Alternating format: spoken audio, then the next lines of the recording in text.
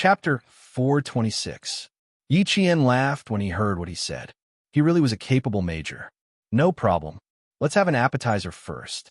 Let's show Miss Jian. After Lu Tuan finished speaking, he walked in front of a battalion commander and said a few words to him. The battalion commander nodded and replied with 3 simple words. Okay, right away. Then, Yi Qian saw an inconspicuous car suddenly rush into his line of sight. He didn't know how the car soldiers inside did it, but the car that originally had 4 wheels on the ground suddenly had 2 wheels on the ground. At the same time, rows of bullets rained down from the back of the car.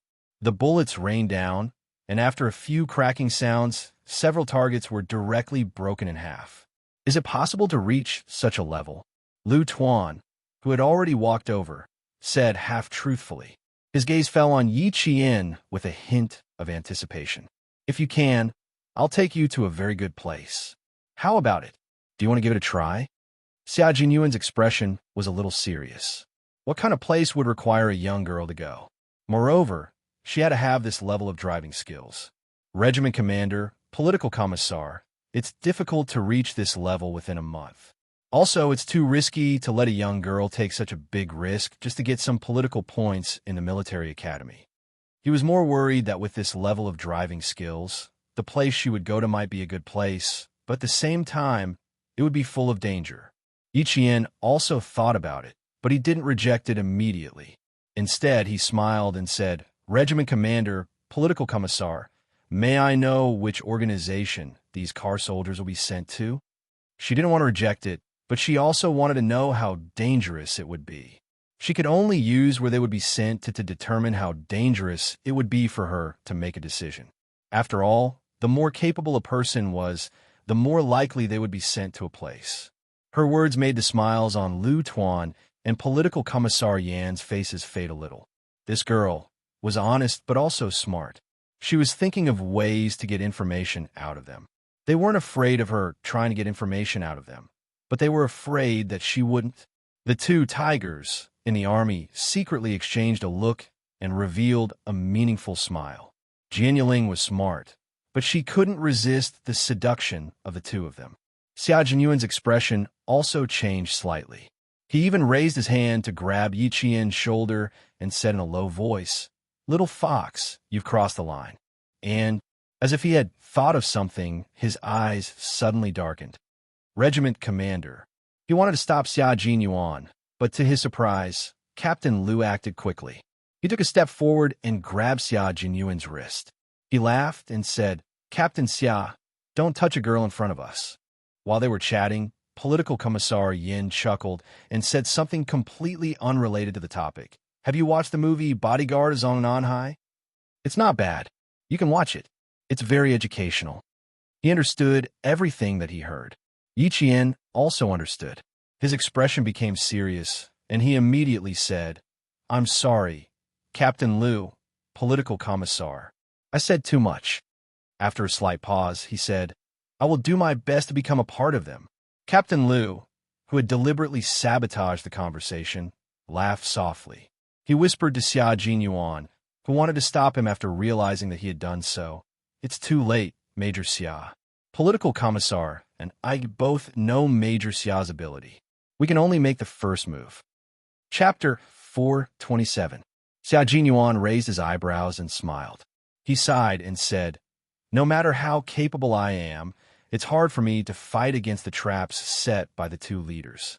Yi Qian still thinks that he knows too much and can't escape, but he doesn't know that this is all planned out by the 2 leaders. Lu Tuan, you and the political commissar are indeed a pair of tigers who eat people up without spitting out their bones. I'm impressed. You flatter me. You flatter me. Once you do something, you'll naturally get used to it. Why is Major Xia so protective of Yi Qian? Lu Tuan was in his early 40s and had a daughter who was about the same age as Yi Qian. He took care of Yi Qian like a father would. He patted Xia Jinyuan's shoulder and sighed. I've heard about Sun Xueqing's situation. Her mother was also a soldier in our team. Although I don't know how powerful martyr Sun Xueqing was, I can tell from Yi Qian's performance that she's inheriting her mother's legacy. Perhaps she's even more outstanding than her mother. Our country's leaders are going abroad for an official visit during National Day. The political situation there is a little sensitive. The military has already considered Miss Jian going as the student representative. Her English is good, and she's good at adapting. More importantly, she can protect herself and the leaders around her. During the meeting, Miss Jian's name was placed at the top of the list. I can't tell you which leader is going, but I'm sure you know which country he's going to. So, it's not unreasonable for us to consider letting Miss Jian go. The military would know in advance if a leader was going abroad to promote an exchange between two countries. Xia Jinyuan was the same. Lu Tuan's words weren't considered a leak. Yi Qian was so serious that there was no expression on his face. He listened to the political commissar's instructions calmly. Since she agreed, everything would be easier to discuss. Political commissar Yin said gently, "Don't be so nervous. The military already had this idea. There are some who agree and some who disagree. Lu Tuan, and I hope you can agree. Not for others, but for myself. I know that you and Lu Tuan are taking care of me, and I will do my best to live up to your expectations. But if you only come here to train at night, I'm worried." Yi Qian's concern was not that he could not learn well, but that he did not have the time. As long as she made the decision, time was not a problem at all. Political Commissar Yin laughed and said, "We will arrange this. Tonight, you can ask Major Xia to send you back first. It's already past 12. Go back and rest early. If there wasn't enough time, the army would naturally come forward to solve it. There was no need for Yi Jian to worry at all. It is indeed a very good opportunity. I also wanted to accept it on your behalf. At that time, I thought too much about it. I didn't expect you to directly step into the pit dug by the two tigers. You can't climb out even if you want to." When they got into the car, Xia Jinyuan joked, "I wanted to give you a hand, but Lu Tuan stopped me." Yi Qian rubbed his brows and smiled bitterly. "Actually, after I asked, I knew that I had crossed the line. I also knew that I had fallen into a trap. But it is indeed an opportunity. At least I can have direct contact with the leader. It can also be considered as a bargaining chip for myself." He had already shown his face in front of the leader and completed the mission given by the military. In the future, no matter how powerful the people behind Yi Jifan were, he would have to think twice. Therefore, this was an opportunity that required him to gamble with his life. Chapter 428. Because of Yi Jifan, Xia Jinyuan immediately understood what she was referring to. He frowned and said, "Because of you, Yi Qian didn't want to think about this." She stared at the man who was focused on driving and interrupted him. "Did it hurt?" At that time, it was such a deep and wide scar. Even now, she could feel her back throbbing in pain just by looking at it. "It didn't hurt at that time. I fainted." He brushed over the danger in a calm tone. At the red light, Xia Jinyuan stopped the car. He held the steering wheel elegantly with one hand and rested his other hand lazily on the window. When he saw her frown, he chuckled and said, "I really don't remember it now. I don't feel the pain anymore. Why don't I tell you if it hurts the next time you get hurt?" Yi Qian's expression changed, and she spat. "Don't spout nonsense. Tui tui tui. A child's words carry no harm. A child's words carry no harm. A child's words carry no harm?" Xia Jinyuan laughed heartily. His deep eyes glowed like a halo, which made Yi Qian's heart pound. She pursed her lips and looked away. She was conflicted, but her gaze was always attracted to him. Like a man of light, no matter how dangerous it was, he wouldn't want someone who had lived in the dark for too long to approach him. It was already 1 o'clock in the morning when they reached the back gate of the school. Xia Jinyuan stood under the streetlight and watched Yi Qian walk step by step towards the back gate of the school. He put his hands in his pockets and watched her enter the school. His smiling eyes gradually turned cold. Little Fox knew very well that the person she needed to be wary of was Yi Jifan. Since she knew this, it was the right thing for her to win the chips for him. His heart ached that she had to face someone like Yi Jifan at such a young age. Her life was much harder than her peers. Who was the person behind Yi Jifan? It seemed that he had to find out. The car drove very fast and flew directly to the hotel. Xia Jinyuan's phone had been vibrating several times. He didn't call back until he reached the hotel. Q King. When do you plan to return to the team after tomorrow's holiday? I'll be waiting for you in the capital. J5, who was wearing short sleeves and shorts, stood on the balcony of the military guest house with an unlit cigarette in his mouth. He teased, I heard someone talking about that little fox of yours in a meeting today. Not bad. Even the leaders are paying attention to her. She has a bright future. Xia Jinyuan turned on the lights in the room and put his phone on speaker mode. As he took off his shirt, he said lazily, Of course. This is the little fox that I have my eyes on. I even wanted to fight for her, but unfortunately, I have no place to show my talents. Are you being cocky? J5 couldn't stand it. His buddies were all single, and he was the only one who had his eyes on a high school student. Remember, our future is still in your hands. Don't just focus on your love life. Put our buddies aside. Everyone in the Snowfield Brigade knew that Q King had his eyes on a high school student named Yi Qian. Even Z7, who was a man of few words, said that she was a good girl. She was just a little young and was still in high school. But it was also fortunate that she was young. Otherwise, how could these 26-year-old old buddies endure it? They had to let Q King only think about her and not have any physical contact with her. Tell our buddies to wait. Wait for my revolution to succeed. After walking past the bathroom, Xia Jinyuan turned around. For the first time, he really paid attention to the wound on his lower back. The mirror clearly reflected the wound. It wasn't that bad, but little Fox seemed to be frightened.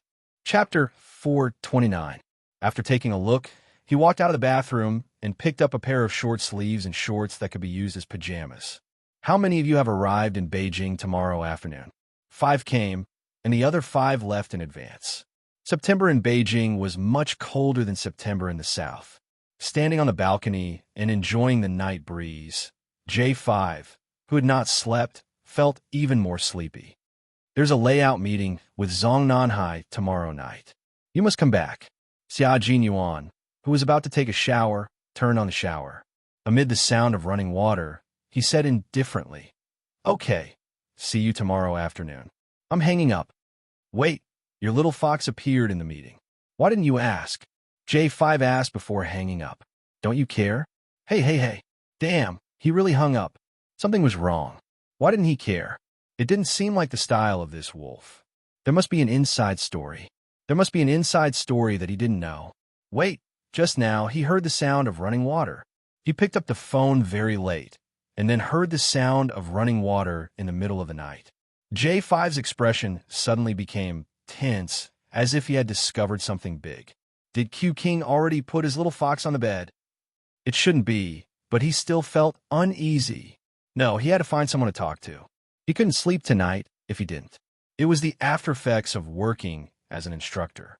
If he didn't understand everything, he would lose sleep. G3, who had already fallen asleep, didn't have any other reaction after being woken up. He directly threw J5, who hadn't slept in the middle of the night, into the corridor and closed the door to continue sleeping. Through the door, he heard J5's cold reply, I didn't sleep for 3 nights.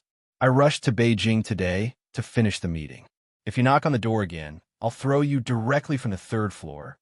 The next day, J5, who had not slept, was waiting for Xia Jinyuan to arrive in Beijing. At noon in the provincial capital, Yi Qian received a call from Xia Jinyuan in the dormitory manager's office. It turned out that he was already at the airport and specially called to inform her. Yi Qian breathed a sigh of relief and pursed his lips with a smile. Okay, see you next time. It was better to avoid it. At the very least, before she lost her willpower, she had to avoid it.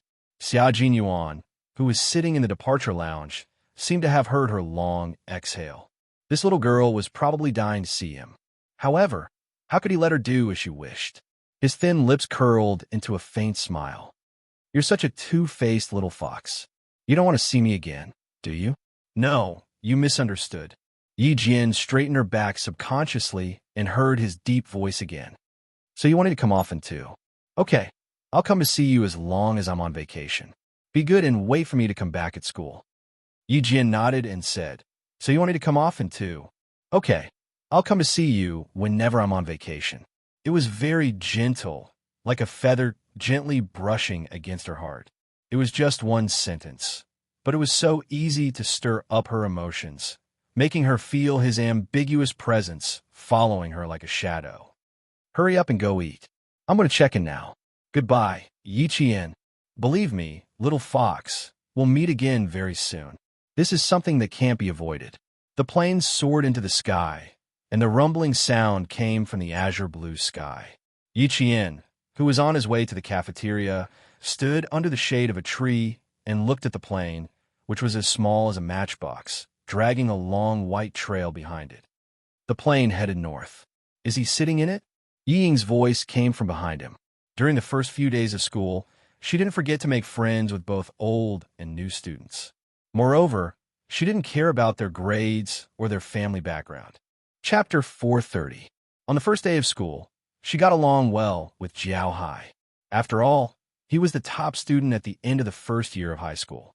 However, when she found out that Jiao Hai's parents were just ordinary workers, she immediately showed a disdainful expression and no longer had the enthusiasm she had on the first day of school.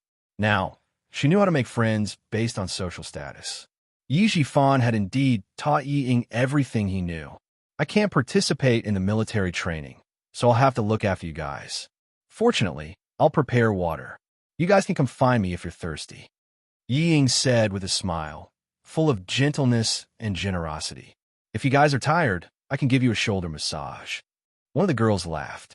No, I'm afraid that someone will hit me. So, did you promise him or not? Yang Heng can play basketball. He's quite handsome, his grades are good, and his family background is good too. What are you hesitating for? When Yi Qian heard this, she couldn't help but laugh. Could it be that Yi Ying's high school life was the same as her middle school life? Yang Heng. Then she had to be careful. She couldn't let it be another Gao Yang. No, Gao Yang just didn't know how to judge people. Later, he turned over a new leaf. She quickened her pace and soon left her voice far behind until it was no longer tormenting her ears. The sun was high in the sky.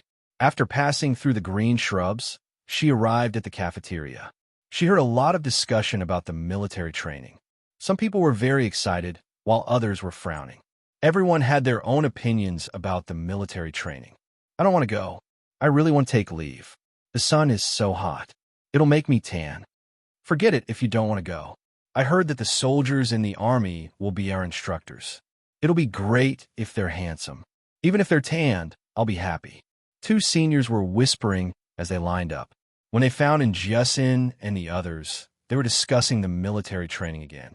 Seeing her sit down, Yang Yi, who was in the same dormitory, asked her, "Do you want to go? The entire high school will be participating.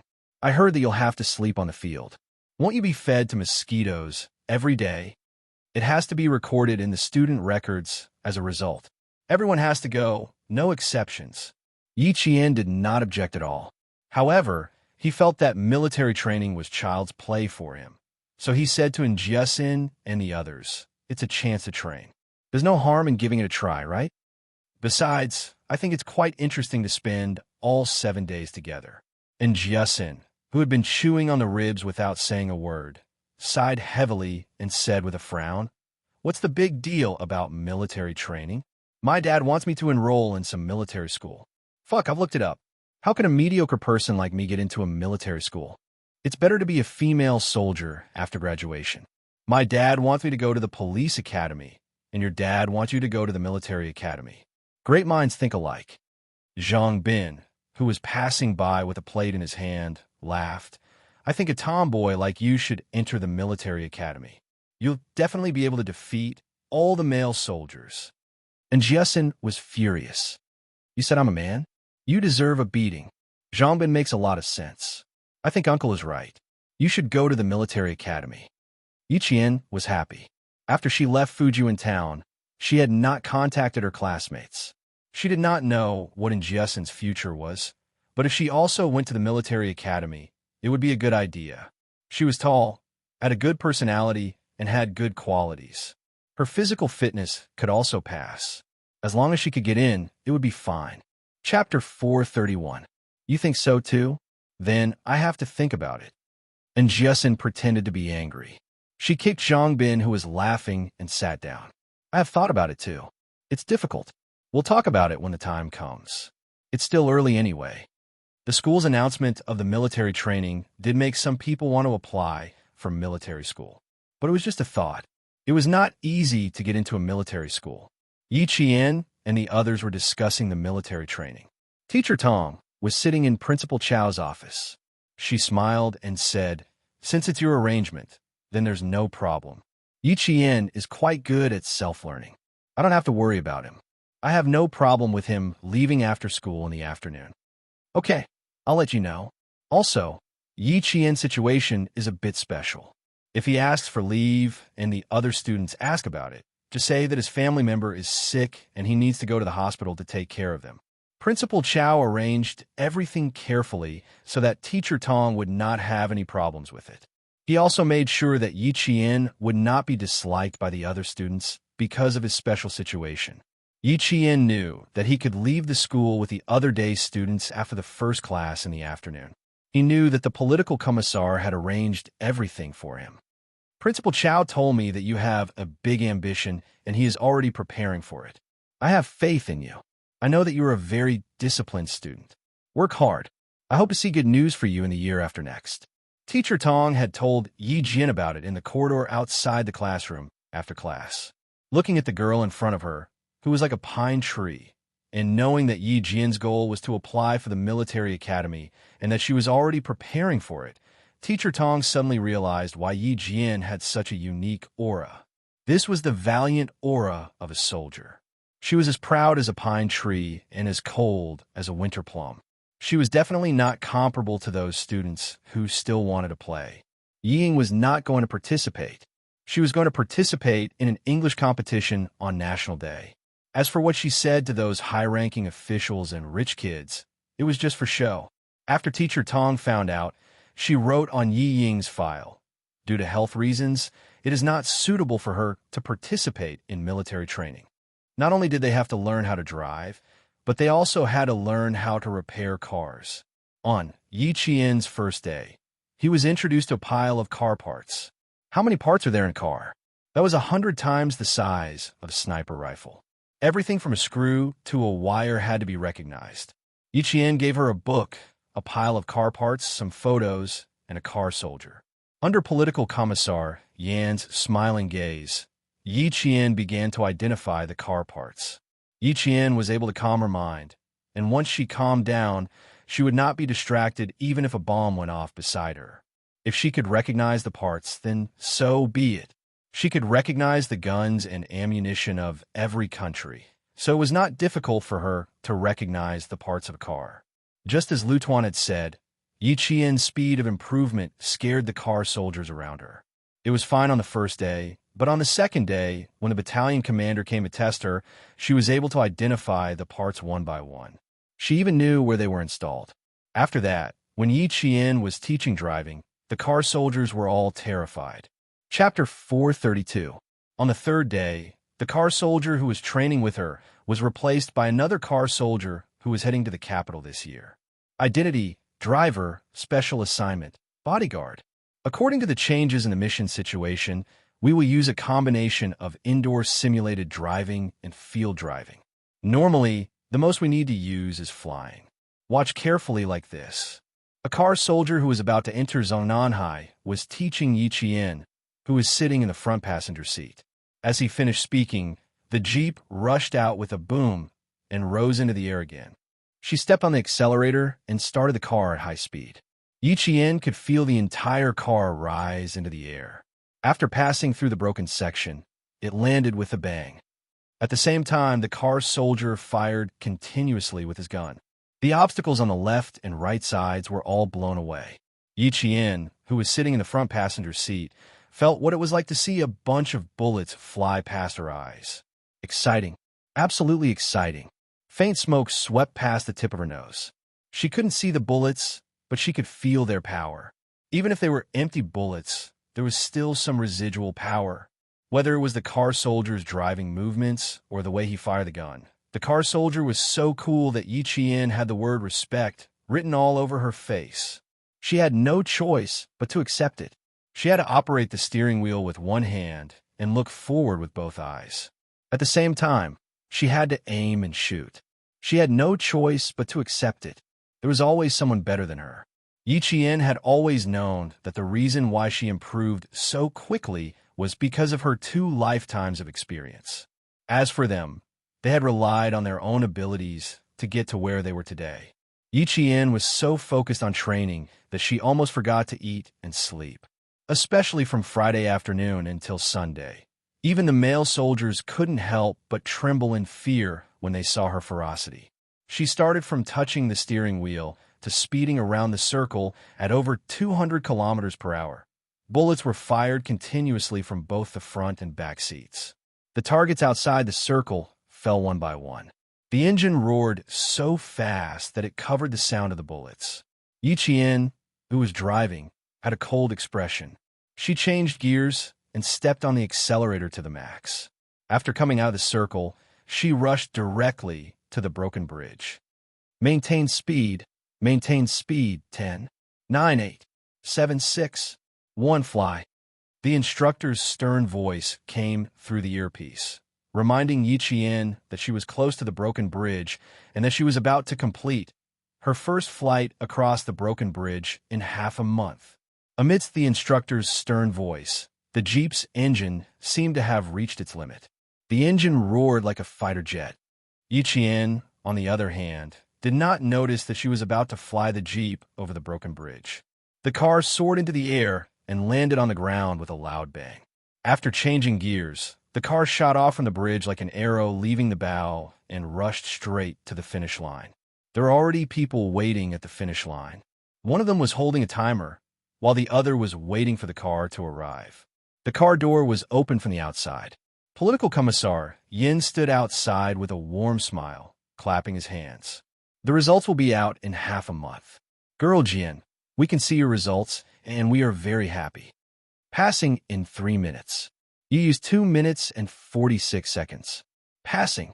The soldier keeping time recorded Yi Qian's results in the scorebook. The scorebook recorded all of Yi Qian's training results, from failing to pass, to passing, and then to passing. Chapter 433. Her progress was so fast that even the veterans were full of energy. If they were beaten by a high school student who didn't even know how to drive, even if they entered Zhongnan High, they wouldn't feel good about it. However, some people were born to be worshipped by others.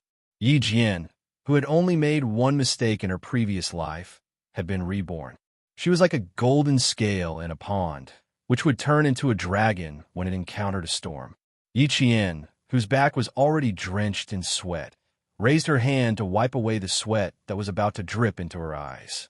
She took the scorebook from the soldier and read it carefully. Her face was expressionless, but the corners of her mouth were tightly pursed. Not enough. 2 minutes and 46 seconds. You failed. Little girl, if I remember correctly, tonight is your first time flying over the broken bridge. How can you say you failed with this result?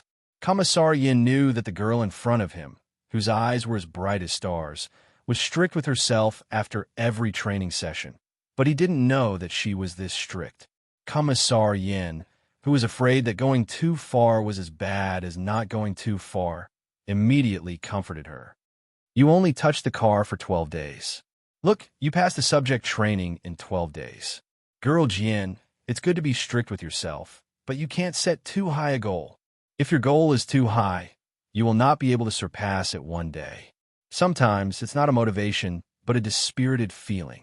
2 minutes and 46 seconds. Let the instructor say it. If he says you passed, then you passed. Yi Qian saw that the commissar was trying his best to persuade her and was afraid that she would go to the extreme. She couldn't help but laugh out loud. Her eyes curved like crescent moons. Commissar, don't worry. I know. I think you don't know anything. Take a rest first. If you continue to train like this, I'm afraid of you. Soldiers were too outstanding. As a leader, there was a lot of pressure. He was afraid that something unexpected would happen during the training. Yi Qian saw that he was really worried about her, so she didn't refuse. She obediently followed him to the side to rest. The instructor who taught her jogged over and answered the commissar's questions one by one. You're improving very fast. You have a strong sense of direction. You have a fierce spirit that's not afraid of death. That's why you're practicing very fast. The instructor's evaluation of Yiqian was based on the fact that she was not afraid of death. She had no fear of death, so she could easily pass through the door of life and death. Even the male soldiers did not have her guts. But political commissar Yin was afraid. He couldn't let anything happen to such a good seedling. He said seriously, "Remember to put safety first during the training. She is stubborn. You can't be stubborn with her." After reprimanding the instructor, he sternly swept his gaze over the two of them and said in a deep voice, "You two better remember this. We have to produce results, but we can't lose our lives. If I lose my life, what's the point of having a pile of results?" The instructor was simply being lectured by Yi Qian. After the political commissar left, the instructor from Xiang province laughed and said, "You little girl, when you worked hard, even I was motivated to work hard. This time, we were all lectured." However, what the political commissar said does make sense. We have to produce results, but no matter how good the results are, if we lose our lives, it will just be a pile of dead results. Yi Qian felt bad for implicating the instructor. He said softly, "How about this? In the future, when political commissar and regimental commander Liu are here, we can relax a little. After they leave, we can work harder. What do you think?" "No way. I'm scared of you, Yi Qian. Even third brother Daredevil would not work as hard as you." The instructor rejected directly. Although he said that Yi Qian was the kind of person who could easily inspire soldiers on the battlefield. When she worked hard, the other male soldiers did not dare to fall behind. When she worked hard, they also worked hard. Everyone's results were on the rise. Chapter 434. After receiving the results, Regiment Commander Liu said to Political Commissar Yin, "Whichever battalion this girl is placed in, the standard of the battalion will rise like a rocket. Her results in the past 10 days are almost as good as the results of an automobile soldier for half a year. Friday night happens to be night driving. How about this? Assign a co-pilot to her car and let her try." Night driving was also part of the training.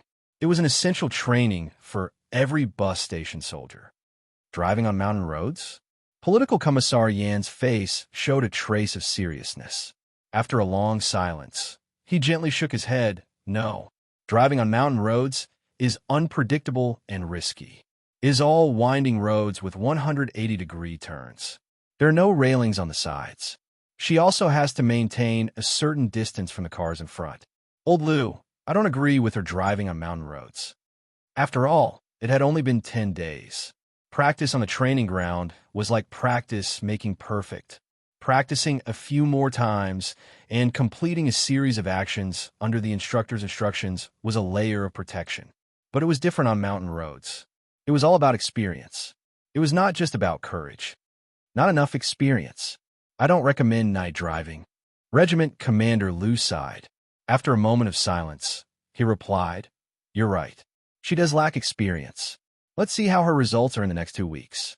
If possible, she should try it before going to the capital. She still has to try. If she doesn't try, she doesn't know what to do." The leader's itinerary will be out soon. Once there is night driving, as one of the accompanying bodyguards, the girl must pass the night driving training. Otherwise, we can't assign her to the leader's side. Regiment Commander Liu's concerns made Political Commissar Yin finally nod in agreement. "Okay, let's test it before going to the capital." Yi Qian didn't know that she had become a frequent topic of discussion between the regiment commander and the political commissar. It also made Political Commissar Yin hesitate to talk to her a few times. Until Friday of the 3rd week, Yi Qian didn't know that she might need to undergo night driving training. She steadily started the car, changed gears, changed speeds, and turned. Her movements were as smooth as flowing water. There was not a trace of strangeness. There's a bumpy road ahead, a single-sided bridge, and a double-sided bridge. Yi Qian, maintain your speed and cross it quickly. The instructor's cold voice came through the earpiece, instructing Yi Qian to complete the training test. Yi Qian drove forward, made a right-angle turn, and crossed the single-track bridge. Yi Qian maintained the speed and drove the car as if she was walking on her own. She passed the bridge smoothly. Political Commissar Yin looked at the Jeep on the training ground, which looked like a veteran driving a Jeep. She finished the entire training course only 20 seconds later than an outstanding veteran. What training will there be later? He walked over to Yi Qian's instructor and said in a low voice, "It's already 4 o'clock in the afternoon. She still needs to catch up with the evening self-study." The instructor flipped open the training chart and said softly, "This is a subject that we started practicing last night. Cross a one-sided bridge and move forward in 2 wheels." Moving forward in 2 wheels meant that one of the wheels moved forward quickly and completed a drift. Okay, let her rest for a while after this. I saw her take a bandage from the hospital just now. Her palms must have been rubbed until they had blisters. Yes, from Friday to Sunday. She practiced until 1 o'clock in the evening. She woke up on time at 6 o'clock the next day to train.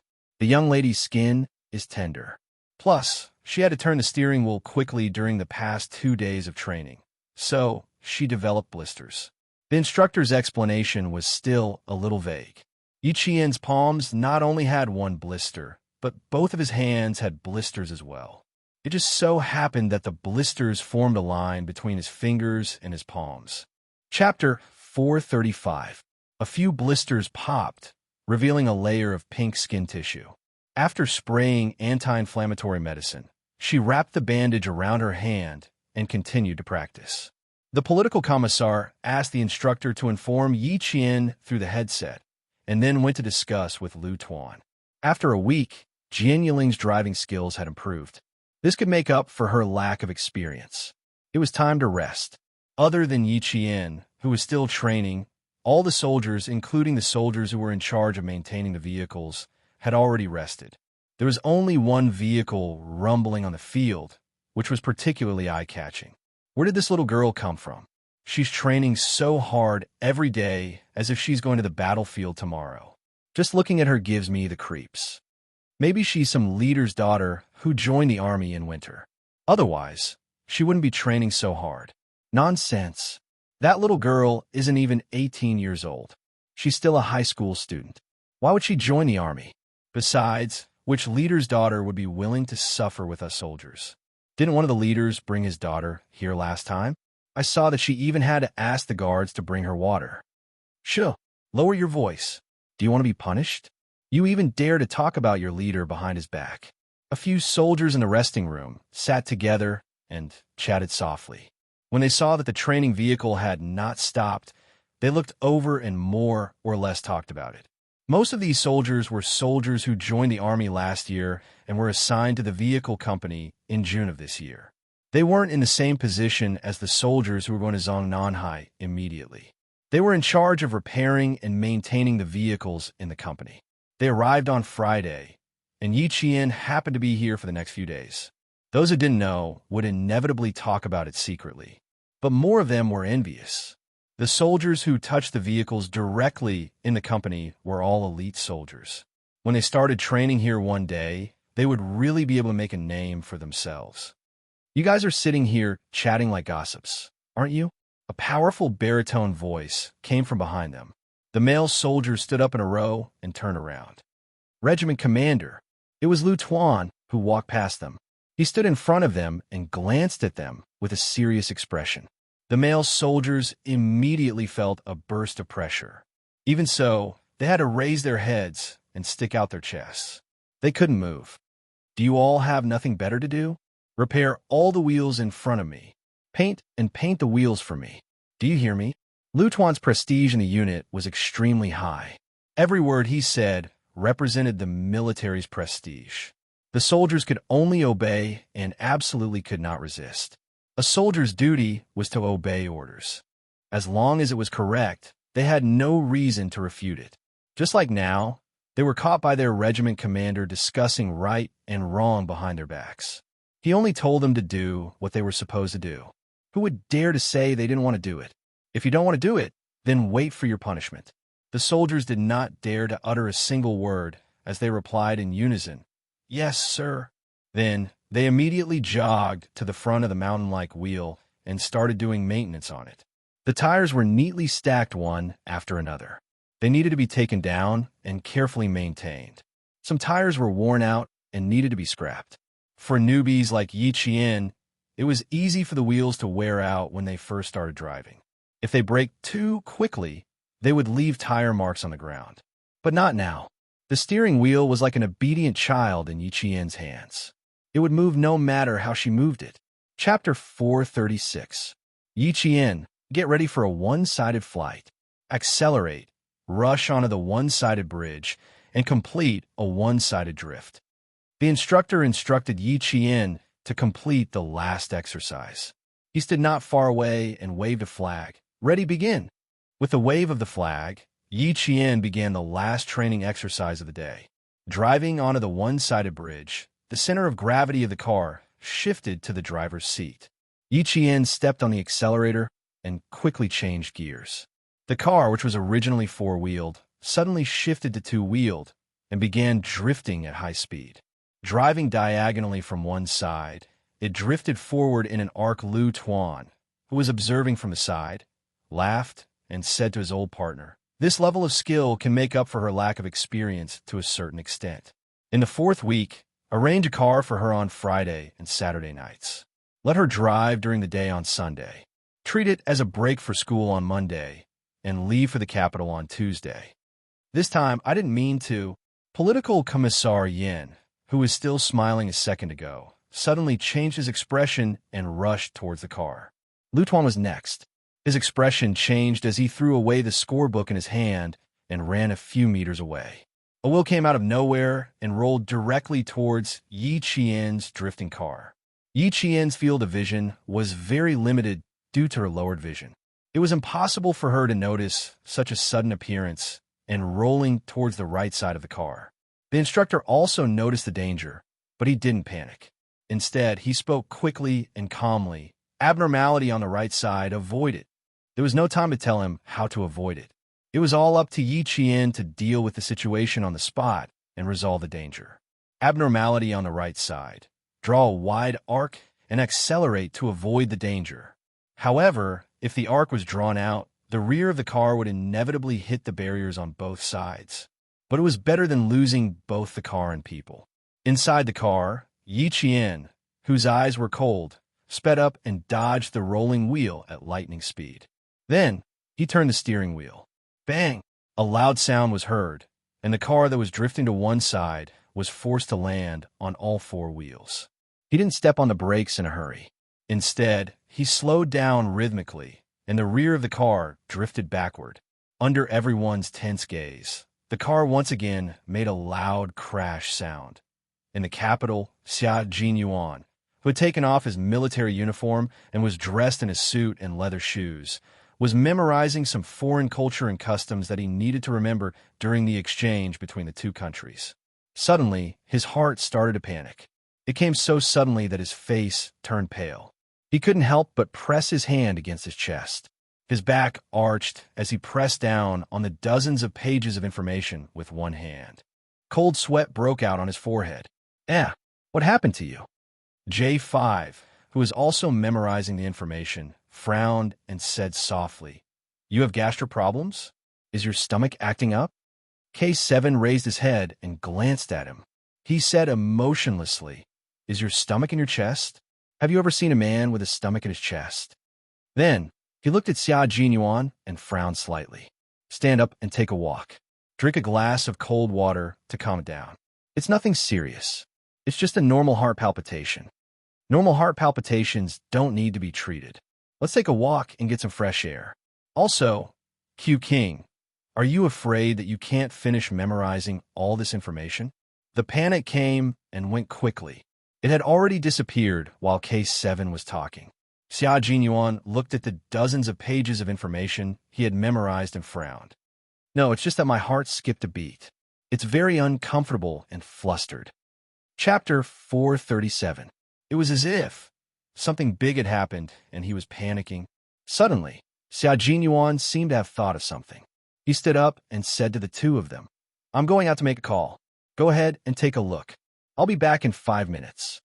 After rushing out of the meeting room, Xia Jinyuan immediately called Lu Tuan. As soon as the call went through, he quickly asked, "Lu Tuan, how's Yi Qian's training?"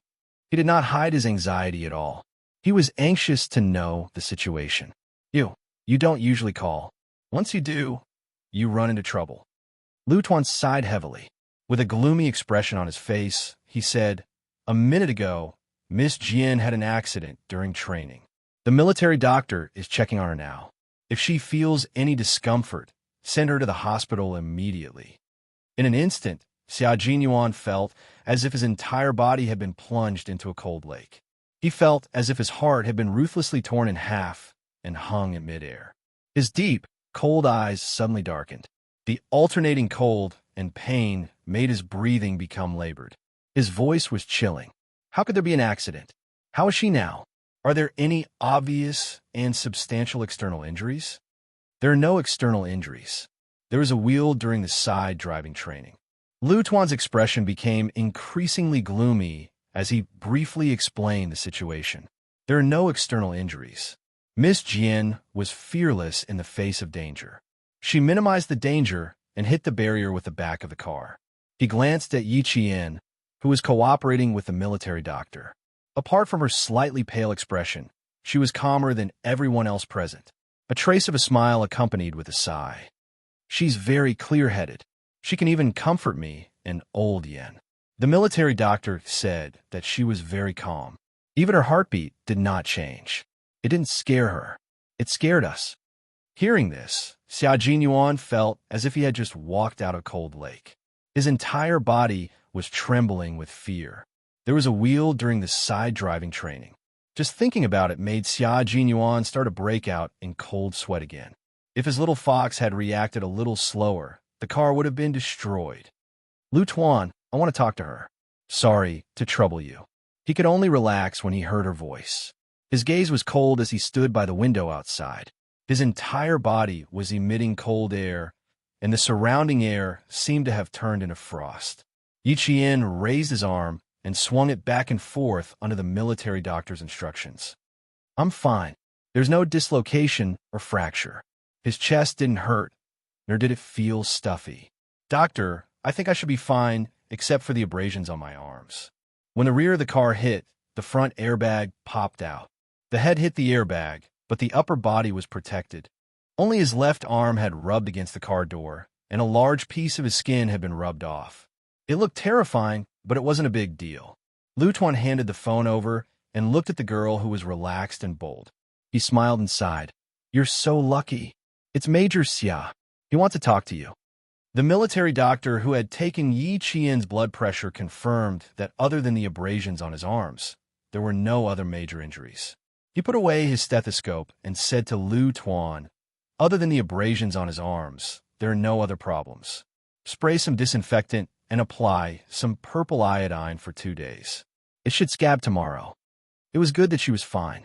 Xia Jinyuan heard her gentle voice, like a wind chime swaying gently in the drizzle, gently knocking against his chest. "Your call is too coincidental. I've been fine for more than 20 days, but something happened today, and you called." Yi Qian stood up and moved her wrists.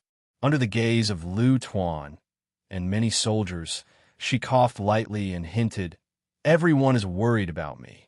"Captain Xia, I'm fine. Don't worry, I'm hanging up." Chapter 438. Yi Qian really wanted to hang up the phone as soon as possible. She was completely not used to doing private things in public, such as answering the phone. After saying that, she felt a little uneasy. She pursed her lips and said softly, "How about I contact you when I get back to school? Is it convenient for you to give me your number? How about I contact you when I get back to school?" Platoon Commander Lu and the political commissar are both there. She didn't expect her call to come at such a timely time. The coldness on Xia Jinyuan's face gradually faded as he chuckled softly. This feeling was actually really good. It was as if their hearts were linked. Even if they were thousands of miles away, he could still sense whether she was safe or not. The second he felt his heart palpitate and panic happened to be the second she got into an accident during training. It turned out that the mysterious feeling of having telepathy really existed, and it existed in his heart. "Little fox, what do you think you're going to escape to? Even if you were thousands of miles away, he would definitely be able to find you." Hearing his laughter, Yi Qian laughed as well. "I'm fine here." The The military doctor has left. You, don't worry. He really did care about her and was willing to help her. In short, she could only repay his kindness after she entered the military camp. As long as it wasn't against the military rules, she would definitely help him as long as he asked. In her previous life, Yi Qian had always used this method to repay those who had helped her and shown her kindness. She was such a girl. No matter how difficult life was, she still had kindness in her heart. Kind and magnanimous people could survive no matter how difficult life was. Yi Qian was like that. Are you afraid that I'll be angry? As she explained, Xia Jinyuan's lips curled up slightly. His gaze deepened as he looked into the distance. I'm not angry. I just want to hear your voice, little fox. But I'm really worried about you. When I heard Platoon Commander Liu say that something happened during your training, I couldn't wait to be by your side immediately.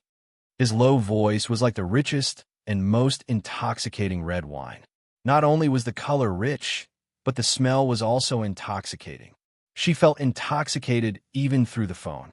It seemed like she was a little drunk. It was so noisy all around, but she could only hear his voice. Because in her heart, only his voice existed. Every word was like a musical note, coming slowly with the rhythm of her heartbeat. It was too quiet. It was so quiet that she could only hear his voice whispering in her ears. However, there was a voice in her heart that kept reminding her, stay strong, stay strong. Bring out your determination. All right, I won't tease you anymore. I have something to do here. Take down my phone number first. She seemed to be so nervous that she even held her breath. Xia Jinyuan, who was reporting a set of numbers, narrowed his eyes dangerously. Are you nervous? That's right. What he said just now was indeed a little over the line. His feelings for her were always somewhat uncontrollable, so he could only try his best to control it. Xia Jinyuan was a man with strong self-control. As a soldier, there were times when he had to cast aside his 7 emotions and 6 desires. He was also very clear that his feelings for Yi Qian were derived from admiration. He was still one step away from falling in love with her. Therefore, he had to be careful when he spoke. He couldn't make Yi Qian feel troubled, but he also had to let her feel that there was a hint of affection between him and her. What Xia Jinyuan wanted was this kind of ambiguous relationship that was faintly discernible, with a hint of affection that would never cross the line. Chapter 439. Fortunately, Yi Qian was already used to it. He repeated Xia Jinyuan's number again, and after confirming that it was correct, he smiled faintly and said, Okay, I'll contact you when I get back to school. It was best to remain calm when interacting with Captain Xia. That would also improve one's composure. The fact that Xia Jinyuan was able to quickly regain his composure and reply indifferently made the corners of Xia Jinyuan's lips curl up into a meaningful smile. If this went on, those little boys would want to flirt with little fox. Heh, in her eyes, they would be nothing more than clowns. But he was different. He was the one who held her hand and could walk side by side with her. They walked the same path, walked towards the same goal, and fought side by side. Therefore, he was destined to be different. You're still smiling after hanging up. TSK, that expression of yours is giving me goosebumps. J5's voice sounded lazily from the side. His eyes darkened as he looked at the phone line in the distance. Q King was still flirting with Yi Qian, and there was a hint of darkness in his indifferent expression. Brother, you have to remember what you said. For yourself and for Yi Qian. Now that you're in such a hurry to make a move, you might end up harming Yi Qian. J5 did not need to beat around the bush when speaking to his comrade. Instead, he chose to say it at the right time. Xia Jinyuan raised his eyebrows, and a smile spread from the corners of his eyes. When he spoke to Yi Qian, his elegant and noble demeanor did not fade away. The sharpness in his words was restrained. Standing in front of J5, dressed in a suit, he looked like a refined and gentle young master. Thank you for the reminder. Yi Qian is still young. No matter what, I can't end up harming her. After Xia Jinyuan finished speaking, the gentleness on his face faded and was replaced by a trace of coldness. J5, I will deal with my personal affairs. I know that you are still an instructor in the Snowfield Brigade, but I can tell you clearly that I will obey your orders for combat missions, but please don't pay too much attention to my personal affairs. In the unit, Xia Jinyuan rarely showed his cold and sharp side. He even consciously restrained his arrogance, because everyone knew that joining the Snowfield Brigade was equivalent to abandoning your previous identity. No matter who you used to be, you were a professional soldier in the unit and would absolutely obey orders. But even so, Xia Jinyuan had his own bottom line, such as personal matters. It didn't matter if his comrade made fun of him, but he couldn't accept it if it was too deep. I'm very sorry, Q King. I was being presumptuous. I have a bad habit of worrying, especially when something happened in the unit in the past. So, whenever a member of the unit is tempted, it's as if I'm facing a formidable enemy. Seeing this, J5's expression turned serious, and he immediately apologized. I'm very sorry. This is the last time I mention your personal affairs with Yi Qian. Xia Jinyuan waved his hand and smiled. You don't have to apologize. I don't like it when a unit pays too much attention to my personal affairs. I'm Yi Qian, and you know that she's still a high school student. You've seen her with your own eyes, so you know that she only avoids me. But there are still some brothers in the unit who don't know about it. I don't want to ruin that girl's image because of me. There was a deeper meaning to his words. J5 looked at Xia Jinyuan thoughtfully and saw a hint of a meaningful smile at the corner of his mouth. After thinking for a while, J5 suddenly realized something and said in surprise, You have such thoughts? Does she know? Also, don't you know that our unit never recruits female soldiers? Chapter 440. She doesn't know yet, but I'll make sure she sets her sights higher. So what if she doesn't recruit female soldiers? I dare say that her marksmanship isn't any worse than any of us here. Don't scare me. I'm not that easily scared. J5 was so shocked that he took a step back. He couldn't believe his comrade who was so proud of his little girl. He couldn't accept that a high school student's marksmanship wasn't any worse than their Snowfield Brigade's special forces. Xia Jinyuan took a step forward. His eyes were burning with passion. He patted J5's shoulder with a smile and restrained his pride. He said calmly, When have I ever exaggerated? Didn't you guys see her marksmanship when she was sniping the #1 target in the no man's land? It's already been more than a year. Do you think my little fox is still stuck in the same place? No, she's improving at lightning speed. His little fox was a warrior who relied on her own 2 hands to create a world for herself. She used her strong will and perseverance to overcome difficulties time and time again. Her roots were deep, her steps were steady, and her marksmanship wasn't any worse than a Special Forces soldier's. What was so surprising about that? Uncle Chun and Uncle Jin's training for her was strictly based on the training methods of the Triangle State Army. She was a Special Forces soldier without a military uniform. Xia Jinyuan had been out for more than 5 minutes. He still had a few pages of documents to read. After admiring J5's unsettled expression, he walked gracefully towards the conference room. Look, even a Special Forces soldier was surprised by his little fox's ability. What kind of commotion would she cause when she joined the army? By then, his little fox would be like a bright moon. Although quiet, she would be the brightest light in the darkness, attracting everyone's attention. It was a wise move for him to make his move in advance. Hey, wait. He brushed past J5's shoulder. J5's eyes lit up as he thought of something. He turned around and chased after him. Did they mention Yi Qian's name in the meeting because she's also on the list? The pistol that Duo prepared was also prepared for her? Fuck, why are you in such a hurry? Can't you explain yourself? Xia Jinyuan turned a deaf ear and pushed open the tightly shut door of the conference room. He then closed the door again, blocking out the J5's voice. G3 looked up from the information and frowned. He said calmly, he likes to worry. He did in the past, and he still does now. If there's anything you're not satisfied with, just tell him. He'll understand. He kept thinking about the incident between Q King and that female student. He was afraid that history would repeat itself. As long as Q King went to the southern province, he would be anxious every day. It was normal to be concerned about your brother, but it was not right to be overly worried. It's fine. He didn't say anything. It's just that he doesn't understand something in his heart, and I didn't tell him. He's just throwing a little tantrum now. Xiao Jinyuan sat down calmly and crossed his long legs elegantly. He concentrated on reading the information that he hadn't finished reading. His little fox was fine, and his reading speed increased. Life was indeed full of ups and downs, but it returned to normal in the blink of an eye. Yi Qian returned to the city at 4 p.m. with Lu Tuan, who happened to have something to do at the provincial military base. She could not miss the evening self-study on Sunday night. She had to be back before 5 p.m.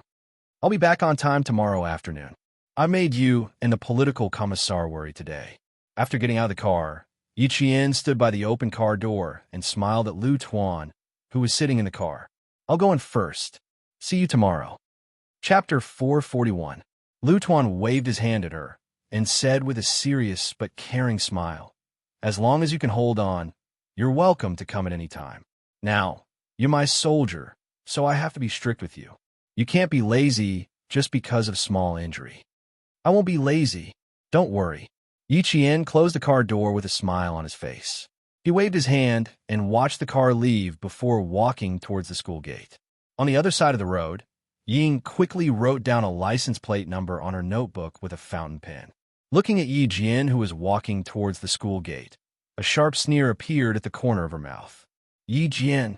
No wonder her classmates said that she didn't go to the evening self-study class and school started. It turned out that she had a car to fetch her every day. This was a discovery. She had to tell her family the license plate number and find out who it was. Yao Jing, who was good friends with Yi Ying, walked over and patted Yi Ying's shoulder. Wasn't that Yi Qian, who drove her to school? Yi Ying, who was deep in thought, was startled by the tap. She quickly closed her notebook, patted her chest, and turned around. With a look of lingering fear, she said angrily, "You scared me to death. Why are you here so early today? Don't you usually come when class is about to start?" "My mom is attending a banquet tonight. No one at home asked the driver to send her to school early." "I asked you a question. Did you see who drove Yi Qian back? Didn't they say her family is so poor that they can't even afford her school fees? Why would someone drive her to school?" Yao Jing was a woman of her word at home. Seeing that Ying didn't answer, she urged, "Hurry up and say it." "You're mute." Ying put her notebook back in her bag and smiled. "I don't know. My family doesn't have any relatives who drive her to school. Maybe she met someone outside." "Met someone outside? Who would drive her back?" "I don't know. I was just guessing. Aya, let's not talk about her.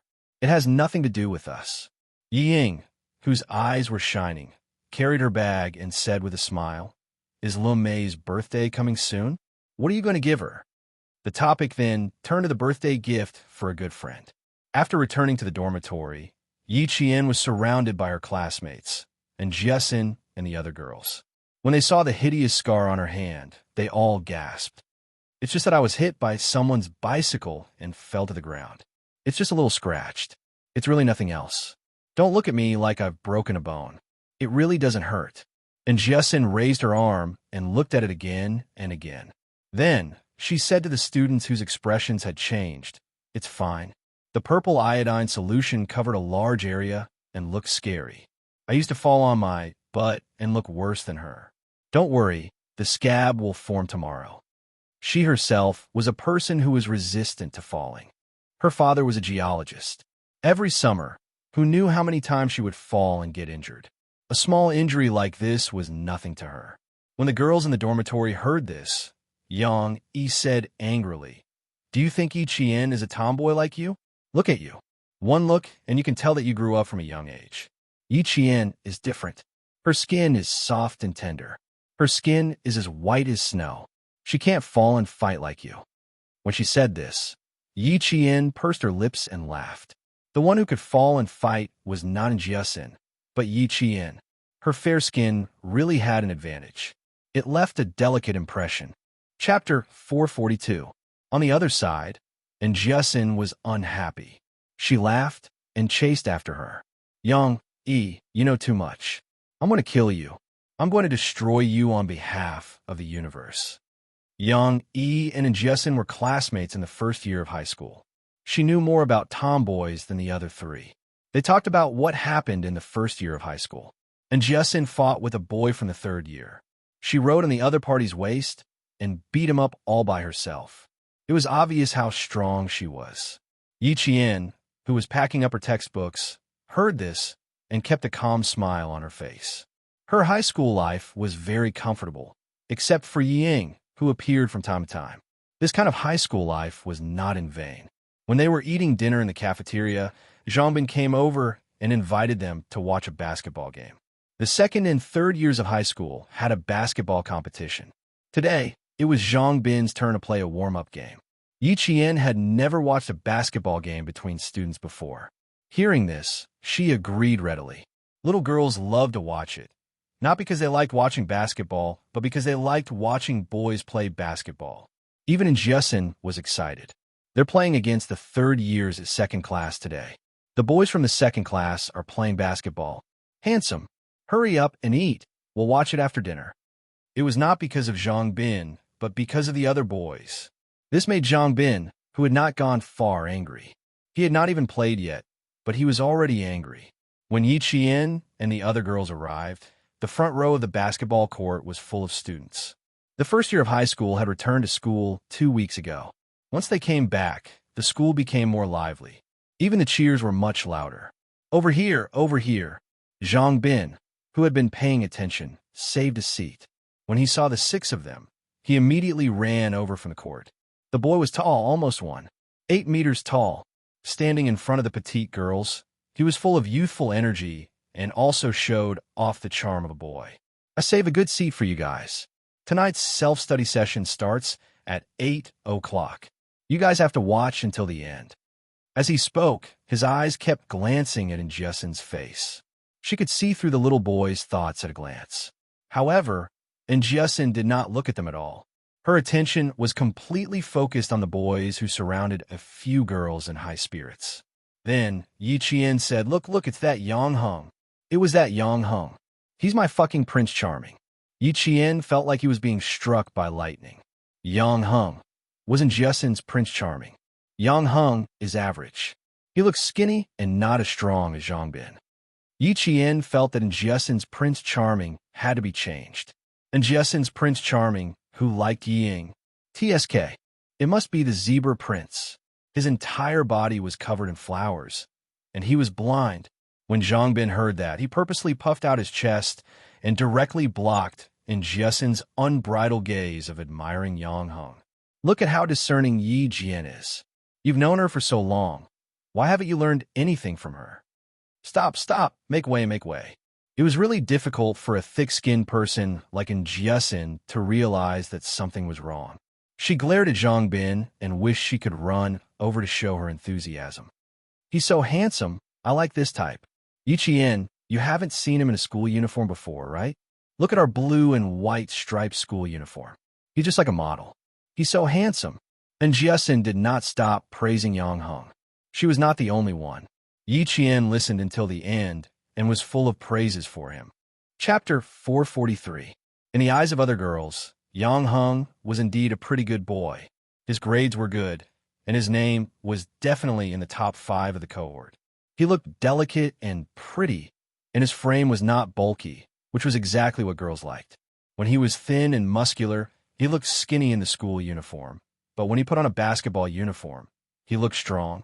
This type of boy was the best at winning girls' attention. But in Yi Qian's eyes, he was just a little boy who was still wet behind the ears. Was that what he called strong? It was thin, okay. Captain Xia's body was strong. Good-looking bones? The proportions were obviously not.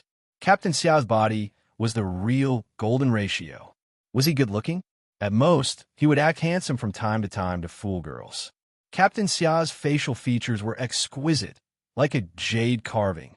Was he handsome in the school uniform? She didn't see him. Only soldiers in the army would walk out with handsome and mighty soldiers in their uniforms. Every one of them was a good boy. In comparison, Yi Qian felt that Yang Heng was not good enough at all. She hadn't realized that her taste in boys was so high that she was using Xia Jinyuan as a template for comparison. She had to admit that Major Xia's strategy was indeed effective. Compared to Major Xia, the little boy was completely incomparable. There were still 5 minutes before the start of the game. The boys on the court were all warming up. While Jiasin was happily watching, Yi Qian saw Yi Ying and a few other girls walking directly to the court. Their target was very clear. It was in Jiasin's Prince Charming, Yang Heng. Jiasin, look at who's on the court and who's walking towards. Don't be angry, you must stay calm. Yi Qian had just wanted to change the Prince Charming in her heart, and now the opportunity had come.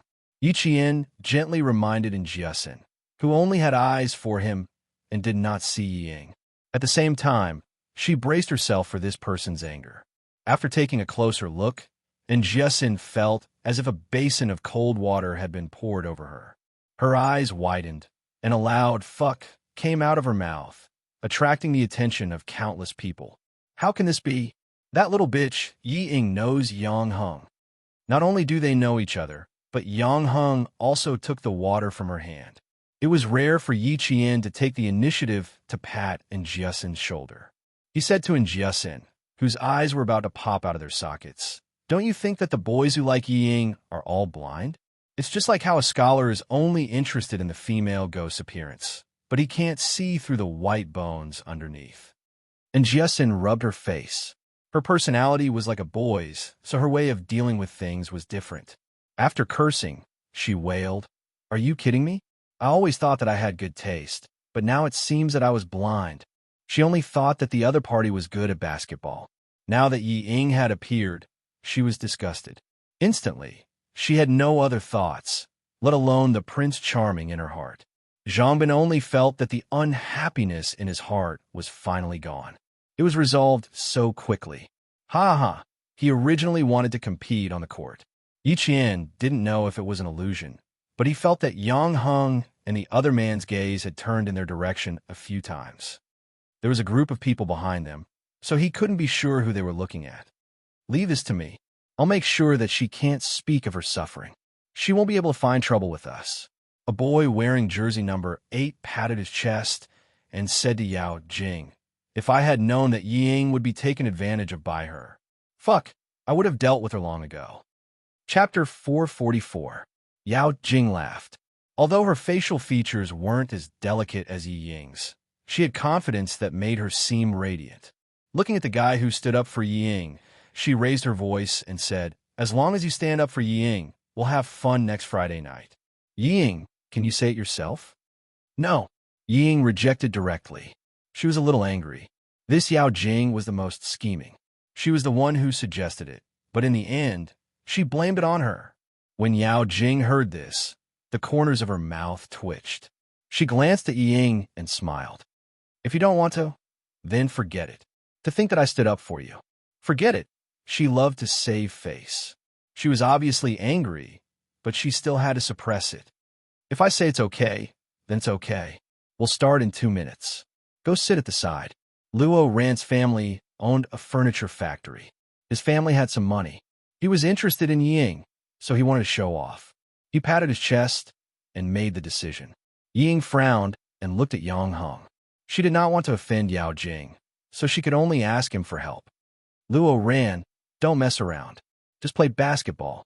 Don't make trouble." Yang Heng, who was playing with a ball, saw this and said lightly. He told Yi Ying and the rest to go back to their seats. The whistle had already been blown. Yang Heng's gaze swept across the stage. There was a flicker of light in his eyes. So the girl he saw at the traffic station that night was her. At the beginning of the game, the girls screamed the loudest. The provincial #1 middle school was developing well in sports, and the students' enthusiasm for sports was also much higher. Yi Jian was probably the calmest. Listening to the deafening cheers and watching the vigorous figures on the field, there was only a faint smile at the corner of her mouth. After watching for about 20 minutes, Yi Qian felt a little bored. Just as Uncle Chen said, she liked the training ground in the army the most. She wanted to leave early and wait for Zhangbin's class to score consecutively. She wanted to go to her side to cheer and share the joy with them. Yi Qian raised his hand and waved at her, then sat down again to watch. Yi Qian picked up the questions for the evening's self-study session and laid them on top of the physics textbook. Amidst the noise, she calmed down and picked up a pen to start the questions. Yi Qian was definitely the first person to be able to solve the questions in this kind of situation. During the halftime break, the players of grade 12 all leaned on their side to rest, while Zhang Bin and the rest switched to the other side. Yi Jian, who was almost done with the test paper, did not notice that she was doing the last question during the halftime break. Her roommate, Li Qian, was the first to return to his seat. He noticed Yi Jian, who was engrossed in doing the questions. He then looked at her completed test paper and sighed. Yi Jian, you're so smart and hardworking. After writing down the final analysis process, Yi Jian pressed down on the spring ballpoint pen and looked up with a smile. You don't have to admire me. I just don't like watching football matches, but I was too embarrassed to leave early. I did the test paper because I was bored. She looked at the backs of the other 4 who had yet to sit down, and Jessen was still shouting at the top of her lungs. She couldn't help but laugh. She's so crazy. I suspect she'll rush down. Yang Heng and the rest are here. They're resting in front of us now. It would be strange if they weren't crazy. Li Qian was very quiet. His grades were below average. When he spoke, he was gentle. Occasionally, he would reveal a shy smile. Because he was on the chubby side, he didn't always hang out with Jessen. Instead, he liked to hang out with Yi Qian and humbly ask questions that he didn't understand. Then, she picked up the textbook that she would bring to the self-study session later and lowered her head to read. Chapter 445. Yi Qian didn't disturb her. Instead, he tidied up his textbook. He would read it seriously later. Watching basketball games was also part of high school life. Yi Qian, and Jessen, whose face was red from shouting, turned her head and saw that Yi Qian, who was standing beside her, had already sat down. She quickly sat down and said happily, "He's really handsome. If Ying didn't know him, I would have chased after him." The other 3 girls from the same dormitory also sat down. Just shouting, "Do your best," made them sweat profusely. When the 3 of them sat down, the resting third-year players immediately saw Yi Qian. Yi Qian was talking to Jessen with a smile on his face.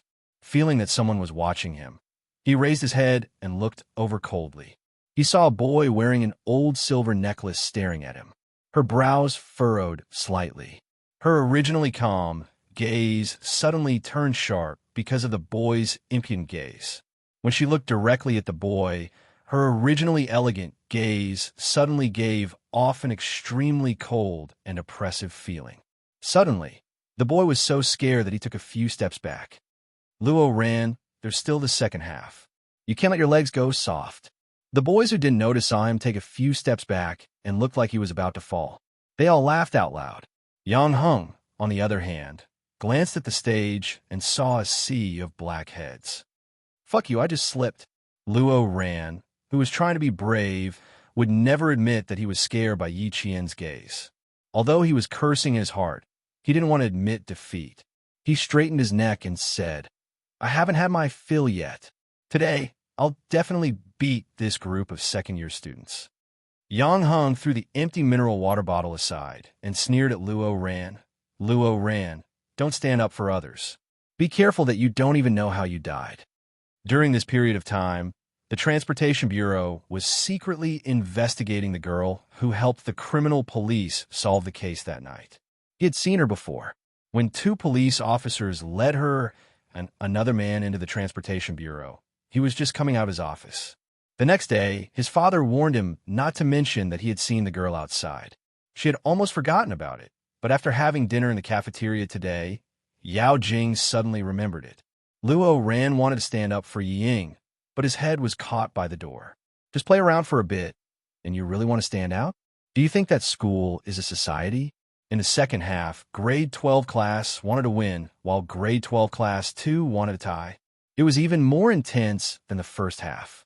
The entire basketball court was about to be lifted by the screams. Yi Qian felt his eardrums hurt. Come on. Good luck, grade 12 class 12. Yang Heng, do your best." The only uniform shouts in the audience were either cheering for Yi Jian or cheering for Yang Heng. Yi Jian, who was used to hearing uniform cheers, felt like she was in a magic spell. She decided that she would never come to watch any competitions again in the future unless she was asked to. Li Qian didn't really want to watch anymore, so he whispered into Yi Qian's ear, "Why don't we go back to the classroom? I feel a little dizzy hearing this. The competition is about to end. If we don't leave early, it will be quite crowded later. His words touched Yi Qian's heart.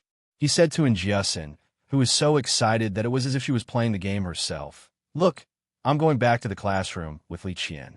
And Jiasun only reacted after he said it a few times. The competition is about to end. You're leaving now? Why don't? As she spoke, a black shadow suddenly came from below the stage. The students sitting in the front row were shocked and instinctively dodged to the side. Chapter 446. A few screams were drowned out by the cheers. The ball, which was supposed to go in, was snatched away by someone. It lost its aim and flew towards the audience. The students who saw it all knew to hide, while the students who noticed the situation all looked over. They didn't know who was the unlucky one to be hit by the basketball. It had happened before. Their faces were covered in blood. It was too horrible to look at. Ying, who was sitting to Yi Qian's right, could see the situation. She subconsciously gripped the corner of her skirt and stared at Yi Qian. The corners of her mouth were slightly raised. She didn't need to do it herself. There would always be someone who would teach Yi Qian a lesson for her. This was what her father said. Only the right person can use it. Yao Jing, who was sitting next to her, glanced at her. There was a faint coldness in her eyes. Yang Hung like girls like her? Girls who could be killed with one slap? Were they that good? Yi Qian felt that she was indeed a basketball player. Her aim was quite accurate. The ball flew directly toward her face. If her entire face was hit, she wouldn't be able to face anyone tomorrow. Yi Qian, who had already stood up, caught the ball directly toward her face with both hands. Under the gaze of the surrounding students, the corners of her mouth curved into a slight smile. She weighed the ball in her hands in front of her opponent's stunned gaze. She definitely had to return this ball. Otherwise, how could she compete? This ball isn't very obedient. You should change it. As Yi Jian spoke, her eyes were bright and clear like the moonlight. They seemed clear, yet they were actually hazy, and they were separated by a layer of mist that couldn't be seen through no matter what. Her features were beautiful like water, and they were extremely elegant. But even if she wasn't elegant, her smile was a little cold. At first glance, it looked like a blooming flower. But if you looked closely, you would realize that it was actually a sharp sword. In Luo Ran's eyes, Yi Qian's smile was like a sword hanging over his head, about to fall. He couldn't help but take a step back. Unexpectedly, Zhang Bin, who was standing behind him, blocked him. He heard Zhang Bin angrily ask behind him, "Luo Ran, whose face did you hit with the ball just now? Whose face could I have hit?" Luo Ran roared. He used the volume of his voice to prove his innocence. Who the fuck can control this kind of thing? Do you think I want to? Fuck. Don't you know how to talk? Boys were not good at quarreling. When they quarreled, they would settle it with their fists. Seeing that Zhang Bin was about to throw a punch, Yi Jian quickly raised her voice to stop him. She smiled and said, "Hey, the senior wearing the number 16 jersey. I know you were careless. I didn't blame you. Why are you angry? Catch." As she spoke, she swatted the ball in her hand as though she was playing a volleyball. Volleyball is so soft. From a shock by the flying ball. "By Yi. You? Does it hurt?" And Jiasun asked blankly. The entire basketball court. It was a little quiet. Yi Qian looked at her sideways and smiled. "I'm not in pain. It's that guy who's in pain. I have to go down and apologize. After all, I slapped his nose full of blood." Yi Qian used both hands to support himself on the railing that separated the audience from the court. With a light leap, he flipped over the railing that was 5 meters high and walked in front of Luo Ran, who was looking up to stop the bleeding. "I'm sorry, senior. I'm a volleyball player. My hands are strong. When I got the ball, I unconsciously used it as a volleyball. I'm also standing high. I didn't expect it to hit your face. I'm sorry." She had hit his face with the ball. She had to apologize. Chapter 447. Yi Qian would never allow herself to be taken advantage of. If the other party had really been careless, she would have laughed it off. But the other party was obviously not. Since the ball was aimed at her, there was no grudge between them, and they didn't even know each other before this. Only Yi Ying had been on the court. If this had something to do with Yi Ying, then sorry, she would return the favor the way you hit her. Yang Heng took a towel filled with ice water and placed it on Luo Ran's nose. Looking at the obediently apologizing, beautiful Yi Qian, he pursed his lips and said loudly, "It's okay. You can go back to your seat." When Yi Qian raised the basketball, Yang Heng felt something was wrong, but he never expected that the power of the shot would be so great. It made Luo Ran's nose bleed. Also, he couldn't cause trouble for her. After all, Luo Ran was the one who hit her first. The other party was just giving him a taste of his own medicine.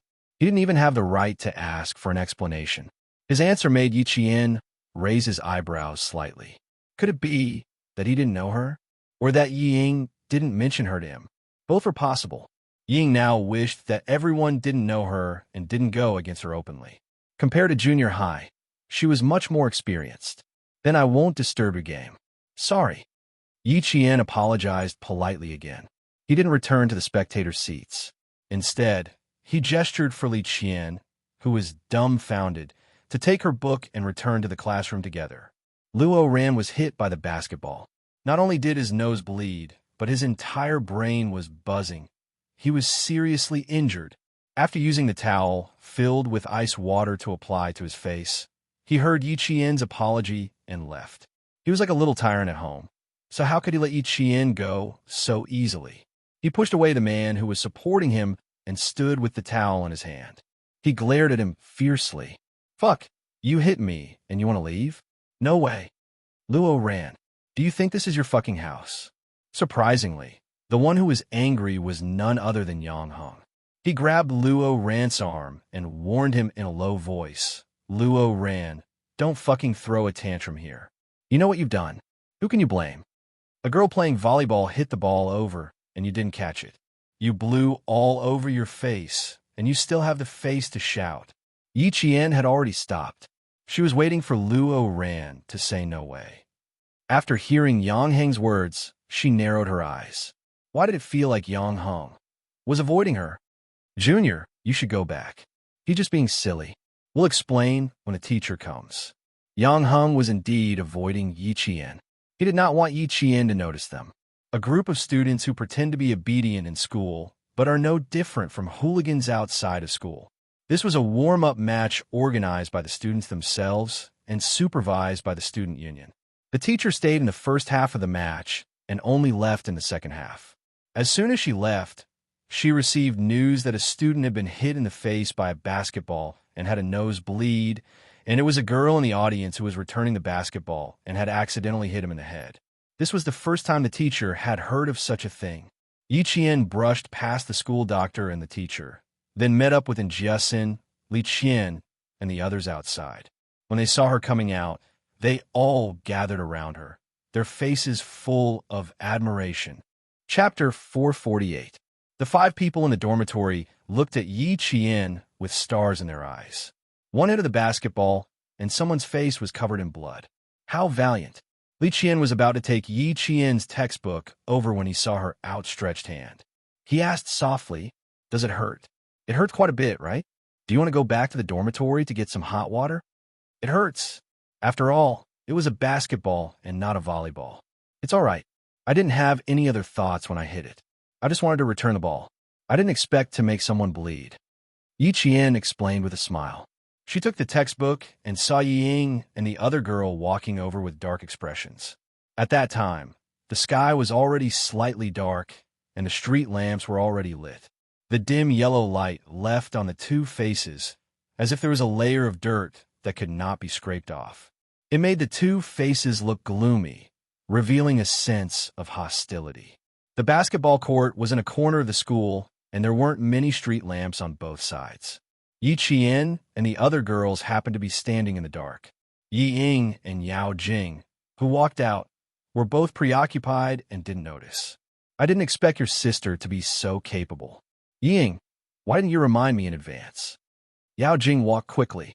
Compared to Yi Ying, who had caught up, there was an additional layer of frustration in her eyes. Why couldn't she handle such a small matter well? In the end, Yang Heng had to clean up the mess. Yi Ying was furious when she heard this. She caused this trouble, and now she didn't remind her?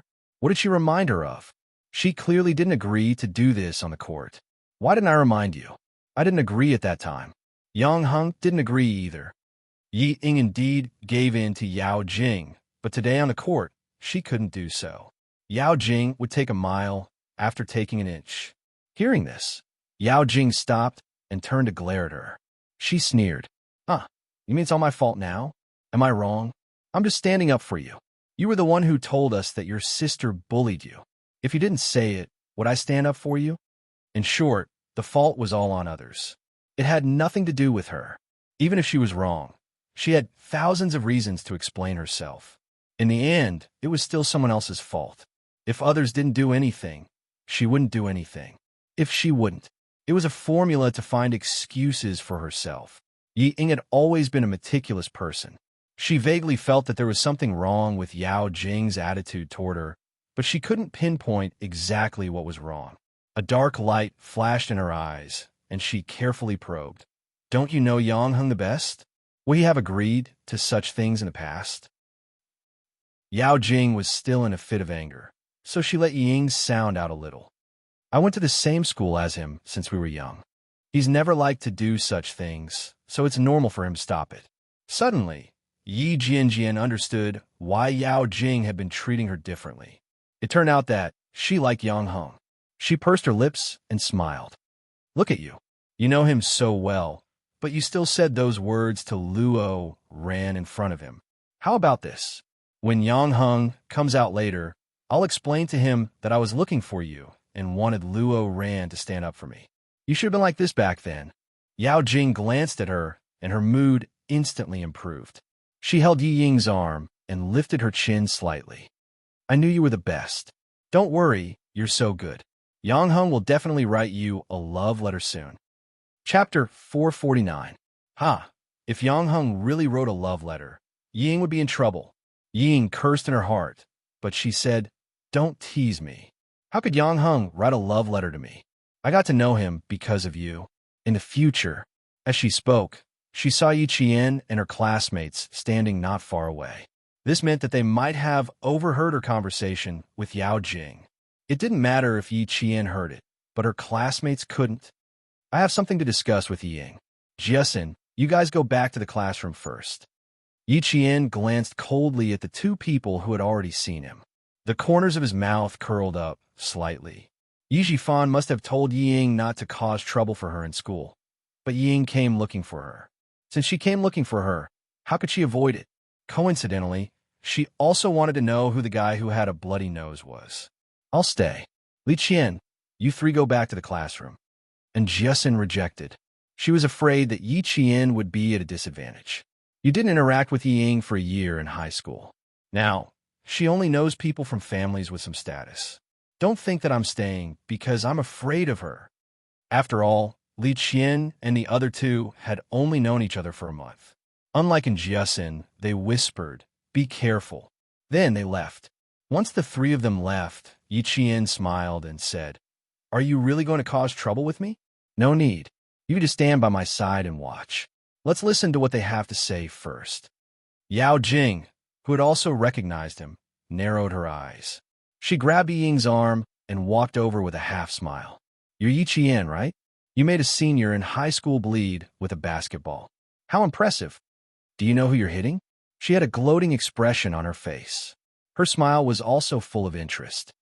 It's Luo Ran, the most troublesome student in school. He's good at fighting, drinking, and smoking. You hit him, you'll be blocked after school. Now that he thought about it, it seemed that he had helped Yi Ying vent her anger. After he finished speaking, he smiled at Yi Ying and said, We didn't hit her with the ball today, but she was courting death by hitting Luo Ran. We still managed to vent our anger. Yi Ying knew that Yao Jing's heart was at ease now that Yang Heng's matter was brought up. She smiled and said, I'm afraid my sister doesn't know Luo Ran yet. I have to introduce him to her. What's there to say? I'm just waiting to be blocked after school. Feeling comforted, Yao Jing intimately leaned against Yi Ying and smiled sweetly. Ying, if you get bullied in the future, it's not wrong to look for Luo Ran. It turned out that the boy who was beaten up by him was called Luo Ran. Would he stop him after school? Yi Qian thought about it. It had been a long time since he had been blocked. Raising his eyebrows, he smiled faintly and said, "All right, I'll wait to be blocked." Didn't he often get blocked in the past? So what if he was blocked by a few students? In the past, He Jiamin, Tan Wei, and CS Sifeng were your helpers. Now, it's changed to someone else. Why are you so timid? You don't show up yourself and always look for others. And Jiesin crossed her arms and looked at her mockingly. If you have the guts, come out yourself. Why do you always use others as your tool? Yao Jing, who had a smile on her face, heard this, and her expression changed slightly. She had always known that Ying was a smart person who knew her limits. However, she didn't know what kind of person she was in middle school. Her hands unconsciously wanted to loosen. She liked to play smart, but that didn't mean that she would see others play smart with her. Chapter 450. Ying remained calm, as if she didn't notice Yao Jing's strange behavior. She said coldly, "Yi Qian, you said that it would be best for us to coexist peacefully in school. I didn't understand in the past, and the things I did were childish and laughable. But have I done anything to you since the 3rd year of middle school? Coexist peacefully, whether in middle school or high school. It's best if we don't quarrel or embarrass each other. What happened tonight was an accident. I couldn't control that boy's actions. He wanted to stand up for me. If you don't believe me, you can ask someone else. I did stop him, but he didn't listen." How could she not notice Yao Jing's strange behavior? Ying was trying her best to make it up to her, because she noticed, and she did make it up to her. Yao Jing's expression softened. Although she didn't pull her arm back, she didn't feel as intimate as before. She smiled sweetly and said, "Ying, why are you talking nonsense with her? So what if she's my sister? Do you think she'll hit you?" She looked at Yi Qian and said arrogantly, "I didn't like you today, so I asked Luo Ran to do it. If you have the ability, come find me and Luo Ran. This has nothing to do with Ying." Birds of a feather flocked together. Yi Qian sensed that the girl standing beside Ying had her own thoughts and didn't really want to stand up for Ying. Her lips curled up slightly, and her eyes flashed with mockery. Yi Qian didn't mind Ying finding more friends to stand up for her, but if there was a chance for her so-called friends to cause trouble for Ying, Yi Qian found it quite interesting. As her eyes moved, a cold smile appeared in her star-like eyes. She slowly opened her mouth and said, "You can't stand the sight of a student you don't know, so you asked someone to attack her. If it wasn't for Ying, would you do this?" The distance between the girl and Yi Ying widened again. Just now, they were shoulder to shoulder, but now there was a gap of a fist between them. She glanced at Ying, who still wanted to destroy the peace in front of her, and said with a smile, "So, whether or not tonight's incident has nothing to do with you, Ying, you know what you did. I also know that you know many classmates from good families in high school, but if you want to use them to make trouble for me, Ying, then you're wrong. Firstly, I won't be afraid. Secondly, the school is the school after all. If you guys go overboard, the school will come forward and invite the parents. I believe that the one who will end up embarrassed won't be me. Number 3, don't forget that there is only one way to deal with students who cause trouble. Expel them. Even the student records will be canceled." Ying still had a smile on her face, but when she heard the last part, her heart skipped a beat. She instinctively looked at Yao Jing, who was beside her. When she saw that Yao Jing was expressionless, she glared at Yi Qian and said sternly, "Yi Qian, how dare you threaten me?" Just as she said, once her family found out that they were causing trouble at school, they would definitely not tolerate it. Threat? These are the school rules. Didn't you read the school rules? Yi Qian laughed. All of them were just trying to intimidate others. In the end, they still had to rely on their parents. "Ying, if you want to cause trouble for me in high school, be careful that you don't implicate your friends. They won't be able to get into university." When he said that, Yao Jing and Yi Ying's expressions changed. While they were talking, the game had already ended. The spectating students began to walk out. From a few people to groups, the quiet stadium instantly became lively. Chapter 451. Yao Jing took the opportunity to withdraw her hand from Yi Ying's arm. She studied Yi Qian for a while before saying, "You're right. Yi Ying and I would never violate the school rules." Naturally, We won't find trouble with you. But she pointed at the boys in their jerseys and smiled. Naturally, someone will find trouble with you. This Yiqian was indeed smart and knew how to talk. He never faced her directly and only targeted Yi Ying. Yang Heng had said to never find trouble with a smart person who could distinguish between the severity of the matter. Thinking of Yang Heng's words, Yao Jing had no intention of standing up again. Yiqian only raised his eyebrows and smiled at Yao Jing's threat. I don't know any of you. I only know Yi Ying. If you dare to take the risk of being expelled to stand up for her, I can only say that Yi Ying has made the right friends. Classroom, cafeteria, platoon, such a simple life. If Luo Ran had the guts to bring people into the school and the platoon, she would definitely respect him as a man. Her indifference made Yao Jing's eyes darken. Not because of Yi Qian's words, but because she knew that Yi Qian had seen through her intentions. Because she would never stand up for Yi Ying. Without another word, she ignored Yi Ying and walked away with a cold face.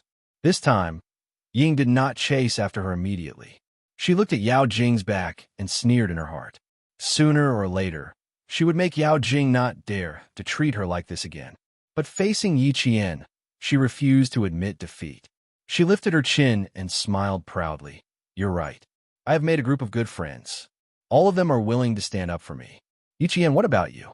We'll stand up for you. If you go against me, just wait for them to teach you a lesson. Luo Ran is not a good student. Just wait and see. Yi Qian was too lazy to say anything more.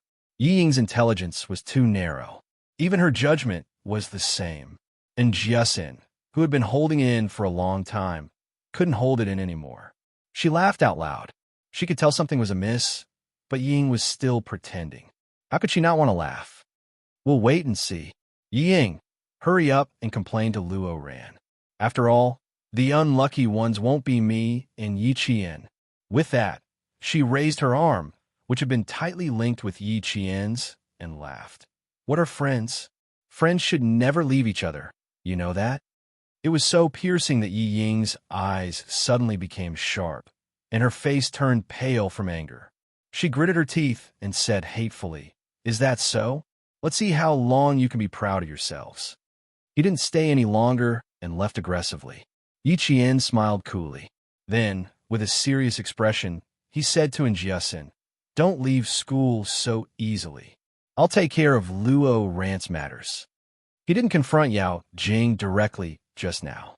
Instead, he only mentioned Yi Ying time and time again because he wanted to let her know that the matter between him and Yi Ying had nothing to do with friends. It had nothing to do with Jiasin, who was standing beside him. Don't worry about me, but you have to be careful. Luo Ran is indeed not a person to be trifled with. And Jiasin lowered her head and rubbed her forehead against Yi Qian's shoulder.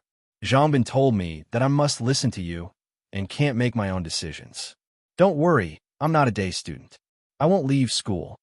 Even so, Yi Qian still secretly kept an eye on things for the next few days.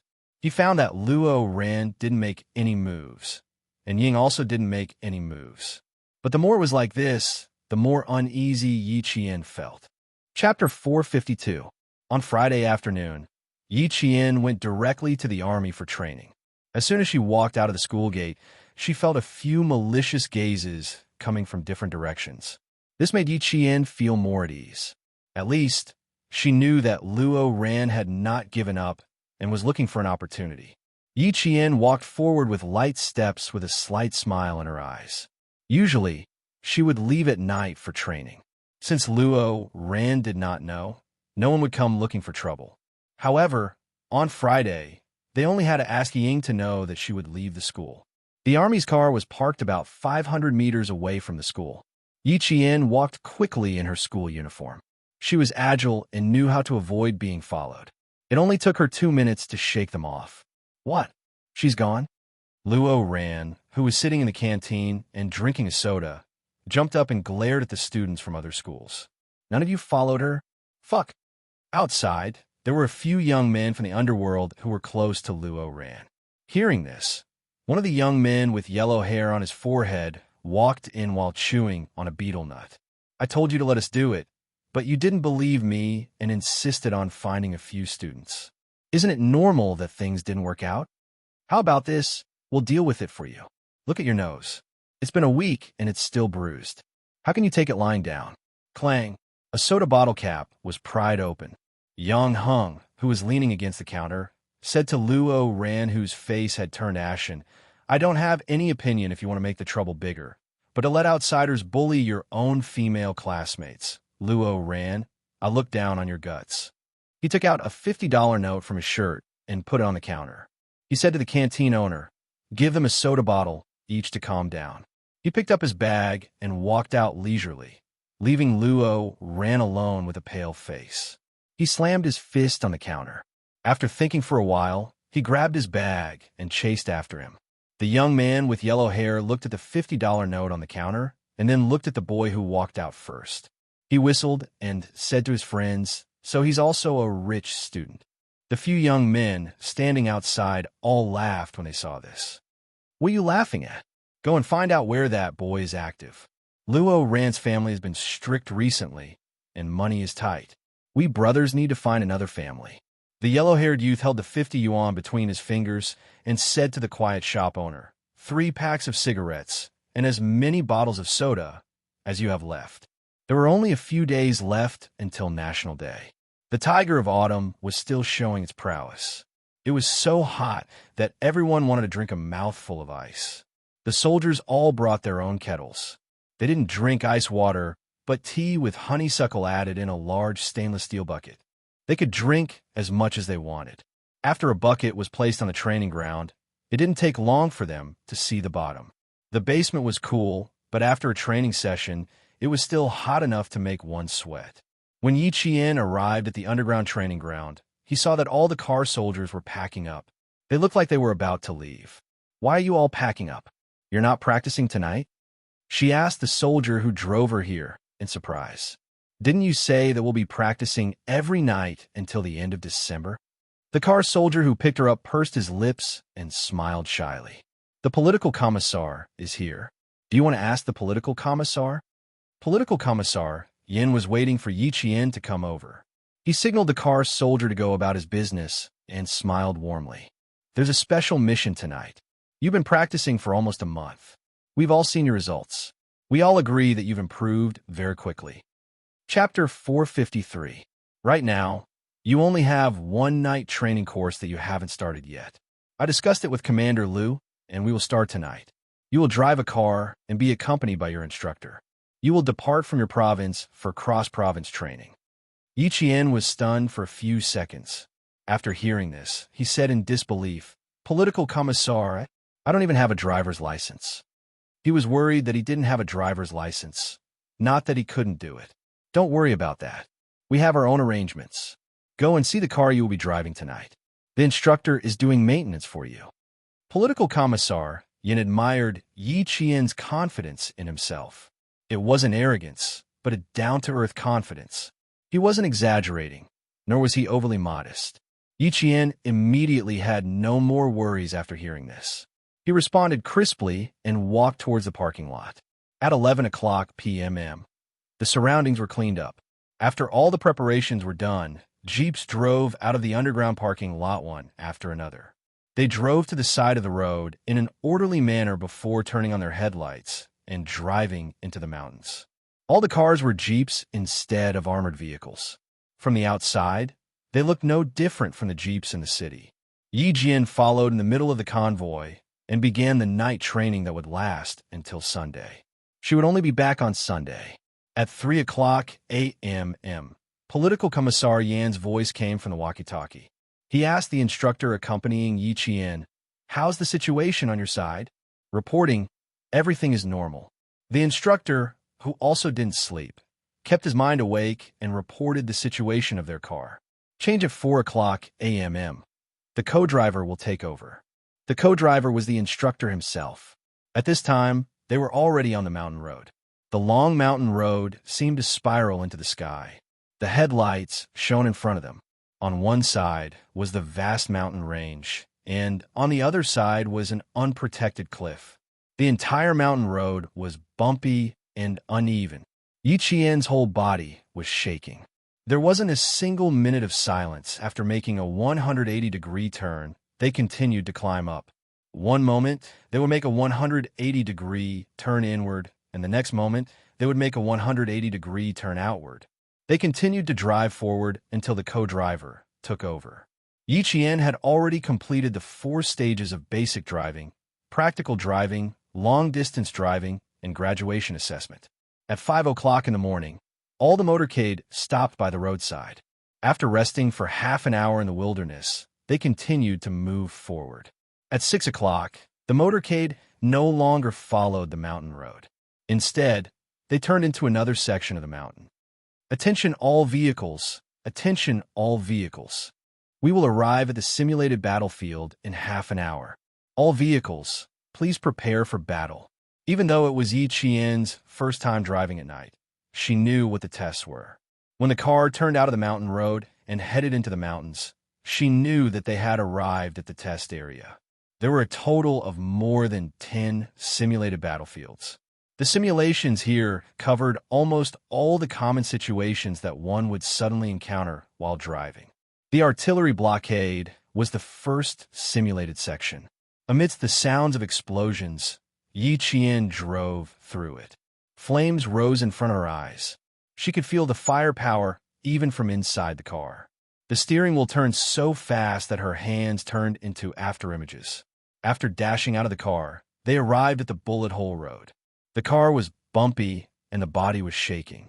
Like a newborn calf who was not afraid of tigers, Yi Qian courageously trained with the male soldiers on this completely unfamiliar training ground that was set up based on the terrain of the wilderness. There were dozens of wartime courses, and Yi Qian couldn't miss a single one. Under the conditions that were similar to actual combat, she trained her driving skills. This was also a foundation that no one could surpass when she officially wore the military uniform in the future. Chapter 454. After the assessment, the entire mountain was filled with thick smoke. When the walkie-talkie said, "Over," even the strong-willed Yi Qian slumped over the steering wheel after the car came to a stop. The instructor sitting in the front passenger seat laughed when he saw this. He joked, "So you can get tired too.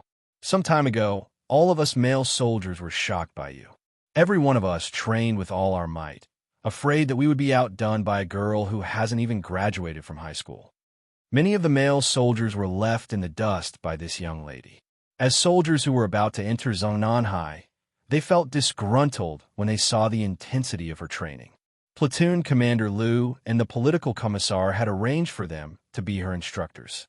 The pressure was immense.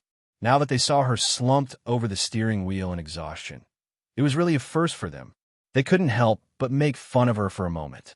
"Instructor, don't make fun of me. We were almost burned to ashes by the artillery just now," Yi Qian said in a low voice. He wasn't afraid, but he was shocked. It was even more shocking than the gunfight in Australia. No wonder Platoon Commander Liu and the political commissar insisted that she take part in a night drive. It was obvious that they wanted her to participate in actual combat. They wanted her to experience the dangers of war. While she was shocked, she also understood why a country needed a strong military. Only a strong military could prevent you from being homeless and homeless from being caught in the flames of war and from having your family destroyed. The instructor sitting in the front passenger seat was also panting. When he heard this, he laughed heartily. "Yi Qian, this is nothing. It's just a small-scale, team-based simulation of actual combat. It's only for a group of people."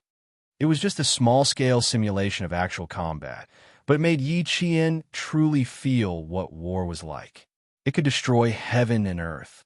It could destroy all families, countries, and lives. It was a real feeling.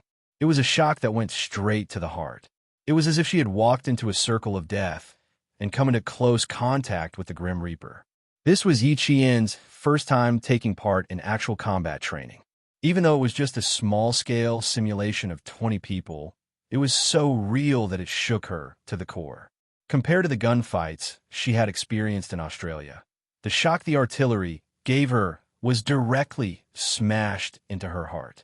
Just a small simulated battle had such a huge threat.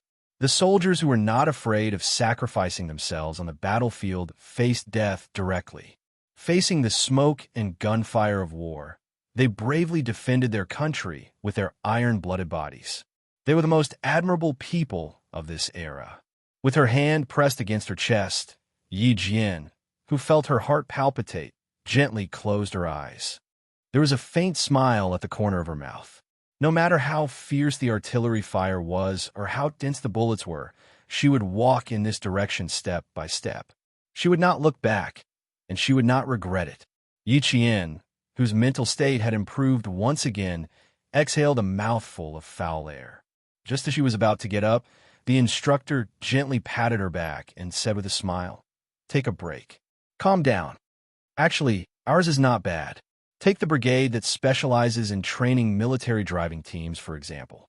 The technical soldiers there are really well trained.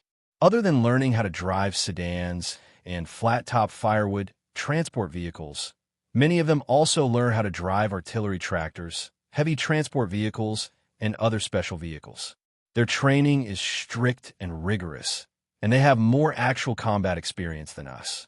Every single one of them has godlike driving skills." Chapter 455.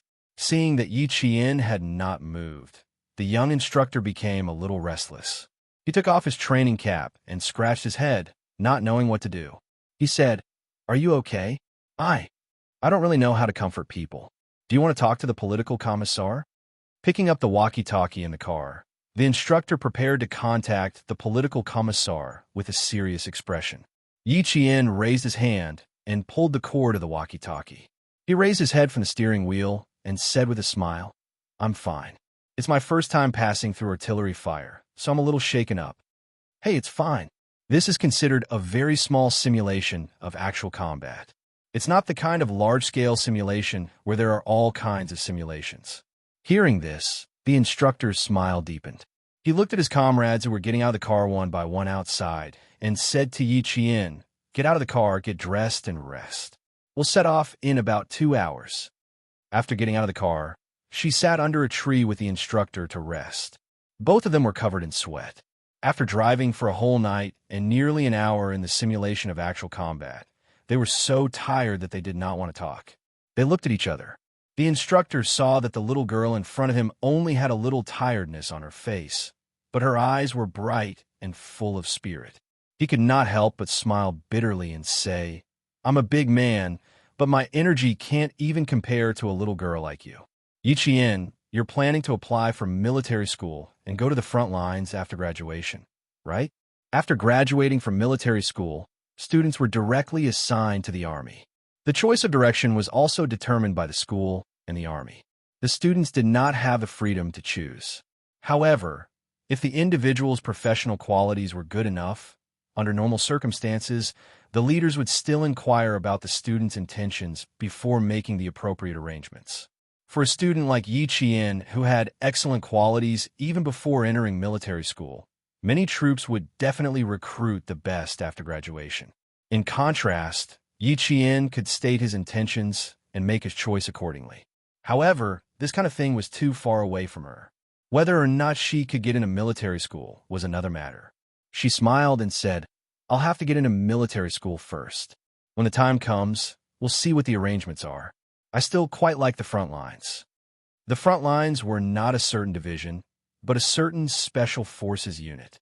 In the end, any army was meant to serve the war.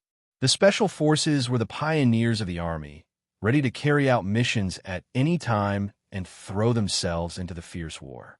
Yi Qian's goal was to enter the special forces. She wanted to grow and train in the war. This was the only way she could live up to Grandpa Jin and Uncle Chen's teachings. Only then would she live up to her second life. Joining the frontline troops is tough, but it would be a waste if someone like you didn't join the frontline troops. The young instructor sighed with emotion. He leaned his head against the tree trunk and closed his eyes. His ordinary facial features showed the toughness of a soldier. Although he was tired, he was still mighty and upright. Take the time to rest. The training is not even half over yet.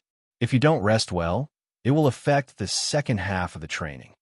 Yi Qian, on the other hand, did not feel tired. Training like this always stimulated her adrenaline and kept her in a state of excitement. She did not feel sleepy at all. Even if she did not feel sleepy, she had to force herself to rest. Yi Qian leaned against the tree and covered her face with her training cap. Like the other soldiers, she raised her head and used the cap to block the sun. She closed her eyes and rested. There was still smoke lingering in the mountains. Surrounded by the steep mountains, it would not take long for the smoke to dissipate with the wind.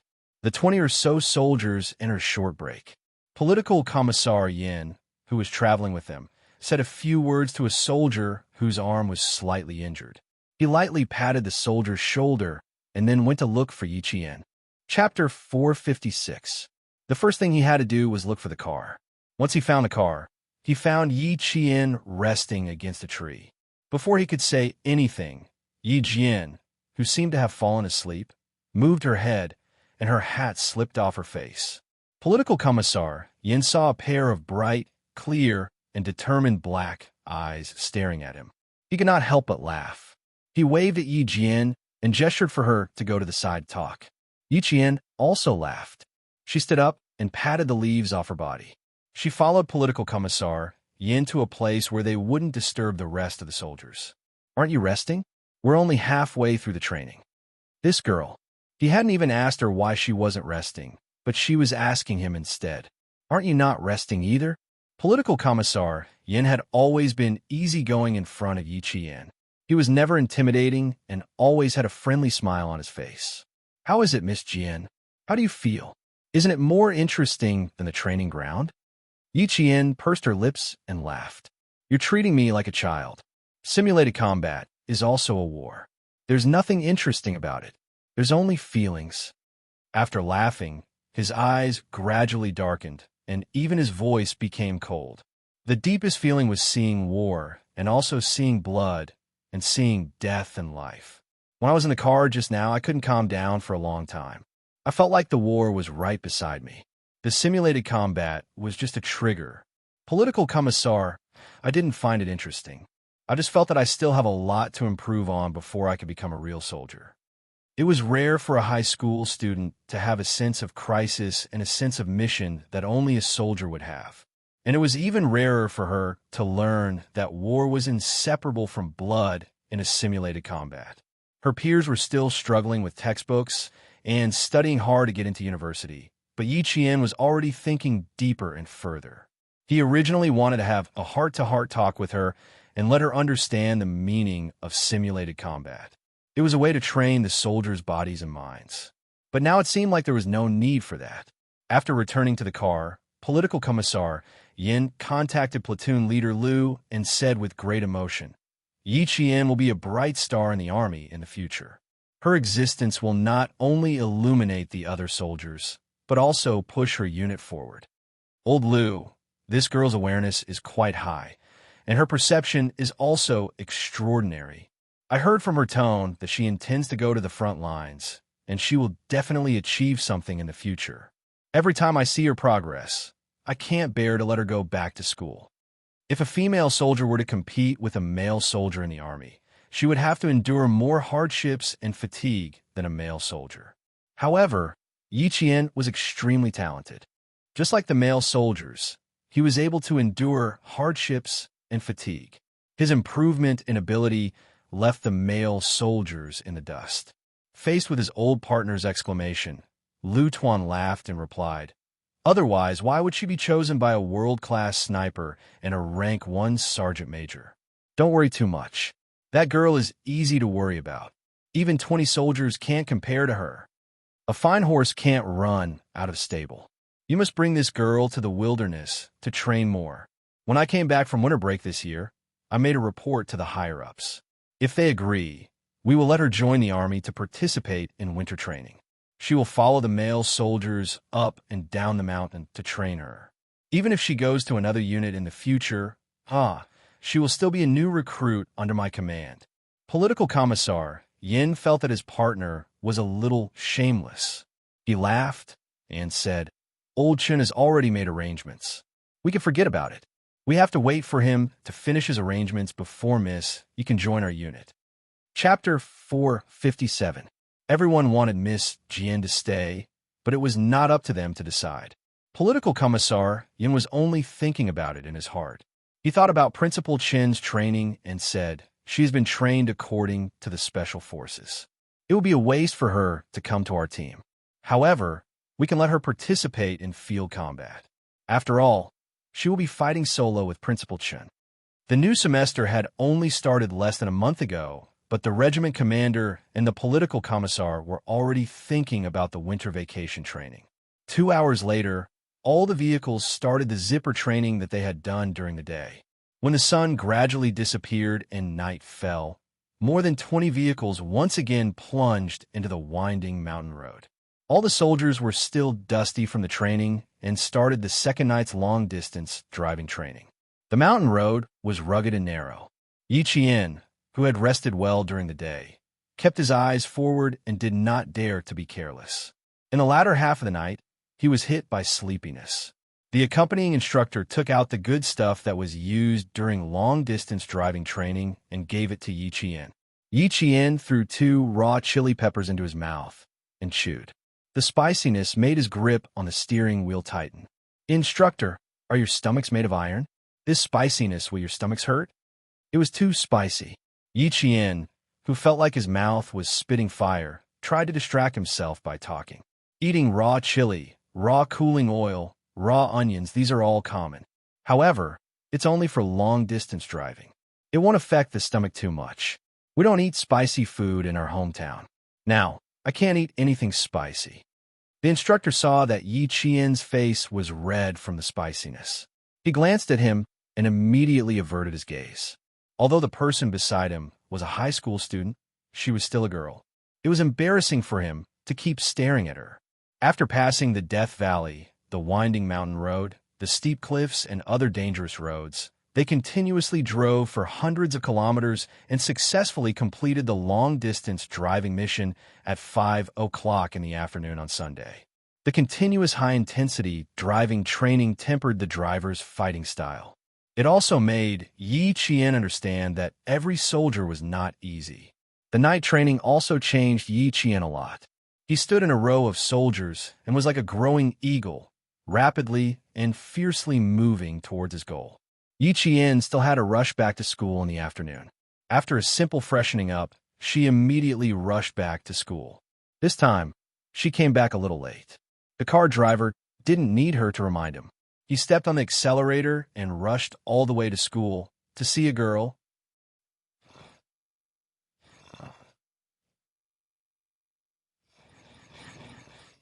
Fuck, I couldn't tell. Another rich student. Brother Huang was the young man who was close to Luo Ran. He squinted his small eyes and looked over. When he saw that the girl was still standing beside the car, his eyes darted around. He threw the cigarette between his fingers to the ground and walked away, swaying his skinny body. He sneezed twice after walking a few steps. He rubbed his nose with his fingers and looked uncomfortable. Yi Qian stood on the path back to school. Classes started at 7 o'clock. It was 6:46 when she arrived at school. Yi Qian only had time to say thank you to the soldier who sent her and ran all the way to school. She needed to finish the 500 meters in 4 minutes. Then she needed another 5 minutes to run from the school gate to the classroom. Time was tight. She didn't have a minute to waste. Chapter 458. After running for a few meters, Yi Jian saw that the people who were leaning against the wall with cigarettes in their mouths had all walked out. One by one, they stood in the middle of the road and looked in her direction. Under the light of the street lamps, Yi Jian could tell that they were young men from society who always hung around the school.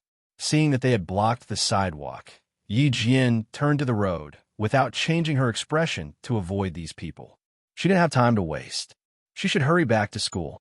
Brother Huang, who thought that blocking the way would scare the students, immediately ordered his men to get off the road and block the way. But how could they catch up with Yi Jian's speed? They could only watch her run past them. She was more than 10 meters away before Brother Huang and his men realized what was going on. Fuck, she ran so fast. Is she a sports student? How can we catch up with her? They were dumbfounded as they watched Yi Qian's figure disappear from their sight like a whirlwind. Brother Huang glared fiercely at his underling who was praising Yi Qian and belittling him. He scolded, "What the fuck are you all standing there for? Find Luo Ran and ask him what that girl's name is. The young guy can't block her, but that girl can." After scolding, he sneezed a few times in a row and then yawned again and again. His footsteps swayed as he left. The school gate was already closed. Yi Qian took out her student ID and rushed into the school while the guard nagged her. She ran to the classroom door just as the bell rang. Teacher Tong was already in the classroom. Seeing Yi Qian coming in on time, she didn't say anything. She gestured for her to return to her seat and continued. "The military training will start the day after tomorrow. Gather at 7 in the morning and set off from school. Everyone, remember to bring your own daily necessities. Bring all the necessities I wrote on the blackboard. The class will prepare some anti-heat stroke medicine. Students who go home can also bring some. If you need anything, you can ask me first. If the class can prepare it, we will prepare it for you." Just as they were talking about the military training, the holidays were getting closer and closer, and their expectations were also increasing. Previously, they thought that they were taking up the holidays, but now, they couldn't wait to go for the military training tomorrow. And Jiasin gently nudged Yi Qian's arm and said in a low voice, "Yi Ying's not going." "That's great. I'm not going either. It's great too. You don't have to be envious of me. Train well, and we'll meet again in 7 days." Yi Qian smiled at her and said softly, "I think you'll like military training." And Jiasin gritted her teeth and said, "I can understand if Ying doesn't participate, but I can't understand if you don't. Principal Chun needs me to take care of him. I've already applied for leave." Yi Qian could not tell her that he was going overseas. He could only tell her that it was for Principal Chun. "The school has already agreed.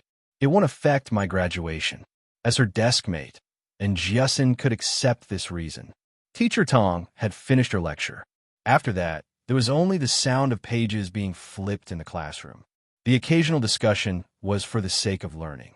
Yi Qian finished the evening's self-study session with an empty stomach. After class, she greeted Jiasin and ran to the snack bar to buy some bread to fill her stomach. Since class had just ended, there were not many people in the snack bar. Only a few boys were buying soft drinks. Yi Qian walked in and saw Yang Heng holding 2 soft drinks from the fridge. When he saw her, Yang Heng took the initiative to ask, "Class is over. What do you want to eat?" "My treat. By the way, I have something to tell you. It's about Luo Ran." Chapter 459. Yi Qian didn't like boys who pursued Yi Ying, but when Yang Heng scolded Luo Ran on the basketball court, she couldn't bring herself to dislike him. She felt that the boy in front of her didn't seem like the type to be charmed by Yi Ying's looks. Of course, the biggest reason was that she wanted to know Luo Ran's exact whereabouts, so she didn't reject him outright. She raised her eyebrows and smiled faintly. "It's a little strange. Why are you the one telling me about Luo Ran?" "It's not strange because I know him. What do you want to eat? Soda? Popsicles?" Yang Heng followed her back to the convenience store and took out 10 yuan from his pocket. "It's exactly 10 yuan. Soda or popsicles are fine." More students came in one after another. 2 girls even took a second look at Yang Heng before shyly lowering their heads and walking past him. They probably heard what he said and glanced at Yi Qian out of the corner of their eyes before going to the shelves to get something. Yi Qian, who had bread and milk in her hands, didn't respond to their stares. She paid for the bill and walked to Yang Heng's side. "What do you want to tell me? Let's talk while we walk." Yang Heng put the money in his pocket and took a sip of his soda. His words made Yi Qian frown slightly. "Yi Qian, I saw you at the Transportation Bureau." "I see. No wonder I felt like you knew me." Yi Qian took a bite of her bread and said faintly, "What do you want to tell me about Luo Ran?" A warning like the one Yao Jing gave him? About being blocked by him after school? Yang Heng saw that she wasn't interested in how he met her at the Transportation Bureau. He couldn't help but look over. "It's only been a month since school started. Haven't you heard about Luo Ran?" "I heard about him. He got into fights and caused trouble. He knows young people from the underworld. In short, he's not a good student." Yi Qian threw the plastic bag containing the bread into a trash can and smiled faintly at Yang Heng. "If you're here to tell me this, you don't have to. The whole school knows about him. I won't tell you anything that the whole school knows. I have something to tell you about Luo Ran. Yang Hung reacted quickly. His straightforwardness made him not want to hide anything from Yi Qian. Luo Ran got a student from another school to wait for you at the school gate on Friday. The person who told him that you would be going out on Friday was Ying. Be careful. Luo Ran holds grudges. You made him bleed with a basketball in front of so many classmates. He won't let it go so easily. Yi Qian stopped in his tracks when he heard this. He stood in the shadows of the street lamps that shone through the leaves. There was a hint of interest in his eyes. So he was the one who sent someone to follow me on Friday. Thank you. I'll remember that. If this guy really liked Yi Ying, he wouldn't have directly said that it was Yi Ying who reminded Luo Ran in front of me, and he wouldn't have stood out to remind me. He was a boy full of contradictions. Well, he couldn't be considered good. At the very least, he would also cause trouble outside and hang out in internet cafes. To put it bluntly, they couldn't do anything about it. After all, a school was a school and not a place for them to cause trouble. A boy who was neither good nor bad. Yi Qian's impression of him was neither good nor bad. You're welcome. I think it should be Luo Ran who can't afford to offend you. After all, you spent a few hours to find a suspect in the Public Security Bureau and allowed them to successfully arrest the criminal within 12 hours. My intuition tells me that he should either keep a respectful distance from you or get along with you peacefully. Yang Hung wasn't Luo Ran. He didn't mix around with the underworld and spread his wealth everywhere. He was a person with principles. He didn't cause trouble, didn't cheat or bully the younger students, and definitely wouldn't bring students from another school to beat up his own students. Chapter 460. Coupled with the influence of his family environment, he knew very well what his bottom line was and what kind of person he shouldn't provoke. In his heart, Yi Qian was someone he definitely shouldn't provoke. Yi Jian laughed. This little boy was quite interesting. No wonder so many girls in the school liked him. Even Jiesin, who was thick-skinned, liked him. He did have some redeeming qualities. She reached out her hand and said clearly, "Hello, I'm Yi Qian. I'm a junior from sophomore class 1. Please take care of me in the future." Yi Qian would never be stingy with people with principles like Yi Qian. Besides, Captain Xiao once said, "People need friends no matter where they are." Her intuition told her that Yang Hung was indeed a friend worth making. Yang Hung was stunned by Yi Qian's outstretched hand. After he recovered, he laughed and shook Yi Qian's hand. "Hello, Junior. I'm a senior from sophomore class 1, Yang Hung. If you have any problems, you can look for me anytime. As long as I can solve it, I won't refuse." He smiled and said, "I don't think you'll look for me if it's about your studies. But if it's about something outside, it's no problem at all." He was really interesting. Compared to girls like Yao Jing who looked cheerful on the surface but had a lot of thoughts on the inside, he was much more interesting. After returning to the dormitory, Yang Hung still had a smile on his face. No wonder all the boys in sophomore class 1 were full of praise for Yi Qian. When they talked about him, it was like they were good brothers. Yang Hung really liked him. During this week, Yang Hung had also secretly inquired about Yi Jian's affairs and more or less understood a little. "Yang Hung, Luo Ran from class 6 has been looking for you a few times. He said you should go to his dormitory when you come back. It's urgent." When he heard Luo Ran's name, Yang Heng's eyes flashed coldly. He thanked his roommate and went out again. Well, even if he didn't come looking for him, he would have gone looking for him. Just based on Yi Qian's actions just now, he couldn't let Luo Ran mess around. 5 minutes later, the originally quiet male dormitory was suddenly filled with the sound of something being smashed. Then came Luo Ran's angry roar. "Yang Hung, you fucking wait for me. Wait for me. I won't let you go. Just you wait." Yi Qian only found out about the fight between Yang Hung and Luo Ran the next day. It was said that they were called to the sports field by the dean of teaching that night and were punished to run 3 kilometers before returning to the dormitory. Both of them are from the year 3 team. They seem to have a good relationship. Why would they fight? I don't know. Someone said that Luo Ran was looking for Yang Hung. While they were talking, Luo Ran started a fight. He even shouted that Yang Hung wasn't loyal. Yang Hung and Luo Ran's fight had spread like wildfire throughout the school after the morning self-study session. Luo Ran didn't come to class that day, but Yang Hung went to class as if nothing had happened. He wasn't affected at all. Yi Qian frowned. Did Yang Hung beat Luo Ran up because of him? It wasn't that she was overthinking things, but it was just too much of a coincidence. When the fourth period ended, Yi Qian knew that she wasn't overthinking it. The fight between the two of them was indeed related to her. Yi Qian, don't you have any shame? Don't you have any shame? It's only been a month, and you let two boys fight for you. Yao Jing stormed into Year 2 Class 1 with an angry face. She lifted her leg and kicked Yi Qian's desk. She said fiercely, "You let Yang Hung solve your own problems. I don't understand how you managed to charm Yang Hung into beating Luo Ran up." Chapter 461. Yao Jing was quite popular in school because of her family. She had quarreled with other girls before, but this was the first time she had lost her composure like this. Yi Ying, who had been standing at the side, had no intention of coming over. Now that she heard this, she pretended to be anxious and walked over. "What's wrong, Jing Jing? Let's talk things out. You know what kind of person she is. Sit down and talk things out. Let her apologize." She then said to Yi Qian, "Jing Jing has a very good temper and rarely gets angry. Yi Qian, what did you do to let her down? Hurry and apologize to her. Before the teacher comes, let's settle this peacefully." Just like before, she would think of ways to put the blame on Yi Qian at the slightest sign of trouble. It was still the same even after a few years. After hearing her words, the classmates who were about to eat couldn't help but stop and wait for Yi Qian to explain what was going on.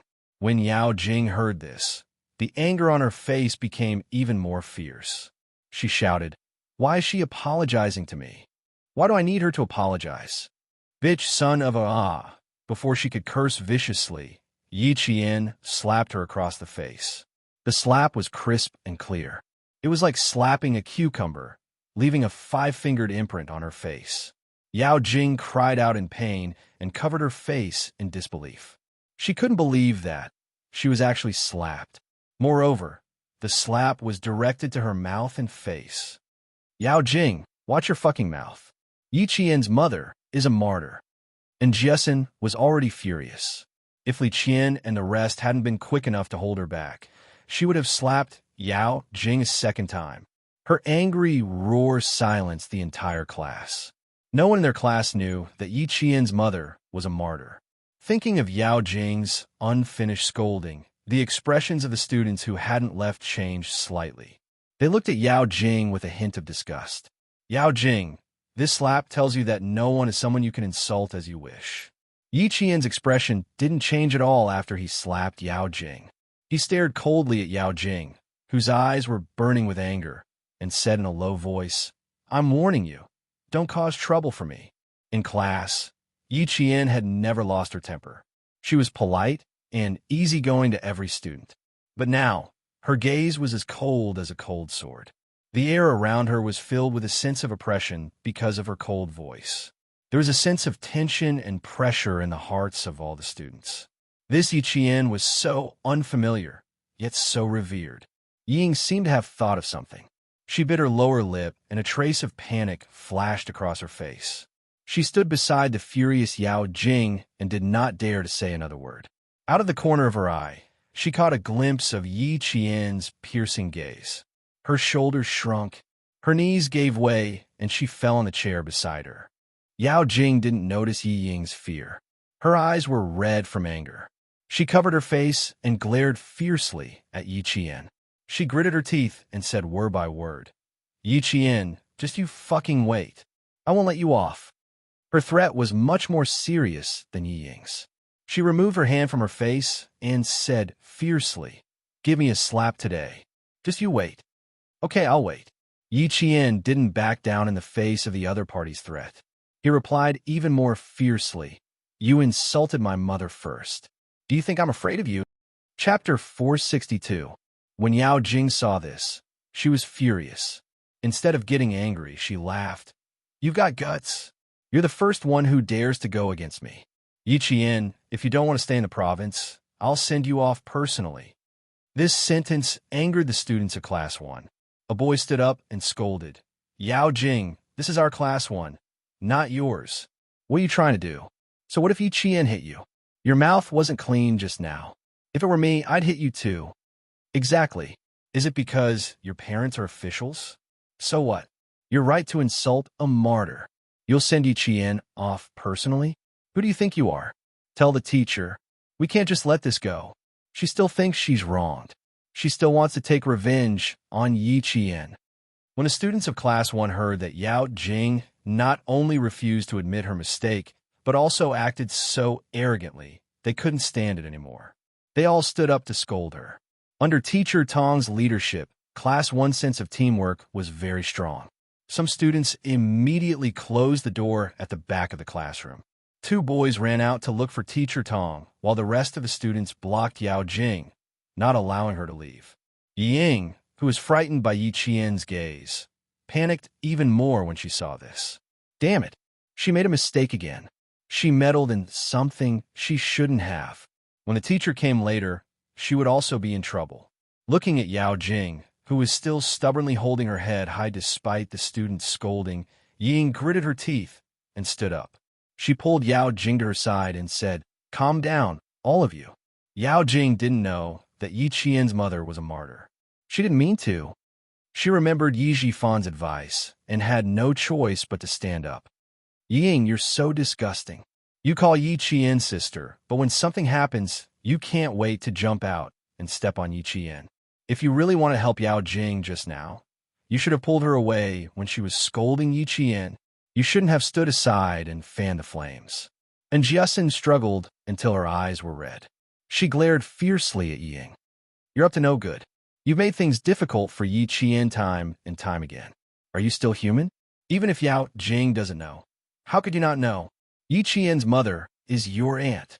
Following that, Li Qian and Yang held her back, afraid that they would blow things up if they didn't catch her. Yi Qian was afraid that she would break free and rush up to hit her, so he walked over and put his arm around her shoulders. He said softly, "Jiasin, calm down. I'll take care of it. Well, have I ever let myself be taken advantage of? This time is no exception." Ying, who scolded until she almost couldn't raise her head, stared at the strange gazes of her classmates. Her face was already red from embarrassment. He didn't say anything else, but he didn't leave either. Since he had stood out to protect Yao Jing, he couldn't let his efforts go to waste. Yao Jing was also a smart person. Since someone had stood out for her, she didn't say anything else. However, she couldn't suppress the anger in her heart. It wasn't a big deal to come over and scold Yi Qian, but she shouldn't have called her a son of a bitch. If she had known that Yi Qian's mother was a martyr, she definitely wouldn't have scolded him like that. A miscalculation. She had wanted to make things difficult for Yi Qian, but now she had embarrassed herself. The students of Class 1 all stood beside Yi Qian. Before the teacher arrived, they couldn't speak again. Yao Jing should have been the target of public criticism, but Ying had stepped forward and replaced her. Instead, Yao Jing was temporarily spared from the students' saliva. Teacher Tong arrived quickly. She had already heard the whole story from the 2 boys. When she walked into the classroom, she saw dozens of students gathered together. Just from their backs, she could feel their anger. Chapter 463. She was relieved that although the children were angry, they remained calm. There's no need to gather together. Let's all go for lunch. Yi Qian, Ying, Yao Jing, the 3 of you come with me. Teacher Tong, who was standing outside, said sternly, "If you have anything to say, say it in the office." Yao Jing, I've already informed your parents to come over. If you feel wronged, you can ask your parents if it's you or Yi Qian who's wronged. When Ying heard her name being called, her body swayed slightly. Her eyelids trembled slightly as she stepped forward to follow. Insulting a martyr was not a small matter. Yao Jing's parents quickly put down their work and rushed to the school in the car assigned to them by the department. Ying was no longer in the office. After being scolded by Teacher Tong for a few minutes, she was asked to leave. Even so, her image in the class plummeted after she stepped forward. In the office, Yao Jing's parents first criticized their daughter fiercely before personally apologizing to Yi Qian. They also said that their family of 3 would definitely go to the martyr cemetery to apologize to Yi Qian's mother with flowers. However, they did not mention a word about Yao Jing being beaten up. Even when Yao Jing's mother saw that her precious daughter's mouth and face were swollen, she did not say a word. They did not dare to speak up for their daughter because there were two colonels in the office who rushed over from the provincial military. One of them was a colonel, while the other was a political commissar. The two of them sat in the office like door gods. Yao Jing's mother, who originally wanted to talk about this matter on its own, immediately stopped. The people from the provincial military were not just anyone. One of them was Colonel Liu, and the other was political commissar Yan. Principal Chow knew that Yao Jing's parents were officials with real power, so he immediately asked Principal Chun if anyone from the military was coming over. He then made a phone call and invited the two of them to come over to watch over Yi Qian. Deputy Director Yao, Yi Qian's mother is a martyr of our country. Before she died, she returned home with national etiquette. The Prime Minister personally covered the flag and lowered it to half-mast to welcome the martyr's return. Deputy Director Yao, we will pursue this matter legally. If something like this happens again, we will inform you directly in the form of a military letter to fulfill our responsibility as a guardian. Political Commissar Yan was not bluffing. It was true. His words caused Father Yao and Mother Yao to break out in cold sweat. The two of them quickly exchanged glances and lost all interest in the matter. The flag was lowered to half-mast to welcome the return of the martyrs. Just what was the background of Yi Qian's mother? Even after being dead for so long, he was still able to honor his daughter. Moreover, even the Prime Minister had personally come forward to cover the flag. Don't worry, we'll definitely control Yao Jing well. We'll definitely put an end to such situations. There won't be a second time. Mother Yao made a solemn promise and said to Yi Qian, classmate Yi, we will definitely take good care of Yao Jing. Please forgive her this once. Lu Tuan looked up and said calmly, this child has always been honest. We watched her grow up. Deputy Director Yao, your family shouldn't make things difficult for her if you want her to forgive you. Do you want to get Miss Jian's forgiveness? He was already being merciful by not slapping the girl until all her teeth fell out. It was obvious that he would not forgive her. Father Yao and Mother Yao's expressions changed slightly. There was no way to get her forgiveness. It would be troublesome if it affected their daughter's college entrance exams. Yao Jing, who knew that she had kicked an iron plate, stood up. She could not even stand straight under the gaze of the two military officers. She walked over to Yi Qian and bowed deeply. I'm sorry, Yi Qian. I was too presumptuous. I'm sorry. Chapter 464. If Yao Jing hadn't apologized to Yi Qian, then Yi Qian would have just laughed it off and wouldn't have cared too much about what she had said. However, she had apologized and didn't say anything similar to Yao Jing's mother, asking for his forgiveness. This showed that Yao Jing was more scheming than Yao Jing's mother. She knew that she had to apologize immediately if she had done something wrong. She wouldn't let a single mistake get her into trouble, and she wouldn't make another mistake just because of a small mistake. She apologized because she knew she was wrong. She wouldn't force Yi Qian to accept her apology. However, as long as she apologized, no matter how angry Yi Qian was, would he still find trouble with Yao Jing? No, Yi Qian wouldn't find trouble with Yao Jing again. If he did, he would seem narrow-minded. On the other hand, Yi Ying's every plan and scheme was simple and crude. As long as she thought that she had the slightest chance, she would immediately jump out. In the blink of an eye, she would forget Yi Jifan's advice. She didn't know that she had to carefully plan after seizing the opportunity. Even though she had become more scheming over the years, she still failed because of her family background.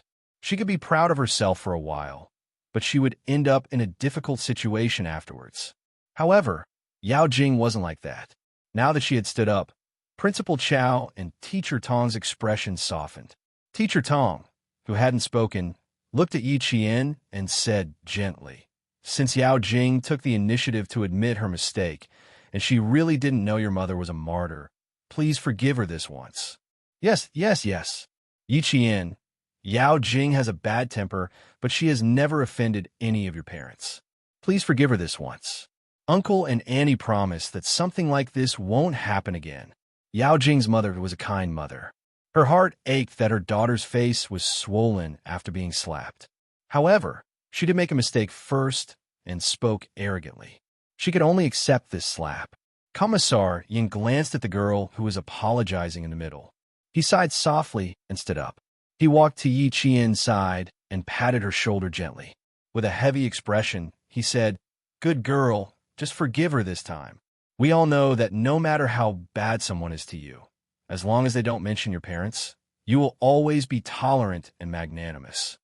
Lu Tuan and I both know that it was indeed Yao Jing who hurt you. But child, you have to remember that the most hurtful thing in this world is the sword made of words. You have to protect yourself well and calm your mind.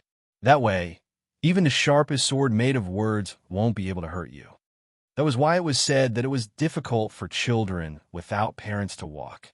Without the protection of an adult, they had to rely on their thin and weak bodies to resist those who wanted to harm them. If the army did not take care of her more, this child's days would be even more tiring. Yi Qian, who was sitting with her back straight, raised her head to look at Commissar Yin, who was concerned about her. She didn't say anything and only nodded lightly to show that she would remember it. Colonel Lu looked at Yao Jing's parents with a sharp gaze and said, "Little Jian is feeling terrible right now. I'm afraid she won't be able to accept Deputy Commissioner Yao's daughter's apology in such a short period of time. You guys should calm her down and let her vent her anger. She will naturally accept her apology." In the army, the regiment commander and the commissar always played the role of good cop and bad cop. When a mother and daughter cooperated, the two of them also cooperated tacitly. Chapter 465. Political Commissar Yin tried to persuade Yi Qian, while Regiment Commander Lu defended Yi Qian. The two of them sang the same tune, making Father Yao and Mother Yao's expressions a little awkward. The words of these two military officers made it seem like a family of three was forcing Yi Qian to forgive Yao Jing. "Yao Jing, sit back down." Father Yao's face darkened as he reprimanded. "Do you think your mistakes can be resolved with an apology? You don't know your place, and you need to be taught a lesson. If you don't teach you a lesson today, you'll only make it worse in the future." "Dad, I'm apologizing to her. I know I was wrong."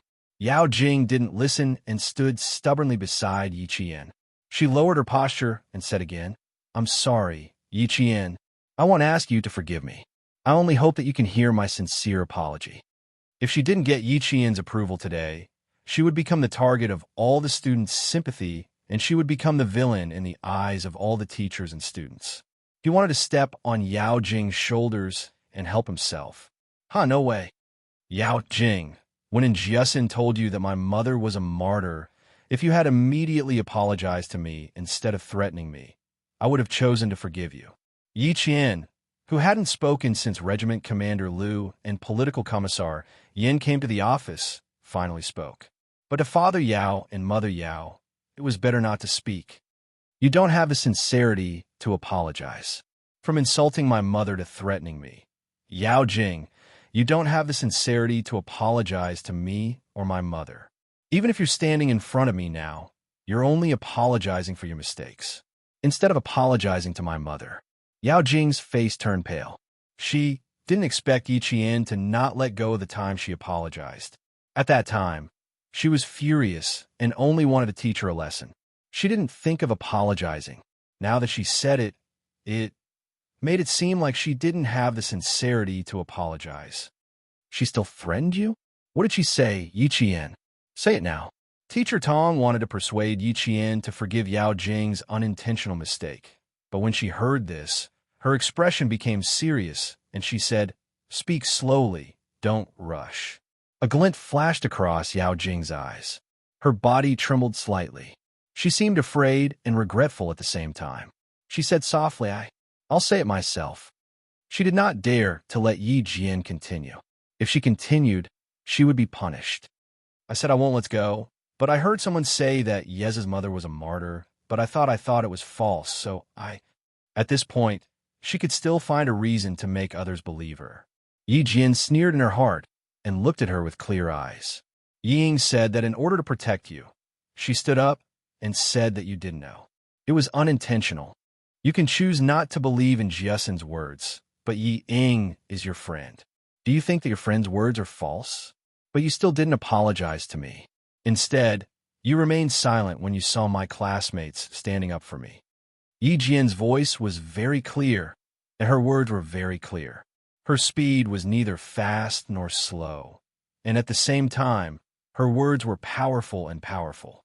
Every word she said could make Yao Jing's expression change continuously. Her gaze was cold, and there was a sternness that could not be violated, forcing Yao Jing to take a few steps back. Chapter 466.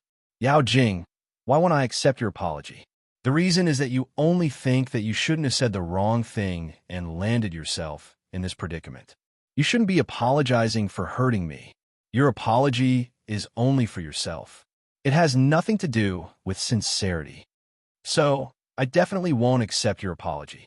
No matter how many times you say sorry, I won't accept it. Yao Jing was a smart person. Her threats were much more credible than Yi Ying's threats. The smart thing about her was that she would definitely not put herself in harm's way after harming someone. When dealing with people like Yao Jing, taking a step back was definitely not a sign of generosity. It was a sign of weakness. She would take an inch and want a mile. Her threats would be pervasive. It would be best if she understood now that she, Yi Qian, was not someone to be trifled with. The consequences of provoking her were not something that Yao Jing could bear alone. Just like now, Yao Jing did not dare to say another word. Even though her face was still burning with pain, she knew that she had picked on the wrong person. She thought that Yi Qian would be easy to bully like Yi Ying, who knew that the seemingly obedient and well-behaved Yi Qian was the most untouchable person. She was like a flower of a cactus. She looked slim and elegant, but in reality, who dared to touch her or provoke her? She would stab you until you bled profusely and did not dare to act rashly again. She lowered her head and did not see that her father's anger had reached an uncontrollable level. If not for Mother Yao's pleading gaze, her father would have stood up and slapped her. Yi Qian looked at the couple who loved their daughter dearly. Her cold voice instantly became gentle. She politely said, "Uncle, Auntie, if I humiliated you first and threatened Yao Jing to get out of school, would you forgive me so easily? I only slapped Yao Jing because I wanted to protect my mother. This was for my mother. As a child, if I can't even protect the dignity of my deceased parents, how can I face the world? I don't forgive Yao Jing. Please forgive me." She wouldn't leave an aggressive impression on the elders, but she would let them understand that young people shouldn't be bullied. After the Yao parents let Yi Qian say this, let alone get off the stage, even if someone gave him a ladder, they still wouldn't be able to get off the stage. Yi Qian's neither servile nor overbearing attitude and his polite yet unyielding words only made the couple feel even more ashamed. Leaders of the two military regions, it's our fault for not teaching our daughter well and raising such an arrogant daughter.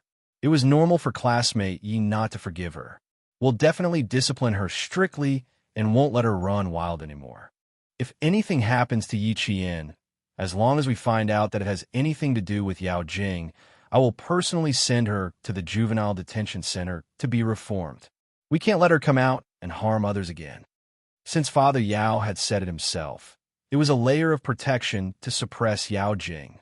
Yi Qian lowered his eyes and said calmly, "I'm only here to study, not to cause trouble. If others don't provoke me, I won't provoke them for no reason. I'll remember what happened today. No matter how classmate Yao Jing treats me in the future, I won't sit still and wait for death." The pale Yao Jing stood alone at the side with her head lowered. Her fingers were constantly twisting. No matter how unwilling and angry she was, there was nothing she could do. She was smart enough to know that she had kicked an iron board. Chapter 467. At 1:30 p.m., a group of people walked out of Principal Chow's office. Yi Qian and Yao Jing left the principal's office after Mr. and Mrs. Yao apologized profusely. At 2 p.m., the students returned to their classrooms, but the adults continued to sit in the office. Walking out of the office building, Yao Jing looked at Yi Qian coldly. Her usually smiling face was cold. "I underestimated you. Compared to Ying, you are indeed much smarter. Never provoke someone who is smart and knows their own limits. She was too careless. I will never use my intelligence to deal with my classmates. Today, you came to me voluntarily. I have never been a tolerant person. If anyone dares to provoke me, scold me, or humiliate me, I will pay them back double. Yi Qian did not have an overbearing arrogance, but he had an irresistible sharpness. Even though he said it casually, Yao Jing's heart trembled slightly. Snorting softly, the proud and arrogant Yao Jing crossed her arms and raised her eyebrows. She smiled coldly and said, "That's right. You're indeed someone who can't tolerate things. So, you've provoked Luo Ran, the little tyrant. Just wait and see, Yi Qian. I don't need to do anything. Someone will avenge me." Luo Ran was indeed a hidden danger. She knew this without Yao Jing's reminder. Of course, it was impossible for them to leave together. Yi Jin took a shortcut back to the classroom and saw several students surrounding Jiasin, talking about something. "Yi Qian, are you okay?" A classmate saw her and immediately stood up from her desk. She looked at her worriedly. "Did Yao Jing's parents make things difficult for you?" Yi Qian had only known her for a month, but she had already established friendships with her classmates. Although they were not very deep, at least when she was in trouble, her classmates were willing to help her. The corner of her mouth curved into a beautiful smile. She looked at her concerned classmates with a smile. "It's okay. Yao Jing was in the wrong first. With Principal Chow and Teacher Tong here, I am fine. But I didn't accept Yao Jing's apology because I'm still angry with her. I don't want to forgive her so easily." Rather than having Ying misinterpret the facts and spread rumors of her being petty, it was better to make things clear in class so that even if Ying found out something from Yao Jing, she couldn't make sarcastic remarks in class. From today's confrontation, it could be seen that Yao Jing was far smarter than Yi Ying. Perhaps she had already seen through Yi Ying's true colors, but the two of them were just using each other. After all, when they were in the same class, Yi Ying's grades were there for all to see. Yao Jing's intelligence lay in the fact that she would never jump out like Yi Ying after harming someone. She was afraid that others wouldn't know how powerful she was. She would hide and stand behind the scenes, letting others do the dirty work. She wanted to use Yi Ying, and Ying wanted to maintain a good relationship with Yao Jing. Even if she was unwilling, she could only be used. Once the two of them wallow in the mire, it was absolutely possible for them to spread some rumors. This was not a baseless guess by Yi Qian. It was an experience that he had exchanged with his life in exchange for seeing Yi Ying's true colors in his previous life. The classmates agreed with Yi Qian's actions. If it were them, they wouldn't forgive Yao Jing so easily either. Yi Ying applied for sick leave, saying that she had a chest ache and needed to go to the hospital. The whole class knew that she had a heart disease, and they had never seen her apply for sick leave. Who would believe that she had applied for sick leave after today's incident? Chapter 468. The last physical education lesson in the class was not held. Everyone surrounded the field and received their camouflage uniforms for military training. The rest of the classes in class received their camouflage uniforms in the classroom. When school ended, Teacher Tong reiterated that the military training would start tomorrow. All students had to bring their daily necessities to school before 7 p.m. They could not forget their camouflage uniforms. Whoever forgot would have their marks deducted. The bell rang. All the first-year students on the 7-day break were like birds released from cages. They went home happily from school, and Jiasin watched as Yi Qian stuffed her clothes into her small camouflage travel bag. She gritted her teeth and said, "What should I do? I really want to take out all your clothes. Dang, dang, dang. Does it look good? Does it look good? Does it look good?" Yang Yi, who was hiding behind the door to change his clothes, was wearing a camouflage uniform with long sleeves and trousers. He walked out happily and said, "So handsome. I already like military training." Li Qian and the other girl, Lu Liz Hen, also changed into camouflage uniforms and walked over. They put on their hats of the same color, and the three of them stood in a row and laughed. How is it? How is it? Handsome, right? Add me, add me." The girl sleeping on the upper bunk of Yi Qian, Zhang Yueyin, ran over. The four of them stood in a row and raised their chins. Before Yi Qian and Jiasin could speak, they were already laughing. "I don't know if I'm handsome or not, but I know that if you wear these clothes, you won't have to walk with your breasts in your mouth, especially Li Qian." And Jiasin blinked. The meaning behind her words was to make everyone laugh. Meanwhile, Li Qian took off her hat and threw it at Jiasin with a red face. Li Qian was slightly chubby and had developed very well. She was also shy, so she would walk with her face in her mouth, as if she was afraid that others would see her breasts. And Jiasin had said this countless times. She directly said, "What a waste." The five of them were in a mess. Yi Qian had also packed her luggage. The military car was waiting outside. The flight to the capital was at 8 p.m. tonight. She had to take the car straight to the airport after school. Everyone in the class knew that Yi Qian couldn't participate in the military training because of her patient. The five of them walked her to the school gate before returning to the dormitory. Commander Liu and Political Commissar Yin were already in the car. They did not need to accompany their leader abroad, but they needed to go to the capital to report on the training of the automobile soldiers and attend a large military conference. Therefore, they could take the same plane as Yi Qian to the capital. Deputy Director Yao's comments on the political scene are not bad. He's not so muddle-headed as to protect his own daughter without any principles. As for Director Hu, I'm not sure about that. Yao Jing got into a fight with a girl during her junior high school days. In the end, the girl was expelled while Yao Jing was fine. In the car, Political Commissar Yin told Yi Qian about some of the things they had found out in the afternoon, so that Yi Qian could be mentally prepared. But you don't have to be afraid, since Deputy Director Yao dared to say that as long as Yao Jing makes another mistake, he will send her directly to the youth detention center. It means that they all know that you are not someone Yao Jing can afford to offend. We also said that if something similar happens again, we will send a military letter to the city's political commissar. For the sake of Deputy Director Yao's future, director who will not dare to act rashly. So, Jinlas, just focus on your studies in school. If anything happens, Commander Liu and I will take care of it for you, understand? Chapter 469.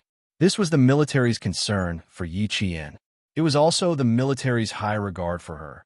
And more importantly, it was training her as the orphan of a martyr. In the hearts of Commander Liu and Political Commissar Yin, she was like a son that was heading in the right direction. That place also had the faith left behind by her mother, and also influenced Yi Qian. The daughter continued her mother's legacy and continued to guard the country's borders. Yi Qian was also worthy of the military and the country's training. She would surpass her master and definitely not embarrass her mother. She would only bring glory to her. Silly girl, why are your eyes red? Don't cry. Political Commissar Yin and I only know how to scold people. We don't know how to coax people. Commander Liu turned his head from the co-pilot seat and saw Yi Qian's red eyes glistening with tears.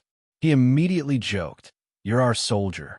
No matter if it's a male or female soldier, we'll bleed and not cry. I can't help it. Once you cry, I can't do anything. I can only pass you tissues.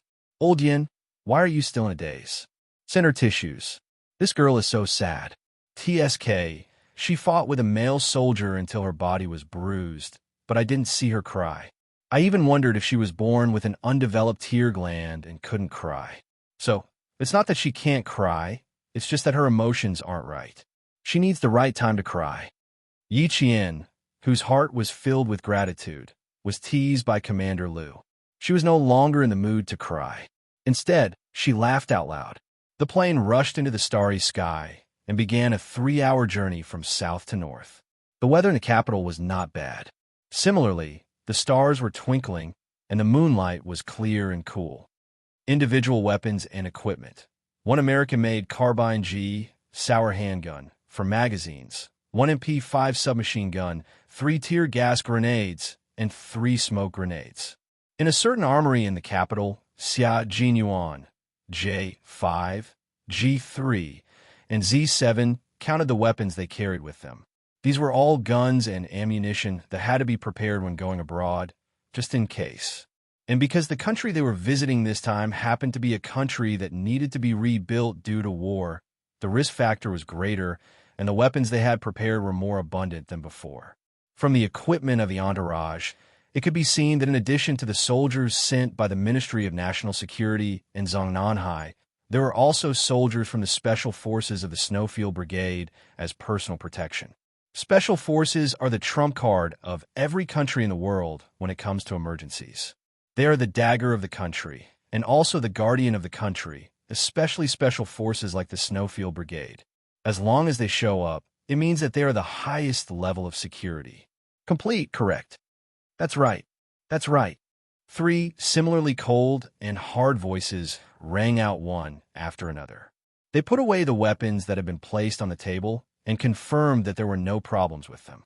They were the accompanying staff, wearing dark suits and ties. Their meticulous image was very much in line with the image of accompanying staff going abroad. The guns and ammunition were placed on their bodies, and then they put on the suits that were ironed to the point that there was not a single wrinkle. Each of them were 189 meters tall, and in an instant, the rigorous and formal suits were the temptation of a uniform. The well-ironed suits were tailored according to their height and physique. Years of training made their muscles extremely well-proportioned. Their chest muscles rose and fell slightly in the shirts, and they were exceptionally strong.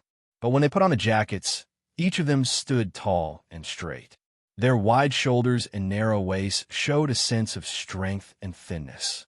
Chapter 470. The 4 of them were dressed in the same way. Even the way they tied their leather shoes was exactly the same. They were clean, neat, and mighty. Each of them had their own merits. Visually, it was already a feast. Coupled with their fierce auras, they could become a shining point just by standing at the side. J5 was scholarly and had a slight smile on his face, which suited his identity as an instructor. He also looked more like a civilian staff member. On the other hand, K7's gaze was cold. His handsome face was thin, and his facial features were three-dimensional like those of Westerners. When he wore a formal suit, he looked like an attending doctor who had just walked out of a conference room. He was so cold that no one could easily approach him. He was indeed a doctor accompanying a leader. Q King's murderous aura was heavier than the rest of them. Zhou Zheng's cold facial features were carved with a metallic coldness. His every movement was firm and unyielding, with a mighty and unyielding sharpness. Xia Jinyuan buttoned his suit and turned to look at his comrade who had been in the army for more than a year. This was the first time he saw him wearing a suit. He raised his eyebrows slightly and smiled. From tomorrow onwards, we will be accompanying staff members. Staff members don't have the aura of bloodthirstiness that we have. We have to restrain ourselves. I'm a doctor. I don't need to disguise myself. K7 slowly buttoned his suit and raised his cold gaze slightly. He said indifferently, "You guys are the ones who need to change, especially G3. You're now a staff member. You haven't carried out any special missions for more than a year. Have you forgotten how to disguise yourself?" G3 adjusted his bow tie that felt a little tight. His slender hands were originally used to hold guns, but now he used them to adjust his bow tie. Even such a small action had the masculine charm of a man and a unique aura. He glanced at Xia Jinyuan, and the corners of his mouth curled up slightly. He revealed a rare and interesting smile. "Don't talk about me. Look at Q King. Why do I feel like I'm his accompanying staff member when he's dressed like this? No wonder I felt that something was wrong and was still looking for my own problem. Now that you've said it, I finally know what the problem is." J5, who had been adjusting his clothes, suddenly realized, "Aren't we his accompanying staff? Who else could wear a suit like him?" Exuding the arrogance of a young master. The most important thing to improve is the Q King. Stop. Don't wear the watch first. You can slowly tidy it up after we leave. Otherwise, we will look more like attendants serving the young master. The black slim-fit suit not only accentuated Xia Jinyuan's tall and straight figure, but also perfectly accentuated his reserved and cold aura. Confidence, calmness, elegance, and nobility were all displayed with just a slight smile. His facial features were handsome and magnificent, and he had a decent smile that was neither too close nor too far. There was no more warmth, no less indifference. His noble temperament was just right, making people want to get close to him for no reason. However, they were afraid of the indifference in his eyes, so they could only stand far away and hesitate. J5's gaze swept back and forth on Xia Jinyuan no less than 5 times. As if he had remembered something, a glimmer of light flashed across his eyes. He changed the topic without leaving a trace. Come, our Q King. Don't you want to check this unclaimed pistol? There was a small pistol on the steel table. It was a QSC 92 9mm semi-automatic pistol that could be put in a briefcase. Chapter 471. The other two glanced at the handgun and immediately understood that it belonged to Yi Qian. One of them had mentioned it many times during the meeting and finally submitted her file to the leader's office to be confirmed as one of the students traveling with them. Xia Jinyuan picked up the QSC 92 9mm semi-automatic handgun and tested it to see if it was fully loaded. After confirming that there were no jams, he signed a gun receipt for him. Your little fox should like this kind of handgun. It's small and delicate, easy to use, and extremely lethal. J5 smiled and patted Xia Jinyuan's shoulder. He finally remembered why Q King gave him a familiar feeling. An image flashed through his mind. When he joined the military, the commander of the military region had come to inspect the troops. The young and handsome face in front of him overlapped with a majestic middle-aged face in his memory, and he understood the key point. The family members of the military region's leaders were rarely exposed to the public. This was to effectively prevent criminals from targeting innocent family members. Take Q King, for example. If he didn't sense a sense of familiarity, he wouldn't have thought that this Q King, who could get along well with all his brothers and didn't have the slightest arrogance of an official's son, actually had such a prominent family background.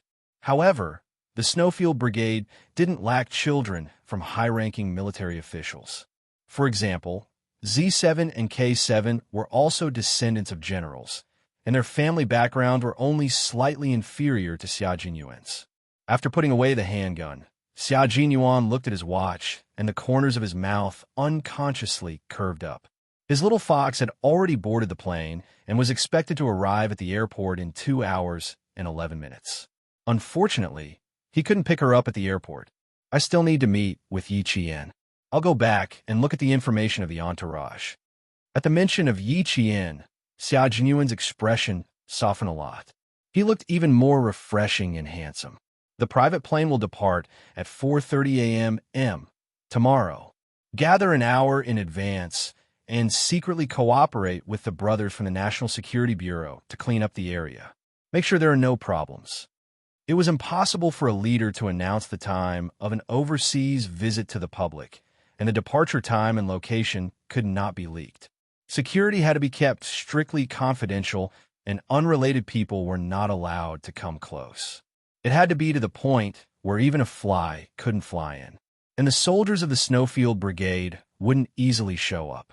For this mission, they knew which brothers of the National Security Bureau and Zhong Nanhai were involved. However, the soldiers of the two teams didn't know that the soldiers of the Snowfield Brigade were among the staff. That was why Xia Jinyuan said that they were secretly cooperating. The four left the armory and then left. Xia Jinyuan drove alone. Yi. The plane arrived at Beijing Airport at 11 o'clock in the evening and didn't arrive at the military zone until 12:30 in the morning. At this time, there were only 3 hours left before the visit of the neighboring country. Girl, this is as far as Lutuan, and I can send you. After you get off, go to the sentry post. Someone is waiting for you there. When they arrived at the entrance of the military headquarters, Political Commissar Yin smiled at Yi Qian, who had closed his eyes to rest for more than 2 hours on the plane. If you have any problems after you leave the country, you can report to the secretary at any time. If you find something urgent, don't make the decision yourself. Try to report it first and then deal with it later. There's only one thing you can make a prompt decision on. Other than that, you must be careful. Before leaving, Chun Chun reminded him. She was afraid that Yi Qian would be impulsive and leave a bad impression in front of the leader. Chapter 472. Yi Qian knew that there was only one thing she could decide for herself, and that was when it was time to draw her gun. Facing Lu Tuan and the political commissar's instructions, she smiled faintly and said, "Political Commissar, Lu Tuan, please don't worry about me. I will not make any mistakes." Yi Qian was quite confident in herself. She was best at not making any mistakes. The two regimental commanders believed her words. This girl was smart and eager to learn. When she was quiet, her temperament was tranquil and distant, like a landscape painting. She gave people the impression that she was well-behaved, obedient, and didn't need people to worry about her. She was well-behaved and clever. At such a young age, she was still calm and composed in the face of such an honor. She didn't have the slightest bit of arrogance. Just this calmness alone was enough to make people feel at ease. Lu Tuan and the political commissar said a few words to Yi Qian to take good care of herself. Only then did they let the driver drive them out of the military area and towards the military area guest house. They had a meeting tomorrow. It was already the middle of the night, so there was no need for them to go in. Yi Qian held her camouflage luggage in one hand and a permit to enter the military area, as well as a military letter in the other, as she walked towards the sentry post. At 12:30 in the morning, the sentry post at the entrance of the military area wore a neat military uniform and held a Type 95 handgun. His expression was as solemn as a pine tree. When he saw Yi Qian walk over, his gaze first fell on the camouflage luggage in her hands. Although he didn't point the gun at Yi Qian, he said in a dignified voice, "This is a military area. Do not come near." The importance of the sentry post was to deter enemy agents, gang members, and miscellaneous personnel. It was to prevent them from carrying out sabotage activities and create a huge psychological impact on the bad forces. The steel guns in their hands didn't have live bullets, only 5 empty shells. Even so, no matter who it was, they would be in awe when they saw the sentry post with a gun. It made the people feel at ease and safe. Yi Qian placed her luggage by her feet and gave a very standard military salute. "Hello, I am a student who is here to report to the military area. This is the military letter and my permit." Yi Qian handed the military letter and pass that he had been holding in his hand when he got off the carriage to the other sentinel. Facing the 2 steel guns, Yi Qian did not feel fear, but a sense of familiarity. The sentry took the letter and read it carefully, but did not let them go immediately. His gaze was still cold and stern as he said, "Please wait at the side. We need to confirm it again." This was normal procedure. Yi Qian smiled and stood to the side as the sentinel confirmed and let them pass. Didn't he say that someone was waiting for him at the sentry post? Why wasn't there any? In the middle of the night, the military area was heavily guarded. The street lamps were lit up, illuminating the majestic corner of the military area. In the hazy night, it showed the mystery, grandeur, and inviolable majesty of the country. The national emblem in the center of the gate was illuminated by a snow-white lamp. It was the brightest and most solemn scenery in the entire night. Someone's footsteps were slightly hurried as he strode through the military zone. The tall and straight figure exuded an awe-inspiring aura as he walked out from within. Yi Qian watched as the figure walked out of the darkness, passed through the sentry box, and came before him step by step. The familiar scent of mint, the familiar face, and the most familiar, soft smile that made his heart tremble. "You are the person who is here to pick me up?" After asking, Yi Qian felt a little silly. Since he came out, he was naturally the person who was here to pick him up. Xia Jinyuan took the luggage from her hands, raised his eyebrows, and smiled. "That's right. I am the person who is here to pick you up." Chapter 473. Pick her up? Yi Qian couldn't help but take another look at him. He was wearing a black suit, yet he said he was here to pick her up? Shouldn't he be wearing a military uniform? Why was he wearing a suit and leather shoes? He looked so elegant, as if he had just walked out a cocktail party. Yi Qian's focus was on why he was wearing a suit, while Xia Jinyuan's focus was on why this girl was so calm when she saw him coming out. Couldn't she be a little surprised? He smiled and asked, "Come, let me see if you're a little surprised." "Why do I feel that? You're not surprised at all. Every time we meet, Captain Xia, you don't give me a surprise. You always give me a shock." The more she didn't want to have too much contact with him, the more likely they would bump into each other. They could even enter the same hotel together. Hearing such words again, Xia Jinyuan was immune to them. He had left for less than 5 minutes because of a small matter, but the person he had been waiting for hours just happened to arrive when he was about to leave. He felt a little regretful that he didn't greet her immediately, but now that he saw her, he felt quite satisfied. However, This little mouth of hers never said anything that made him suddenly happy. She always said something that made him not know whether to laugh or cry. She was so calm that it made him feel helpless. Xia Jinyuan's thin lips curled up slightly as he looked at Yi Qian, who had followed him into the military area. Under the dim moonlight, she looked more gentle than she did during the day. She was so well-behaved that she looked like a little fox that had just walked out of a fox's den. There was no craftiness, only obedience. Xia Jinyuan only felt a feather gently tickling his heart, tickling it. He raised his hand and stroked her hair gently. "Don't worry, Miss Gu, but I'm pleasantly surprised, and I'm very happy that you're here." He spoke softly, causing Yi Qian to look up at him. The moment their eyes met, Yi Qian's breathing quickened slightly.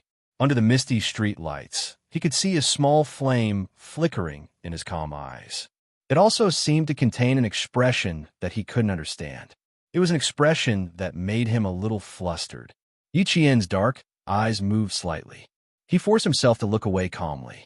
As he clenched his fists, he smiled and said, "Extremely happy? You must be overjoyed to see that I'm finally here, and you don't have to be scolded anymore." When they met, she had to get used to his ways and slowly learn how to deal with him. Yi Qian gently loosened his clenched fists and smiled faintly. "My flight was at 8. I rushed over immediately after I got off the plane. I didn't waste a single minute in between. I think the leaders also know that I can only come over at this time. They probably won't let Captain Xia get criticized." Overjoyed, let's see what he has to say if I understand it this way. What was there to say? He felt that every time they met, this little fox was becoming bolder and bolder in front of him. The way she avoided him was also becoming more and more spirited. He began to properly spar with her, and then they would meet again to counter each other's moves. Xia Jinyuan was pleasantly surprised to find that he really liked the way they got along. He laughed deeply, and his gaze became increasingly gentle like water. His deep eyes seemed to shine with the moonlight, so bright that it was as if he could see through her thoughts. "My overjoyed mood really has nothing to do with the leaders. It's just that I'm overjoyed because you're here." There was some distance between the entrance of the military zone and the office building, so Xia Jinyuan had enough time to slowly chat with Yi Qian, who he hadn't seen for nearly a month. It was about love, but it was close to liking. That was how overjoyed he was. Chapter 474. But to Yi Qian, she didn't want to continue chatting with him with a smile. That night by the Swan Lake in school, she clearly saw the gleam in his eyes, as if he was hunting prey. He was like a ferocious beast waiting for an opportunity to strike. And she was his prey. At that time, his smile was just a facade. Even if such a person stood still, he would still be like a lofty mountain that could not be reached. Even if he was as easygoing as a spring breeze, after a short moment of confusion, as long as he smiled faintly, one would immediately remember how far away he was from him and how dangerous this man was. Yi Qian wasn't afraid that he was unapproachable. What she was afraid of was his easygoing manner and his low chuckle. She pursed her lips and said coldly with a faint smile, "I was just happy that I arrived in time. Captain Xia won't be unable to report to the higher-ups." Every time he said a sentence, he would laugh in a low voice. His laughter made her heart tremble. In the silence of the night, listening to his gentle laughter, Yi Qian kept reminding herself that she must always keep a distance from this dangerous and elegant man.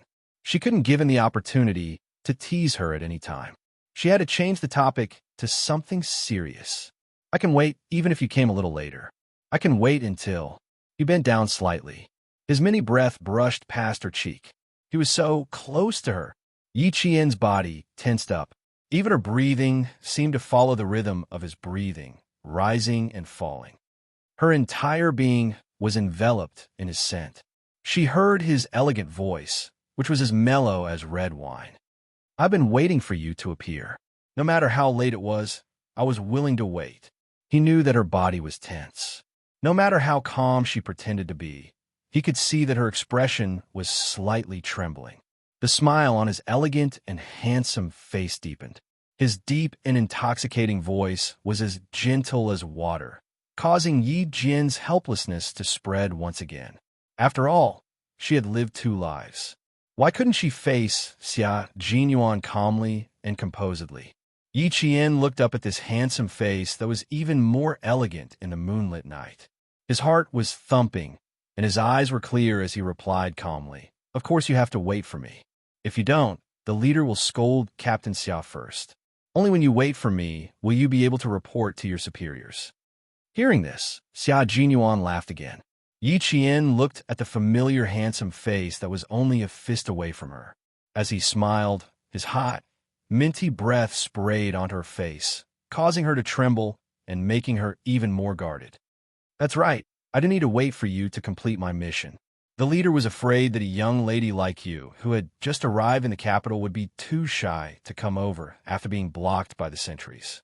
When he asked me to come out to receive you, he repeatedly reminded me that the sentries were all black tigers and that there was nothing to be afraid of. In the end, you came after I left for a while. I almost couldn't complete my mission." Xia Jinyuan knew that she was avoiding the topic. He stopped teasing her and went along with the topic. "There's a small meeting inside. You don't have time to rest, so you have to attend it immediately." Yi Qian was finally able to look at him calmly. She nodded and said seriously, "I rested for more than 2 hours on the plane. I'm not sleepy now. I can attend it immediately." Chapter 475. Okay, an important leader will ask you some questions later. You just have to answer them one by one. Don't be afraid. It's just a normal question. Just as they were about to enter the office building, Xia Jinyuan grabbed Yi Qian's hand and squeezed it gently. "Look at me if you're really nervous. I'll sit opposite you." Her palms were sweaty. Xia Jinyuan thought she was nervous, but in reality, Yi Qian was nervous because she was facing his gentle smile. Facing him compared to facing a leader. Why did she feel more nervous? Sitting in the conference room, Yi Qian answered the questions of a lieutenant general. He was indeed an important figure, but she was not nervous at all. "Young lady, you've got guts. The army needs bold young ladies like you." The lieutenant general of the army was one of the accompanying leaders. He was wearing a military uniform, and each of the golden stars on his epaulettes exuded a military aura that could not be looked at directly. Other than the military aura, there was no other fluctuation in the entire conference room. As soon as Yi Qian entered the conference room and faced several military leaders, she immediately adjusted her position. She was no longer a student, but a soldier. When the Southern Province Military District recommended you, all of us were very surprised. From the photo, we saw that you were wearing a school uniform. You were pretty, obedient, and not aggressive. None of us expected you to be a soldier trained by Chen Dongfeng. A soldier trained by a world-class sniper has the aura of a soldier. I feel comfortable looking at you. Don't worry. The lieutenant general was obviously more satisfied with Yi Qian than when he saw the photo. He asked her in detail how her training in the military was going. Did she have any good suggestions? He even asked her about Yi Qian's future. Yi Qian answered unhurriedly. She completed every sentence without any hesitation. Her answers were as gentle as a spring breeze, and she did not have any stage fright. Sitting opposite her, Xia Jinyuan's handsome face was cold, but he was smiling in his heart. Occasionally, he would look at Yi Qian with undisguised admiration. He wanted to look at her gently, but there were 3 leaders around after all. The little fox had just arrived, so he didn't want to add to her troubles. Restraining his gentleness, there was no need to hide his admiration. A 16 or 17-year-old little fox was received by a lieutenant general of the army, and at the same time, there were 3 colonels. These were all important figures who could shake the entire army with a stomp of their feet. Seeing that his little fox wasn't afraid and was still calm and collected, not everyone had this kind of composure. He admired her openly, so why would he need to hide it? On the surface, Yi Qian appeared calm and composed, but the man's gaze was burning like fire. It made her mouth dry up. In front of a lieutenant general and 3 colonels, he actually didn't restrain himself. Yi Qian, whose head was throbbing with pain, had the urge to have a good fight with Xia Jinyuan after the meeting. Let's see if he still has the face to show up in front of me after I beat him black and blue. There are still 2 hours until 4:30. Colonel, show the information in your hands to Yi Qian. The lieutenant general picked up the military cap on the conference table and smiled at Yi Qian. This colonel is also one of the accompanying staff. If you have any questions, you can ask him. Finally, the lieutenant general finished his questions. Before he left, he didn't forget to say to Yi Qian, "The younger generation will surpass us in time. Good luck." Chapter 476. It was just a meeting, but the lieutenant general had already acknowledged Yi Qian's capabilities and expressed his admiration for her in every way. When the three colonels saw Yi Qian off with a military salute, they all returned the salute with a serious expression. After they put down their right hands, they smiled at Yi Qian and gave her a few words of advice before leaving. After the three important leaders left, the air in the large conference room became much smoother. Xia Jinyuan watched as she secretly patted her chest and couldn't help but raise his eyebrows and laugh. "I thought you weren't afraid, but it turns out you hit it well. Sit down. I'll get you a glass of water to moisten your throat. You talked so much and stayed up all night. Don't lose your voice when you board the plane early in the morning. You're going to build a bridge of friendship between the students of our country. You have to let them know our country's sincerity." Yi Qian only knew that she was going to a country that had just calmed down, but she didn't know which country it was and why the country's leaders chose to go there at this time. Hearing this, she sat down in the large conference chair and sighed deeply. She smiled and sighed. "I wasn't afraid at all, but you. Captain Xia, are you also so presumptuous in front of the leaders? You keep staring at me. I was fine at first, but when you looked at me from time to time, I became very nervous and thought I said something wrong." Xia Jinyuan, who was pouring water, heard this, and a dark light flashed across his deep eyes. Then, a faint smile appeared on his thin lips. He walked over and handed the cup to her. He raised his eyebrows slightly and asked in a low voice, "That's strange. Leader, you're not nervous. Instead, you're nervous because I look at you. This doesn't make sense." "It does because you..." Before she could finish her sentence, Xia Jinyuan, who was leaning against the conference table, suddenly bent down.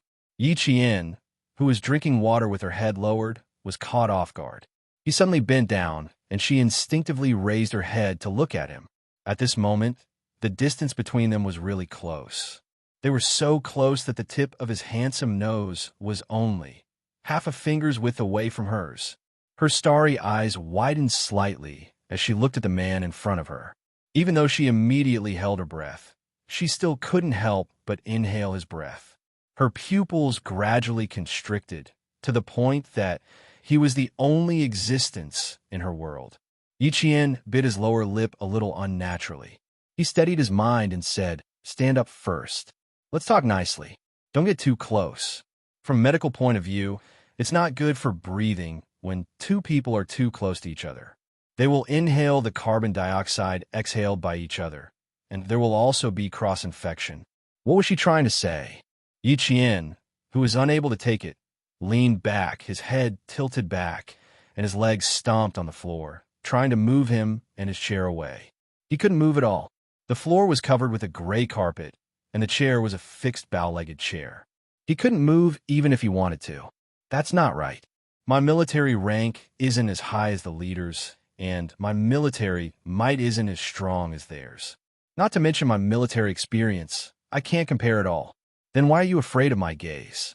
This doesn't make sense." As he spoke, he raised his hand and used his thumb to gently stroke her smooth and delicate chin. Yi Qian's entire body froze.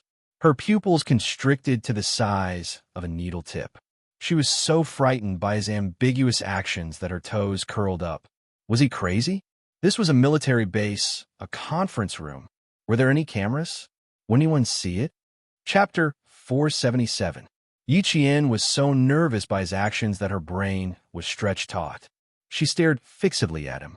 If he dared to do anything else, should she directly knee him and teach him a lesson? What if he made a commotion and attracted the attention of his sentries? Wouldn't both of them be in trouble? No matter how capable Yi Qian was and how calm she was, this was her first time entering the heart of a country's military power. She was really shocked by Xia Jinyuan's bold actions, but she didn't dare to act rashly. Yi Qian began to force herself to calm down. Only by calming down could she face him calmly. His fingers did not move away. As he rubbed her chin, he lifted her chin so that she could look into his eyes. Yi Qian didn't avert her gaze. She listened quietly to his deep voice and said with a faint smile, "And we're so close. How could you be afraid of my gaze? Unless what?" When he paused intentionally, Yi Qian's blood finally began to flow back to her body. She finally suppressed the palpitations in her heart. She raised her hand and brushed away his right hand that was rubbing her chin. Her eyes narrowed slightly as she looked at the handsome face in front of her. She said calmly, "It's precisely because we're so close that I'm afraid that I'll say something wrong and disappoint the leader when you correct me in front of him. Your gaze is very sharp. Every word I say needs to be taken seriously and carefully considered before I say it. I'm afraid you'll think I'm exaggerating. After all, we're so close that I know a lot." If what she said was true, then Xia Jinyuan's smile gradually disappeared from his handsome face. He slowly straightened his body and looked at her quietly. After a long while, he smirked and said in a low voice, "No, Yi Jian, you can't be afraid even if you're facing someone you're familiar with. At the very least, you can't easily say that you're afraid. Outside, danger is everywhere. Once you're afraid, you'll definitely reveal your weakness." His gaze was even colder than hers, so cold that even his bones were bursting with sternness. When carrying out a mission, your fear will become your weakness. Your every move will become the best target for the enemy. His aura was no longer gentle and refined. When he faced her, there was a coldness that only soldiers would have. Yi Qian felt a chill in his heart as he slowly stood up and collected all his emotions.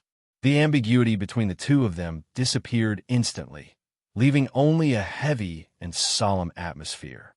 "I understand what you mean. Were you testing me just now?" Hearing her question, Xia Jinyuan raised his eyebrows and said, "That's right, I was testing you. That's because I've noticed that whenever I look at you, your eyes will flicker unnaturally. Yi Qian, if you want to become a Special Forces soldier, first of all, you need to maintain a perfect state of mind in any non-personal situation. Don't let your emotions affect your gaze.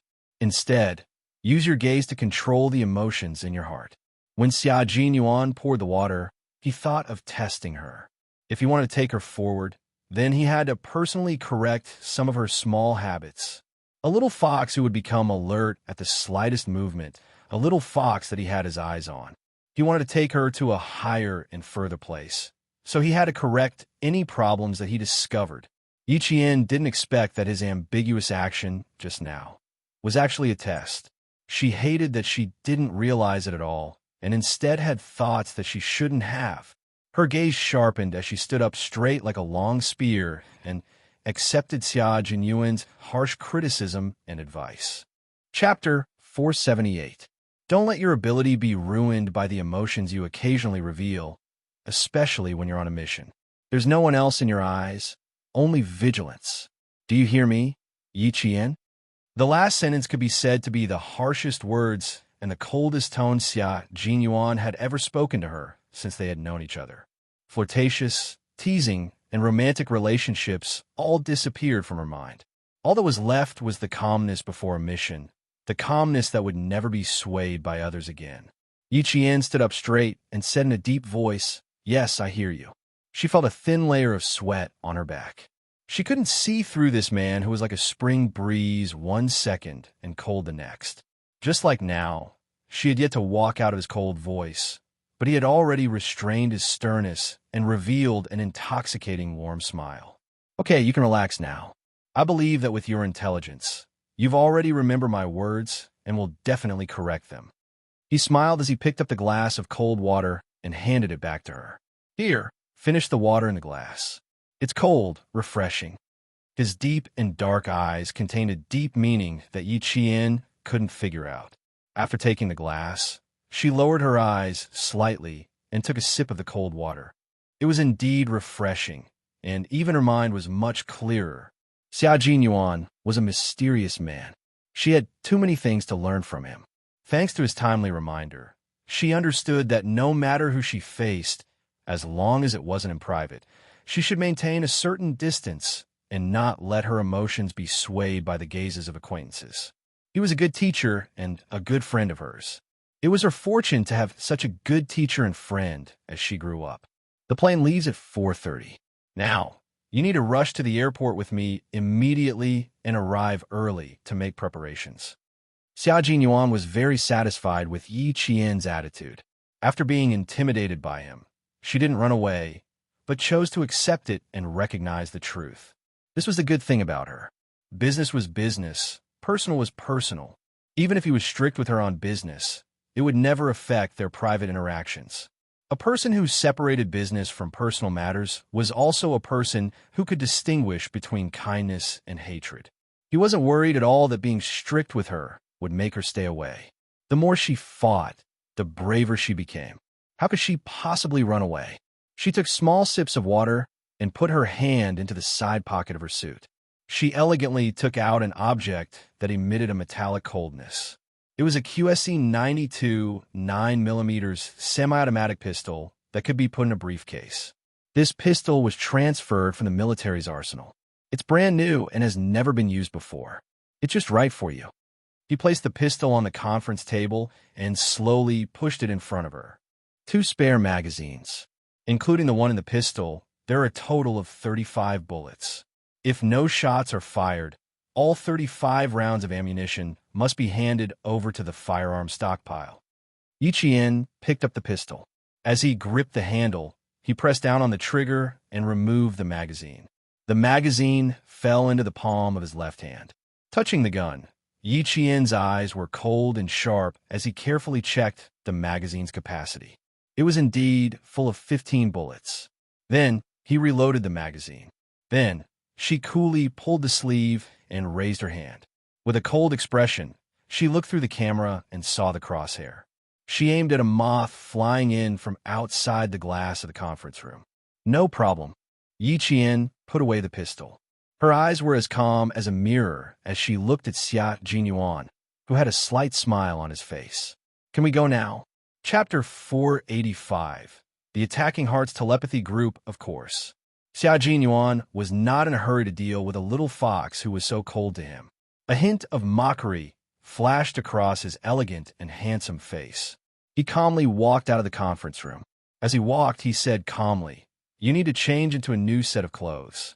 The Ministry of Foreign Affairs has prepared a brand new school uniform for you." "I need to change into a brand new school uniform?" Yi Qian took the bag he took out from the cabinet.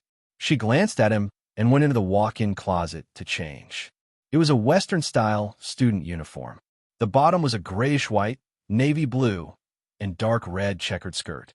The top was a white shirt and a navy blue blazer with grayish-white edges. The top was a pair of black leather shoes and a pair of white lace socks. Yi Qian suddenly had the urge to go back to the bathroom and change back into the provincial number 1 middle school uniform. This student uniform, why did it feel a little strange when she wore it? Xia Jinyuan, who was waiting outside, saw her tugging at her skirt uncomfortably. His eyes darkened, and his sexy Adam's apple involuntarily slid up and down. The little fox's student uniform made the blood in his body restless. He pursed his thin lips and contacted the logistics department through his earpiece. Change into another set. Her legs were too long. What was supposed to be a knee-length plaid skirt had turned into an extremely short skirt. Her straight and slender legs were exceptionally smooth and fair. They were so shiny that his eyes were a little dazzled. Yi Qian immediately let out a long sigh of relief. "Wear pants. This skirt is too short. I'm afraid it'll be rude if I bend over." Wear pants." Xia Jinyuan agreed that it was better to wear pants. Soon, the logistics department sent over a pair of pants from the same series. At the time, he had considered the difference between a skirt and a pair of pants. He felt that a skirt would be more suitable for a girl, but he was afraid that it wouldn't work, so he bought both. Luckily, he had a pair of pants. After changing into a pair of pants, Yi Qian's expression instantly became much more natural. He swept his legs across the changing room. Not bad. The pants were elastic. When she came out again, Xia Jinyuan really felt that his little fox looked very beautiful in the school uniform. Her legs were long and her waist was slender. Her shoulder-length hair was tied up high with black elastic bands, revealing her beautiful face. Her watery eyes faintly revealed a cold and ruthless expression. She was the kind of beauty that he liked. It's getting late. The car is waiting for us downstairs. Xia Jinyuan cleared his throat and discreetly narrowed his eyes. At the same time, he hid his amazement at her in his heart. Regardless of whether it was day or night, the office building in the military district was exceptionally quiet. There were no soldiers in military uniforms coming and going. Yi Qian felt that this place was filled with an inviolable solemnity. After walking out of the office building, Xia Jinyuan took a briefcase from Soldier. He nodded slightly to express his gratitude before taking Yi Qian to the airport. In one night, Yi Qian had already made a round trip to the airport. We'll arrive at the airport in an hour. You can rest for now. I'll wake you up when we arrive. Xia Jinyuan also sat in the back seat. His every move was a soldier's code of conduct. He didn't tease Yi Qian with words or actions. This was a time for Yi Qian to accumulate experience. He wouldn't tease her to the point that she would put all her attention on him. The distance from the sentry post to the office building was the only time they had private time. After that time, the two of them had to restrain themselves and focus on the mission. Chapter 479. It was almost 2 o'clock in the morning, and there were still 2.5 hours before the plane took off. All the departments were in position. The State Security Bureau and Zongnanhai had already arrived at the private jet building, and the security personnel were conducting a thorough inspection before the plane took off. The flight route inspection team had finished all the work before the plane took off in China. They were just waiting for the plane to take off, and they would immediately start preparing for the arrival of the plane from abroad. They would then hand over some work to the Foreign Affairs Department. The 4 soldiers from the Snowfield Brigade had also arrived at the private jet building and were secretly inspecting the place.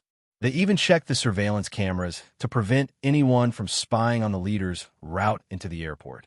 The flight crew in the private jet building were all on standby, and they all cooperated with the security personnel's inspection.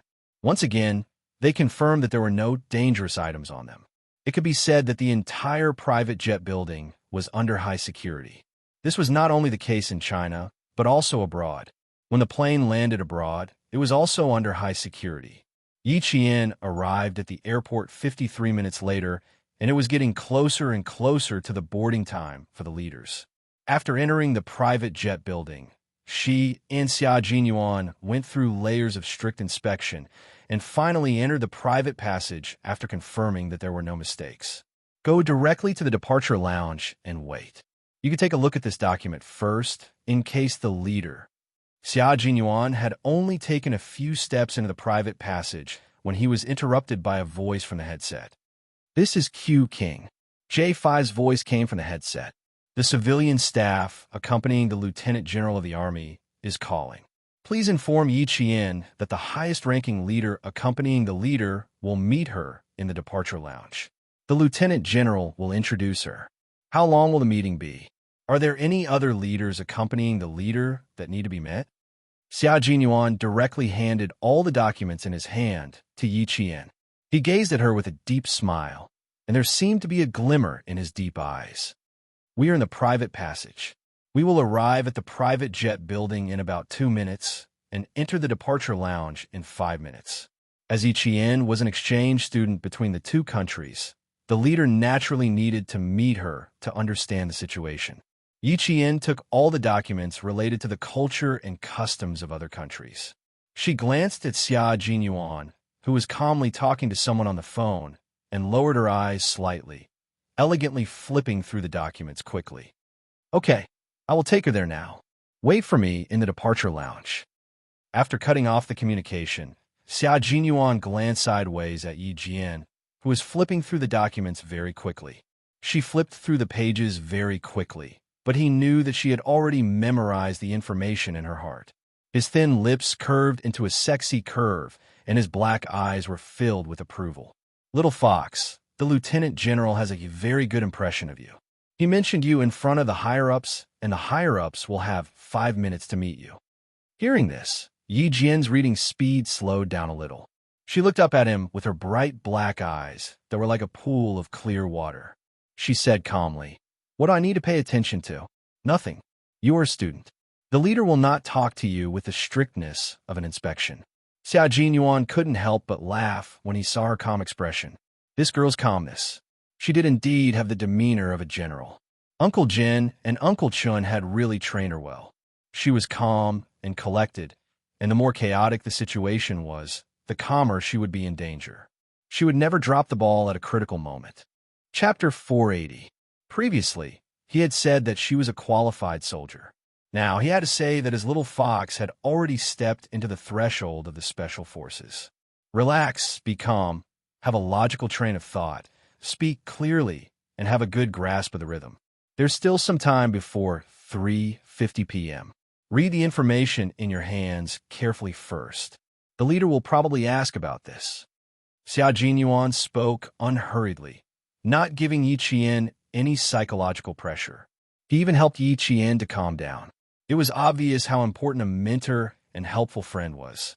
Not only would they not drag you down, but they would also help you at any time and give you pointers. Yi Qian smiled and looked at him with a faint smile in his eyes. The Xia Jinyuan at work was completely different from his usual self. Even though he was speaking softly to her now, he did not hide the sword-like sharpness between his eyebrows. Every look in his eyes was cold and full of masculine charm.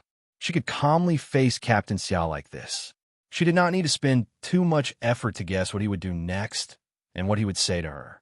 She could not help but sigh. Captain Xia, you're really good to me, especially when I have a question to ask you during work. I feel very at ease. Instead, you're not serious when you're resting and make me worry? Not serious? Make her worry? This sudden comment made the corner of Xia Jinyuan's mouth twitch uncontrollably. How was he not serious? Why did he make her think that way? If he was really not serious, he could do whatever he wanted to her immediately. Oh, he cannot. He could not do whatever he wanted. His little fox's claws were sharp and would scratch him until he was covered in blood. Xia Jinyuan narrowed his eyes, curled his lips, and said calmly, "Why would you think that? Did I do anything impolite? I don't think so. Other than that time in the military conference room, I really don't remember anything else. I didn't do anything impolite. I won't let Captain Xia do anything impolite to me. It's just a feeling. That's how I feel. Captain Xia, don't you think that sometimes you really like?" Yi Qian closed the 10 pages of documents that he had finished reading. He frowned slightly as he looked at the flawless, handsome face. He smiled faintly and said, "You really like to say things that will cause misunderstandings. I didn't take it to heart the first or second time, but after a while, I can feel that you like to tease me the most and find it amusing. It's so sad. It turns out that I'm not serious in your heart, and I'm just teasing you. TSK, TSK, TSK. Little fox, your crude way of speaking is really hurtful." How could Xia Jinyuan be sad? In fact, there was even a hint of joy in his tone. A dark light began to flow in the depths of his ink-like eyes, and occasionally there seemed to be sparks bursting out, making him look dangerous and mysterious. Then can you think carefully about why I'm like this? The color of his pupils was really very deep, so deep that it was like the sea and the bottom could not be seen. The color was especially dark, and it hid everything about him. No one could guess what he was thinking.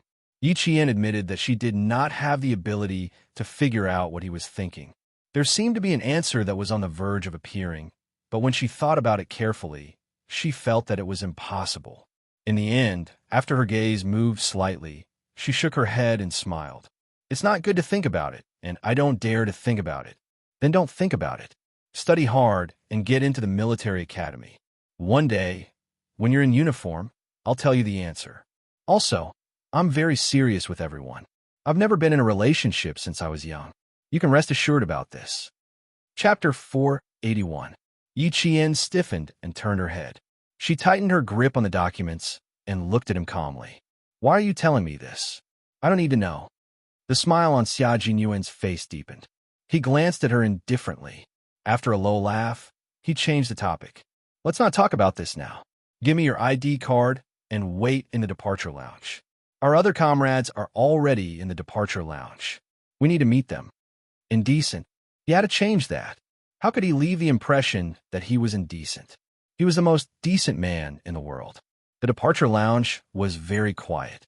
The staff and security guards maintained absolute silence. Even if they needed to talk about work, they would speak softly so as not to disturb them. Yi Jian thought that she wouldn't need to be checked again when she arrived at the departure lounge. However, when two security guards stood out and blocked her way, she realized how strict the security was when the leader went out. Xia Jinyuan opened the black briefcase in his hand. There were no documents inside. Instead, it was a briefcase gun developed for covert security. The trigger and safety could be operated through a linkage on the handle of the briefcase. The gun could be fired directly from the briefcase. All the guns and ammunition had official documents. The security guards looked at them carefully and checked the list of names in their hands. Only when they were sure that the person in question would they let them go. This was the last checkpoint. There was no need for further checks. The atmosphere in the departure lounge was relatively solemn. Several airport staff saw the two of them enter and lower their heads to flip through the folders in their hands. A male staff member walked over without any footsteps. "Hello, please take your boarding passes." Yi Qian took the tickets and said, "Thank you." He looked down and asked Xia Jinyuan, "Are we sitting together?" "No, I'll be in the back cabin. You'll be in the business class. You'll be sitting with the leader." Xia Jinyuan tapped his ticket with his slender fingers and said with a smile, "The accompanying staff are all in the passenger cabin. In the business class, there will be an interpreter, a doctor, and a clerk who can communicate with foreign tower lights at any time." The two of them chatted as they walked. J5, G3, and K7 of the Snowfield Brigade came out from various places. When they saw Yi Qian, they raised their eyebrows slightly and walked over with faint smiles on their faces. Yi Qian knew the three of them. Their appearance made Yi Qian realize something. He said to Xia Jinyuan softly, "Even you guys are here. Why do I have a feeling that something will happen after we leave the country?" "It's hard to say. This is a country that just went through a war. There are bullets everywhere on the streets. There are also tanks destroyed by artillery shells. It's hard to say what will happen." Xia Jinyuan and smiled. "Or why would they need a special student to accompany the leader? Little fox, your responsibility is more important than ours." His voice was soft, and only the two of them could hear him. Hearing this, Yi Qian's heart calmed down and his expression became calmer. "I see. It seems that even the itinerary of this visit is confidential. No one in the country knows about it. You're only realizing now. Is this something I can think of?" Yi Qian glanced at him and saw J5 walking faster. He was dressed in a black suit and looked elegant and capable. Even his hairstyle was trimmed to match the image of an accompanying clerk. Chapter 482. In special situations, even when they met, J5 merely smiled and nodded. When they got closer, J5 smiled and said, "Every time we meet, we always fight side by side in unexpected places." Then, he gestured at Yi Jian's height and said to K7 and G3, who were more reserved, "Did you notice? That little girl in Australia has really grown up. She's grown from a little thing to a tall one." Yi Qian's height was indeed considered tall in the South. She was 167 meters tall and slender. She had a gentle temperament unique to Southern women. She was indeed no longer the little girl in Australia. Faced with their warm and friendly greetings, Yi Qian smiled and said, "Long time no see, comrades. I hope that we can continue to fight side by side like before. We are invincible." "I love to hear that." G3, who had always been cold, opened his mouth. His gravelly voice contained a hint of a smile. "I look forward to your performance. Let us see how much you've improved." Ever since they knew that Xia Jinyuan had the intention of letting Yi Qian graduate and join the Snowfield Brigade, they were very clear about their expectations. The Snowfield Brigade had been established for a long time and had never had a female soldier join it. In the past, they didn't feel that there were any problems when they didn't have a female soldier. However, as more and more missions went abroad, they felt that female soldiers had more advantages. If Yi Qian was really qualified, they would be very happy to welcome her. K7 looked up slightly and nodded. He was a man of few words. "Me too." Then, he added, "I'm the accompanying doctor. If the leader feels unwell, you can look for me at any time." What he meant was that he would follow closely by the leader's side. If anything happened, Yi Qian could look for him immediately. One had to be able to immediately understand the hidden meaning of a person who cherished his words as if they were gold. Fortunately, Yi Jian was quick-witted. Upon hearing this, her black eyes were filled with understanding. She said softly, "Okay, I understand." The accompanying doctor was also sitting in business class. Did that mean that J5 was also sitting in business class? Xia Jinyuan saw that Yi Qian didn't feel any pressure interacting with his comrades. The expression between his brows was even similar to that of soldiers who had blood on their hands. There was a hint of coldness in his elegant and handsome face. His eyes were focused and gentle as he gazed at Yi Qian.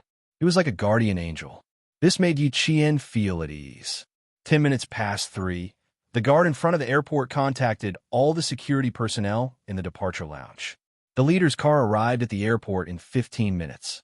And 20 minutes later, they arrived at the departure lounge. It was 10 minutes earlier than the scheduled time. They were going abroad for a secret visit. Only the accompanying security personnel knew who the leaders were, and one of them was from the Snowfield Brigade. As a student, Yi Qian didn't have to be on high alert like Xia Jinyuan. Instead, he obediently sat in a soft chair and quietly waited for the leaders to arrive. As the time drew closer, Yi Qian memorized all the information about the countries he was going to visit. He also looked at the itinerary and detailed maps of the surrounding areas. As a diplomatic staff member, Qin Xiu, who was the designated translator for the leader, walked in and saw the girl who stunned him under the morning sun. She was also the girl who patiently waited for him when he got lost. Yizhong High School, Yi Qian. Chapter 483. When he saw her name on the list, he even thought it was someone with the same name. It wasn't until he looked at the information that he confirmed that she was Yi Qian from the first high school of the province. Yi Qian didn't see Qin Xiu. There were a total of 10 people in the leader's group. She stood in the same position as everyone else in the departure lounge. She looked straight ahead with a faint smile on her face. When she saw the leader walking towards her and taking the initiative to greet her, even someone as calm as Yi Qian couldn't help but feel her heart race for a few seconds. She often saw him on TV, and he would also appear when there was a major disaster in the country. Such a big shot was now standing in front of her, and he was praising her to all the people accompanying him. "You're smaller than in the photo, much smaller than in the photo. You look very smart. Nan Province is a beautiful place. Every place has its own people. This young lady is not bad. She has the spirit and beauty of Nan Province. She's a talent." She was chosen to be in front of the leader and was responsible for the student exchange between the two countries. She was also responsible for the leader's personal safety. How could she not be a talent? He also asked about Yi Qian's academic performance. At the same time, as Xia Jinyuan said, he also asked her if she understood the culture of South Asia. Under the gaze of a group of powerful leaders, Yi Qian answered in a clear and orderly manner. Qin Xiu saw this and raised his eyebrows slightly. A faint smile appeared on his handsome and elegant face. This girl was indeed a talent. She was so young, but she had already walked beside the leader and accompanied him abroad. The student exchange between the two countries was mainly to accompany the daughter of the new president. With Yi Qian's performance, she was indeed qualified to do so. J5, G3, and I will sit in the back of the cabin. You and K7 will sit in the front with the other leaders. If there's anything, contact K7 at any time. He will take care of it. Soon, it was boarding time. The airport crew had received many foreign leaders before. They greeted them politely and elegantly and began to check in. As a student, she was closest to the leaders. She was standing side by side with the Major General of the Army and 2 other generals of the military region. On her right was a tall and slender man who was also wearing a black suit. "Come with me." The man on the right spoke softly. His voice was as gentle as the morning breeze, but there was a hint of coldness in it. "You can sit in the same row as me. We can walk together." The man spoke. Yi Qian turned to look at him. She almost couldn't understand Qin Xiu's sense of direction. Was he also a staff member? No, he was not a staff member. The clerical staff in the business class was J5, and the accompanying doctor was K7. If he was not a leader, then he was the accompanying diplomatic translator. I'll be in charge of translating for the leader, and you'll be in charge of communicating with the president's daughter. We should have a lot to discuss in the next 7 days. As he walked, he whispered to Yi Qian in a low voice so as not to affect the conversation between the leaders in front of him. The president's daughter is a high school student who loves our country's culture very much. This is also the reason why they sent you here. Yi Qian, who was a little nervous, gradually relaxed. He nodded and said with a smile, "Thank you for the reminder. I will do my best to let the president's daughter, Miss Petty, have a deeper understanding of our country's culture." Chapter 484. You'll definitely do it. I believe in you. Qin Xiu smiled and walked elegantly with his slender legs. He had long been used to accompanying the leaders on overseas visits. His posture was natural, and his every move was calm and confident. "Follow me, and everything will be fine." He was so sure of Yi Qian and said with a smile. Xia Jinyuan, who was walking at the back, narrowed his dangerous black eyes slightly. The one who was walking very close to Little Fox in front and even thoughtfully raised his hand to hug Little Fox and remind her to stay half a step behind the Major General was the famous Qin Xiu of the Qin family. It was not a problem for him to remind Little Fox to be careful, but the main problem was that when he lowered his head and smiled at Little Fox, it was as if he was an acquaintance. The Qin family was a house full of noble people who valued family status, especially old Madame Qin. Until now, she had been at odds with the old madam of the Qin family. They had been at odds since young and were still at odds with each other, even when they had many children and grandchildren. In the words of the old master, the two were enemies in their previous lives and could not get along peacefully in this life. Stop looking. If you keep looking, I'll think you found something unusual. G3's lips moved slightly, and the taut expression on his cold and hard face disappeared. He did think that Q King had found something unusual and subconsciously became alert. Xia Jinyuan calmly withdrew his gaze and did not pay any more attention to Qin Xiu. He coldly escorted the leaders walking in front into the front cabin. The front cabin was not luxurious. The first thing Yi Qian saw was a painting of the Great Wall of China in the painting of the 4 seasons of spring, summer, autumn, and winter. There was an identity card at the front left door of the cabin, clearly indicating the nationality on it. This was the place the leaders had to pass when they walked out of the cabin. After boarding the plane, the accompanying staff were arranged to sit in the back cabin. Xia Jinyuan and G3 were also part of the accompanying staff. They were placed in the back cabin with a seating arrangement of 3-4-3 with several interpreters and guards sent by Zhong Nanhai. The leaders who entered the front cabin were led to their seats by the flight attendants. After fastening his seatbelt, the leader glanced behind him and smiled as he instructed Qin Xiu. "Little Qin, you have to take good care of Xiao Yi. She's the youngest among us. Take good care of her. If she's hungry, she can eat whatever she wants." On TV, the leader who attended the conference was particularly serious, but in private, he was also a kind elder. Qin Xiu often followed the leaders on visits, so he didn't feel any pressure in the face of the leader's instructions. He answered calmly, "Don't worry, I know Xiaoye before. There was one time when I got lost on the phone and almost fell into the lake. It was her who reminded me in time and saved me from trouble." Not only was he calm, but he was also very good at adjusting the atmosphere.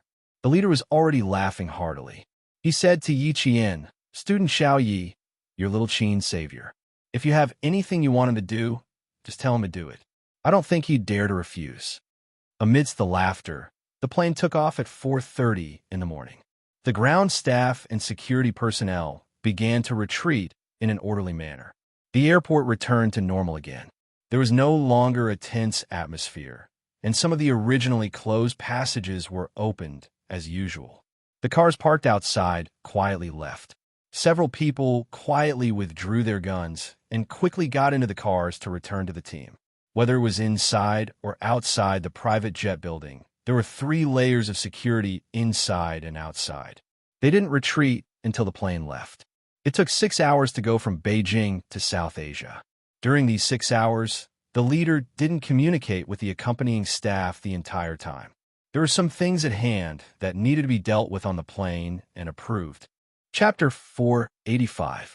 Pakistan, which is about to arrive, is a friendly country with China. Even though their new and old governments have just completed the handover, it doesn't affect their warm welcome to China's leaders. Yi Qian knew that China and Pakistan were friendly countries even in the 20th century. Their diplomats even said that China and Pakistan were all-weather friends, and Chinese leaders would receive very high treatment when visiting.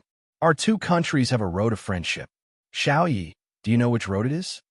The plane flew for 2 hours, and right after breakfast, the leader was like an easygoing elder. He started to ask questions in a friendly manner. He even leaned his body forward so that Yi Qian could talk to him. Yi Qian was afraid that the leader would suddenly talk to her, so she even cut short her mealtime to maintain her best posture and answer questions at any time.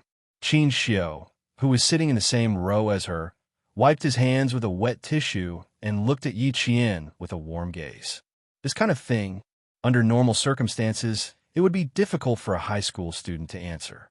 After all, not everyone was familiar with this history. He even took out a pen and prepared to remind Yi Qian as he wrote. However, he heard the girl's confident smile. Under the warm cabin lights, her smile was as beautiful as a flower and as gentle as water. Her dark eyes were clear and bright, and her calm voice contained an appropriate amount of seriousness. That was her respect for history and the memory of the martyrs. She slowly said, "The Karakoram Highway is also known as the Road of Friendship between China and Pakistan. It is 1,224 kilometers long and is the only land route between China and Pakistan. It was built in 1966. The Chinese side built 600 kilometers of road. More than 15,000 Chinese people participated in the construction, and more than 100 of them unfortunately died. This road of friendship is the road of our people's burial. This road also became a road to prove the friendship between the two countries. History should not be forgotten, especially the next generation. The friendship between the two countries was not established overnight. Our martyrs used their blood and bones to pave this road of friendship. We must always remember that the word friendship is as high as the sea and as high as the mountain. It can be as high as it can be as deep as the sea. It's good that you know this. It shows that the young people in our country are at a high level of education." After listening quietly, the leader said to Yi Qian, "I've seen your application. It's very good. It said that if a man doesn't join the army, he'll regret it for the rest of his life. It's the same for a woman. Go to the army and train yourself. Learn to be vigilant in times of peace. That's the way to the long term." The accompanying clerks, who were also known as J5, started taking notes the moment the leader started speaking. Their pens moved quickly as they carefully recorded the conversation between the leader and Yi Qian. Then, the leader said to the Major General of the Army, "Looking at student Xiao Ye's training video, she doesn't look like a high school student at all. She's no worse than us ordinary soldiers. When we go back, do some work on the video recording of her training and publicize in the army. Let the male soldiers see who said that women are inferior to men." His tone was not very strict, but rather relaxed and humorous. Although the atmosphere in the front cabin was serious, there was absolutely no sense of heaviness. Qin Xiu looked at Yi Qian with a slight smile the entire time. After she finished talking with the leader, he used a pen to write a sentence on the notebook. "You did well. Keep it up." When the notebook was sent over, Yi Qian thought that there was something she needed to improve. After all, the person beside her was a diplomatic staff member and translator who dared to make harmless jokes with the leader. Chapter 486. She opened the notebook and smiled. She then wrote 2 words seriously, "Thank you." Qin Xiu handed the notebook back and opened it to take a look. In his heart, he secretly said, "Good writing." It was strong and vigorous, round and delicate. Between the horizontal and vertical lines, there was a sense of calm and restrained steadiness. It was no wonder that his uncle kept praising her. Qin Xiu looked at the 2 words and replied with 2 words. He handed the notebook back to Chun Pian. "You're welcome. His reply made Yi Qian smile even more. He didn't write anymore. Instead, he drew a smiley face and handed it to Chun Pian. One could speak 8 languages, had a good IQ, and was good-looking. Why was his sense of direction so bad? It didn't make sense. She read a book in medical school.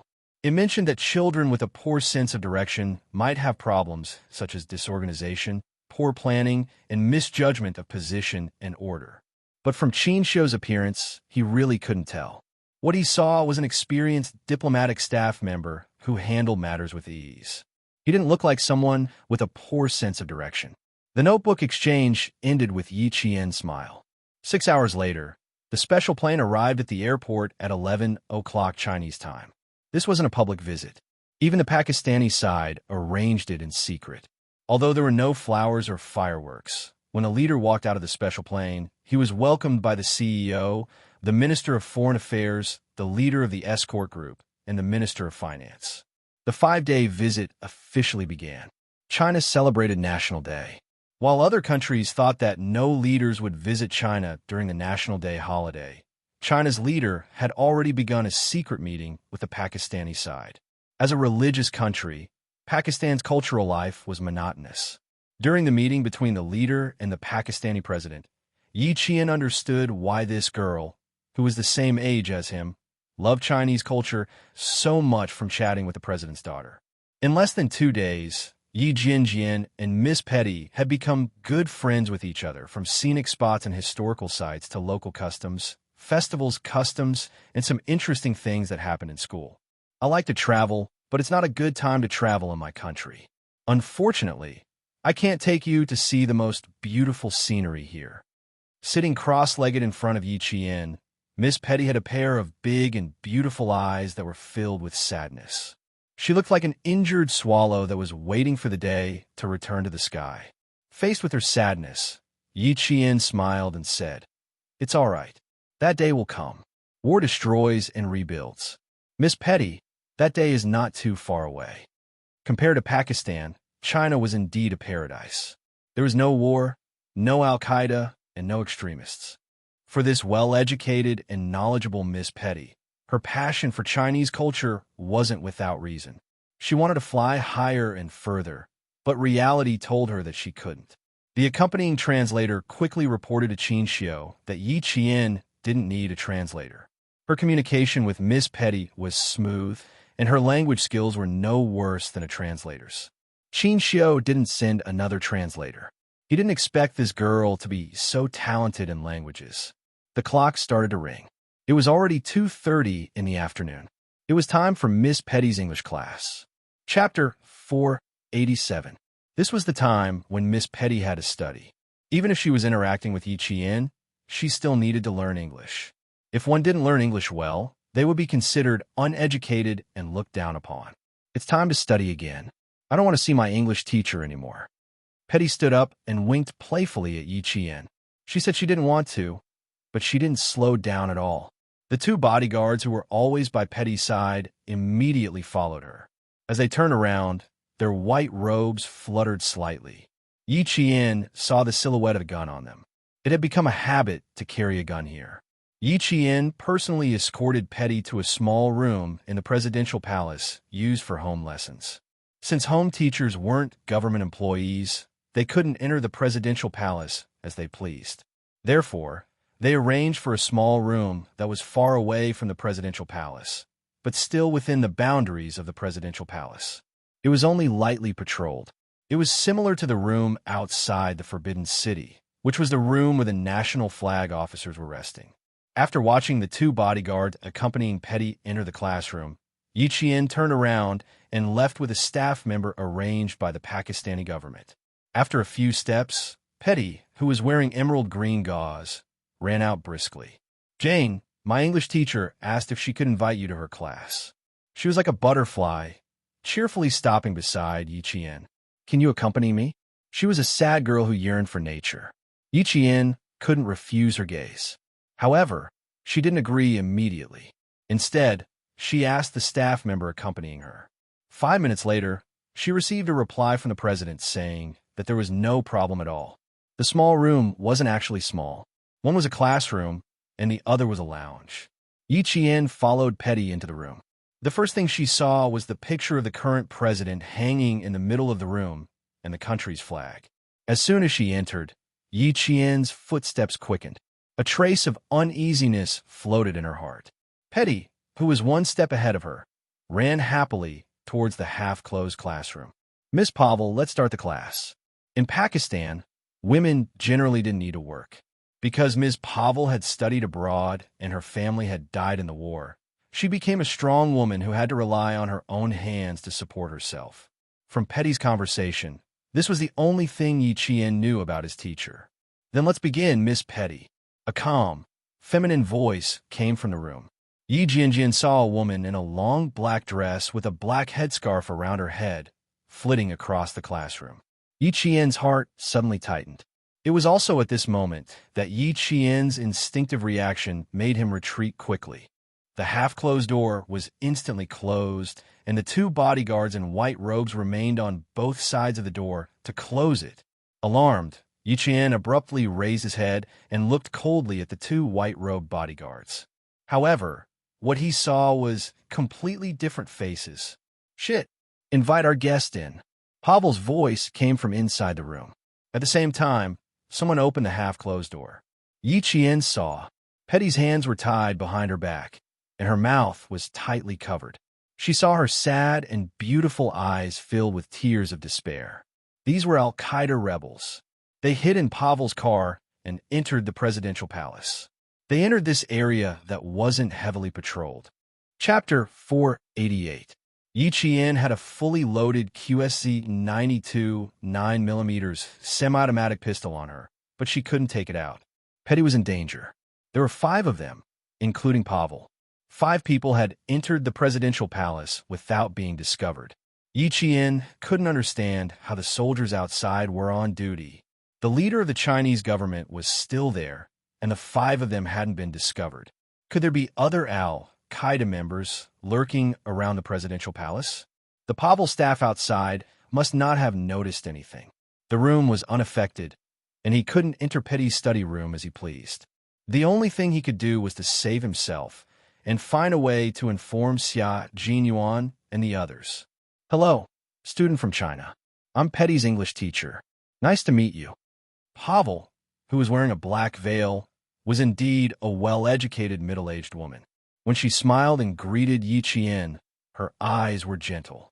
It was hard to imagine that she was related to Al-Qaeda. She didn't walk out. Instead, she stood at the door and looked at Yi Qian with a smile. She saw the Chinese girl's body sway slightly. She was trying her best not to look so scared. "Bring her in." When she spoke again, Pavel spoke in Urdu instead of English. Her eyes were fixed on Yi Qian. Her gaze went from gentle to cold, and finally, there was a trace of coldness in it. Yi Qian didn't move. His gaze swept across Petty's face, who was now pale with fright. He looked at Pavel quietly. Her body was stiff. At least, in other people's eyes, she was scared. If Petty wasn't there, she could at least fight 1 against 5. However, Petty was being held hostage, so she couldn't do anything. 2 Al-Qaeda members in white robes walked over. They pushed Yi Qian's back hard from behind, causing Yi Qian to fall forward. Yi Qian staggered a few steps. Even when his hands touched the door frame, he couldn't steady himself and fell to the carpeted floor. Her hands were pressed against her chest. Embarrassment, fear, helplessness, and panic could be seen in Yi Qian's expression. This was a normal reaction that a student should have. It would be abnormal if she was too calm. When she got up, the 2 bodyguards had already walked to Yi Qian's side. They pushed her back into the classroom again and closed the door so that no one outside could hear what was going on inside. A semi-automatic pistol with its magazine ejected was lying quietly in the lounge outside. This was the only sign Yi Qian could leave behind. The gun was there, and she was there. If the gun wasn't with her, it meant that there was a problem. The meeting between the leaders of the 2 countries was coming to an end. It had been an hour since Yi Qian and Petty were sent out of the presidential palace. There was still half an hour before Petty's class ended. Xia Jinyuan had secretly checked the time several times. He was a little panicky. He pressed down on the headset and said to the accompanying J5 in a deep voice, Inform the interpreter that after the meeting, escort the leader out. About 10 minutes. The pen in J5's hand was scribbling on the notebook. He was taking note of every word that the leader said. It would take more than a day or two for the reclamation project to take shape. Now that they were in the middle of the meeting, 10 minutes was a conservative estimate. Chapter 489. Every time, the leader would choose the right topic and time to leave a good start for tomorrow's meeting. China was a big country, and Pakistan needed to rebuild. The friendly relationship between the two countries was also reflected in the investment and cooperation. China invested and Pakistan cooperated. Only by working together could they develop and move forward together. Qin Xiu quickly received J5's reminder. He nodded at him and found a suitable time to remind the leader. The people accompanying them were all soldiers from the Special Forces. They were naturally sensitive to danger. Yesterday, there was no response. Today, they suddenly suggested escorting the leader away as soon as possible. They smelled something fishy. Before the door of the meeting room opened, a Pakistani staff member in a Western-style suit rushed in. He walked very quickly. Xia Jinyuan even saw him jog a few steps. He only walked faster when he saw the Chinese staff member. This was the Pakistani staff member who accompanied Little Fox. Xia Jinyuan's eyes suddenly sharpened. He rushed to his side and blocked him. The meeting is in progress. If you have any questions, please report to us first. Thank you. Bafang soldiers also walked over to block them and said the same words as Xia Jinyuan. The Pakistani staff member trembled as he took out a pistol from his pants. This pistol was left in the lounge. Miss Petty, Jane, and Pavel are not in the classroom. Xia Jinyuan took the semi-automatic pistol with half the magazine out. The current owner of this gun was Little Fox. The gun was here, but the person was not here. The gun was here. Something was wrong. This is the self-defense pistol that my Chinese students carry. Xia Jinyuan took the pistol. His eyes focused on a strand of black, silky hair stuck on the handle. Her pistol was at her waist, but her hair was left on the handle. What was she trying to convey? His slender hand held the magazine and reloaded the gun with a click. His cold and sharp gaze shocked the Pakistani staff so much that they couldn't help but take a step back. We need Pavel's detailed information, as well as all the surveillance cameras around the presidential palace. At the same time, your country should immediately launch a rescue operation to ensure Petty's safety. This was Pakistan. Al-Qaeda, terrorists, and religious extremists were all impossible to guard against. No matter how strict the security was, they would still have an opportunity. In October, Pakistan had blue skies and white clouds. If it wasn't for the tight security, just looking at the blue sky gave people a refreshing sense of tranquility. It was as if they had returned to a paradise in their country. When their line of sight shifted from the blue sky and white clouds to the entire city, Pakistan, which had entered Ramadan, was already filled with a tense atmosphere. The Pakistani president's wife fainted in the banquet hall when she found out that her daughter might have been kidnapped and that it was related to her English teacher, Pavel. 4 years ago, her eldest daughter had also been kidnapped by terrorists and brutally murdered. With the sea-filling investment talks coming to an end, both sides began to make rescuing the hostages their top priority and began to make arrangements in secret. Xia Jinyuan requested for Pavel's personal file to be found. While waiting, the members of the Snowfield Brigade quickly started looking for clues. There was no fight. The gun was left behind. Yi Qian left of his own accord. Xia Jinyuan picked up a few strands of hair that Yi Qian had left at the door of the classroom. He then walked over to where Petty's feet had left messy footprints on the carpet. When Yi Qian saw Miss Petty being kidnapped, he first thought of a way to leave the gun behind. Then, he thought of a way to leave the hair behind. There were a total of 6 strands of hair. 6 strands of hair means smooth. Smooth can also be interpreted as safe. These are 2 of her messages. The most important thing is that Yi Qian left with them willingly. Chapter 490. From a lounge to the lecture room, Xia Jinyuan carefully searched for traces left behind by Yi Qian and began to analyze the situation logically. The gun was found here, which means that it was left behind when the other party was not paying attention to her. There are also hairs on the gun, which means that Yi Qian left the gun behind on purpose and fell to the ground on purpose. Then, she quickly wrapped a strand of hair around the gun and placed the 6 strands of hair together. J5 squatted by the doorframe, where Yi Qian fell and nodded slightly in agreement with Xia Jinyuan's deduction. There are traces of saliva here and a piece of carpet fabric that was pulled out. She had to do 3 things at the same time. First, she left the gun as a warning. Second, she left a clue. Third, she reported that she was safe. In the face of at least 4 criminals, she was able to remain calm in such a short time. She even left a clue and told the Shuiyu team that she had left voluntarily. No wonder Q King called her a little fox. Yi Jian's cleverness and alertness were evident from the crime scene investigation. The furnishings in the room were not damaged at all, and there were no signs of struggle. 2 bodies were found in the pantry of the lecture room. They were the bodyguards responsible for the safety of Miss Petty and Miss 24. They died of suffocation and were attacked by more than 4 criminals who successfully killed the 2 bodyguards who were completely unprepared for Pavel. It's good that we can be sure that Yi Qian left with them voluntarily. At least we can be sure that they are safe for the time being. J5 walked out of the pantry with 4 gray robes in his hands.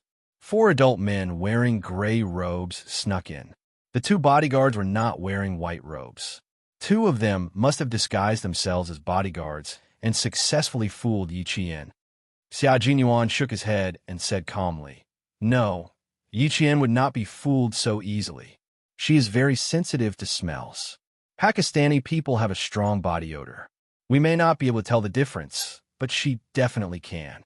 Just now, the Pakistani staff said that Yi Qian sent Petty into the small room and waited for the 2 bodyguards to enter before she left with the Pakistani staff. After walking less than 2 meters, Petty ran out alone and said that Pavel invited Yi Qian to attend her class. The Pakistani staff asked the president for permission, and the president agreed after 5 minutes. Before he could finish a sentence, J5, G3, and K7 all understood what was going on.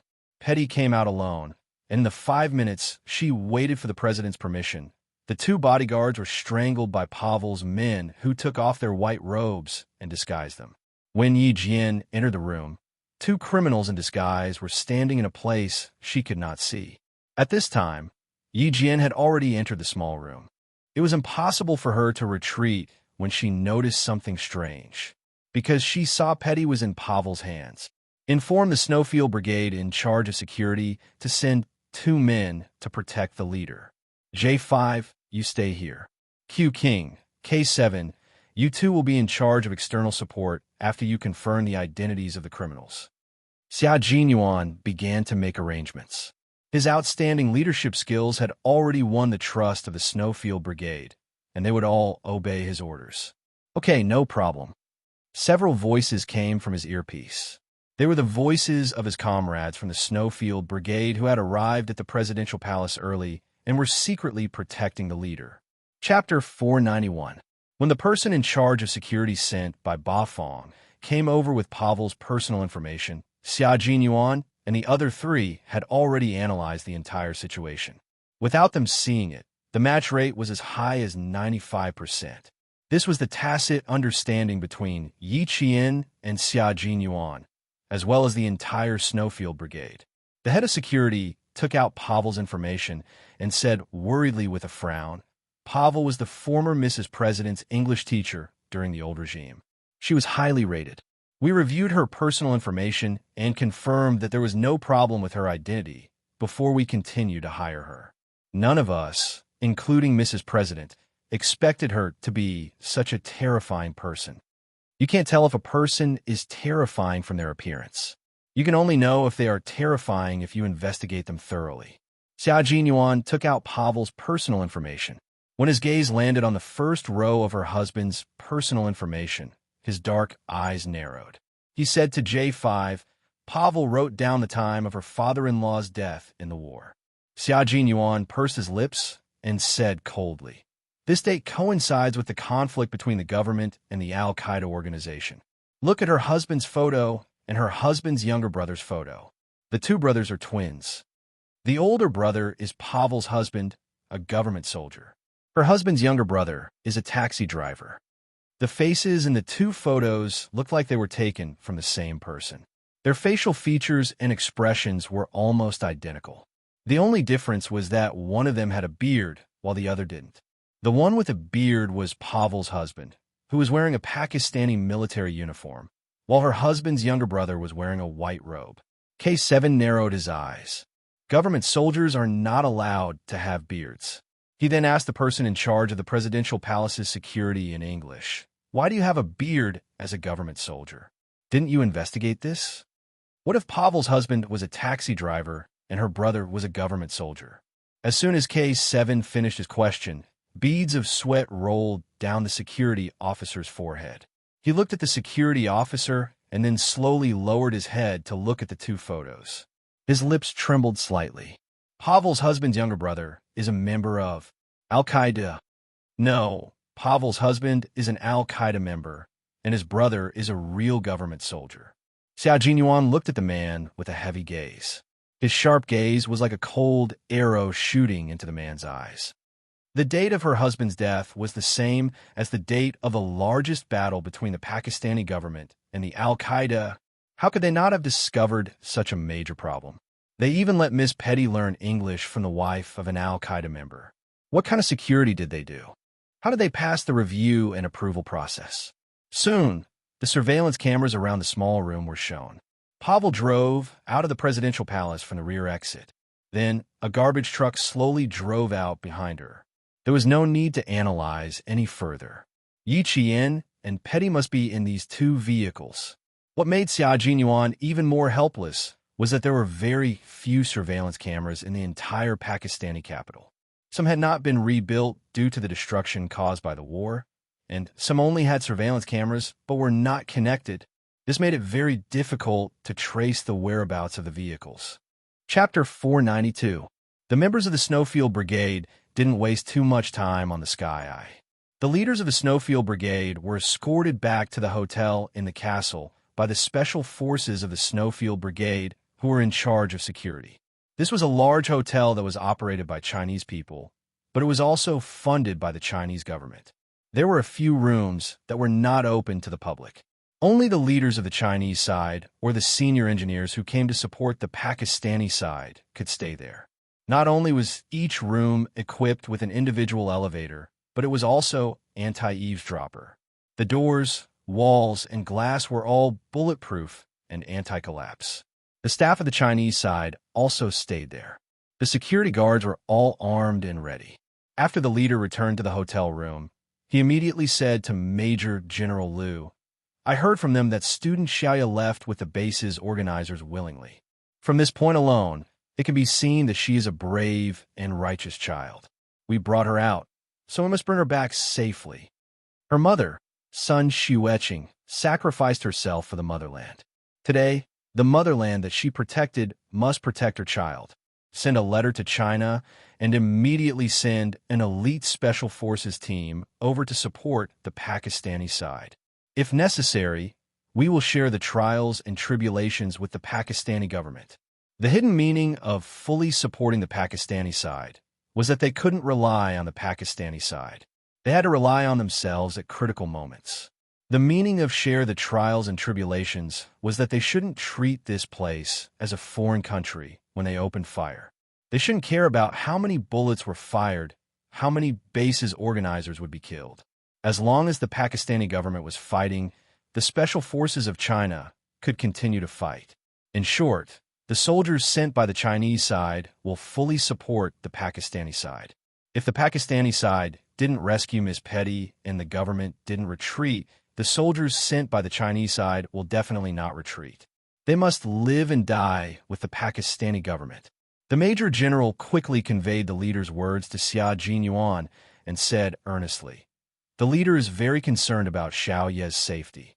At the same time, he also believes that with Xiaoya's ability and performance, she will definitely protect herself and Miss Petty. You guys, carefully think about the meaning of the leader's words. The Chinese government is already sending soldiers. They won't be slow. They will arrive in about 3 hours. The Chinese people are here to represent friendship. Since there are criminals who want to destroy the friendship between the two countries, this will not be allowed. The Chinese side will definitely stand behind the Pakistani government and support them to fight against the Al-Qaeda. Since 1996, when the Chinese side recovered Hong Kong, the dragon that had been sleeping for 100 years had finally risen. The Chinese side didn't care how foreign forces interfered with other countries' affairs. However, if they dared to bully China, they would be sorry. Who would dare to say that they didn't have sufficient reasons? However, this visit was a secret, so it was better to keep a low profile. Xia Jinyuan had already digested the words of the leader. The leader couldn't speak too directly. He had to act like a big country. It was fine as long as his own people understood. Major General, please report to the higher-ups that we have a rough idea of where Pavel went. Due to the importance of this matter, the translator who stayed behind is still negotiating with the Pakistani representative. Where the place? Chapter 493. Pavel was a volunteer teacher at the school. Q King and K7 had already gone to the school, so they would be able to detect any abnormalities. The Pakistani military would send people to observe the other two places in secret and rescue them if there were any abnormalities. After the Major General hung up the phone, he reported Xia Jinyuan's words to his superiors. Soon, an elite special forces team that arrived in Pakistan 3 hours later received orders from their superiors to head to a primary school in Pakistan's capital immediately after they got off the plane. In October, the weather in Pakistan was cool and refreshing. The average temperature during the day was 31 degrees Celsius, and it was cooler at night. It was already 5:30 in the afternoon. Yi Qian, who had just left the presidential palace, kept track of the time she saw when she was taken into the car. It had been about 2.5 hours since then. She believed that Captain Xia and the others had already roughly figured out Pavel's identity, but Yi Qian wasn't sure if they knew where she was. It was very quiet here, and she and Petty were locked in a room filled with the smell of curry and meat. She guessed that they were in the storage room behind the kitchen. It was too dark. If she hadn't been counting the time silently, she would have thought it was already dark. Her hands and feet were tied, but it wasn't a problem for Yi Qian to tie her hands behind her back. She touched the knot with both hands, and slowly, she thought about what kind of knot it was and how to quickly untie it. Yi Qian closed her eyes and didn't speak to Petty. After the knot was untied, she said softly, "Don't be afraid, Miss Petty. Sit down and rest for a while. I need to climb up to the window to see where we are." She gently touched the silver thread around her left hand with her right hand. They had searched her body, and she was very glad that she had left the pistol as a signal. Otherwise, they would have been alerted if they found a pistol on her. They even searched her watch, but they didn't take the silver thread around her left hand. They thought it was a silver bracelet. Petty didn't realize that Yi Qian had already stood up. When she spoke, her voice was trembling. "Jane, we were kidnapped by teacher Pavel. I think she might be a member of the Al-Qaeda organization." "Huh? Why is this happening?" Yi Qian, who was stretching his wrists, squatted down in front of her and asked softly, "What did you find?" "Miss Petty, one day, I mentioned that there was a conflict between the government and Al-Qaeda. Pavel suddenly got angry and told me not to mention it in front of her again." Petty's expression should have been terrified because her voice was filled with fear. Every word she said was trembling. "I think she should be a member of Al-Qaeda, but I believed her at that time because she was a very patient teacher. Teachers were always able to make their students and parents believe in them." Therefore, Yi Qian did not feel that there was anything wrong with Petty not telling the president about this. He could only say that Petty was not very vigilant. He opened his arms and hugged her gently. He smiled and said, "It's all right, Miss Petty. We'll be fine. Trust me. Now, I need to go up and take a look around." Before he could finish his sentence, he heard footsteps coming from outside. Yi Qian immediately let go of Petty and quickly picked up the rope that she had thrown on the ground. He wrapped his hands around it and tied them together. Chapter 494. "Miss Petty, I untied myself just now. Please trust me. I'll protect you." As he tied himself up, he reminded Petty, who was still in a daze, "We'll definitely leave. We won't stay here any longer." Petty, who was still in a state of panic, finally came back to her senses after hearing Yi Qian's reminder. Her eyes flashed with surprise, but before she could say anything, the door opened with a bang. Two Al-Qaeda members walked in with guns in their hands. Then the lights came on. Yi Qian, who was sitting facing the door, saw the two armed Al-Qaeda members walk up to them, followed by Pavel. She looked at Yi Qian for about a minute before saying, "Please forgive our rudeness, my friend from China. Even though we welcome you here, I had no choice but to bring you here. Trust me, if the government is willing to cooperate with us, your life won't be in any danger." Pavel didn't mention Petty because she was the most important hostage in Pavel's hands. Kidnapping Yi Qian was just another bargaining chip. The gray robes were probably the uniform of the Al-Qaeda members. When Yi Qian was taken out of the room again, he noticed that the men all wore the same gray robes, while the women wore the same black veil that Pavel wore. "This is an orphanage." "Why? Mr. Pavel, why did you bring us here? There are children here. Do you know that? There are children here." Petty became very agitated. She recognized where they were. This was an orphanage. The people who lived here were all orphans who had lost their families in the war. "Do you want these orphans, who finally have a home, to be in danger again? Mr. Pavel, you can't do this." She was agitated because she was worried that Pavel would kidnap the orphans again. She spoke in English, so Yi Qian heard her clearly. It wasn't what Pavel thought, but it was what she did. Pavel, who was walking in front, turned around and stared at Petty with his big, black eyes under the veil. "If it weren't for Mr. President, there wouldn't be any orphans here. They wouldn't have lost their families. So, Miss Petty, the person you need to blame is your father." The entire orphanage was under the control of the Al-Qaeda members. The staff were locked up in one room, and all the children were locked up in another room. Yi Qian and Patty were taken to the room where the children were kept. It was a room filled with the smell of gasoline. Yi Qian's gaze fell on a few oil drums filled with gasoline. His gaze narrowed slightly. "Miss Petty, you'd better stay here obediently and tell the children that you're the one who saved them. If you want to save them, you'd better cooperate with me. Otherwise," Pavel picked up one of the barrels and took out a steel lighter. "Otherwise, I'll set this barrel on fire and send all the children to heaven with you." The oldest child here was 12 years old, and the youngest child was 4 or 5 years old. This was a group of children who had seen war. They were especially sensitive to these things, and they were so scared that they started crying. Petty had never encountered something like this. Although she lived in a war-torn country, she was the president's daughter. She had always been protected. Right now, she was so frightened by Pavel's threat that her eyes filled with tears. "Please tell me what I need to do, but please don't hurt them. Thank you." Even though she was scared, at least she was using her own actions to protect these children. Yi Qian was also completely ignored by Pavel. This made it easier for Yi Qian to do what he wanted. Chapter 495. At 5:37 p.m., G3 and K7 arrived at the school. Everything was normal in the school. The accompanying Pakistani soldier asked the teacher for a glass of water and snuck into the teacher's office with the excuse that she was thirsty. Pavel doesn't go home immediately after school. Instead, she goes to the temple to pray and enters the bunker building. The soldier entered the teacher's office and saw Pavel's photo. She expressed her gratitude as a student's father.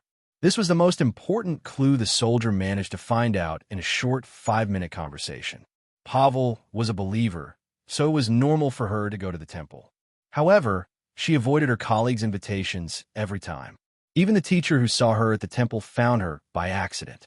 This meant that her whereabouts were not normal. G3, who was hiding in the dark, used a satellite phone to contact Xia Jinyuan, who was in the presidential palace, and told him all the clues they had found. Q King. Pavel is a member of Al-Qaeda. She's a teacher.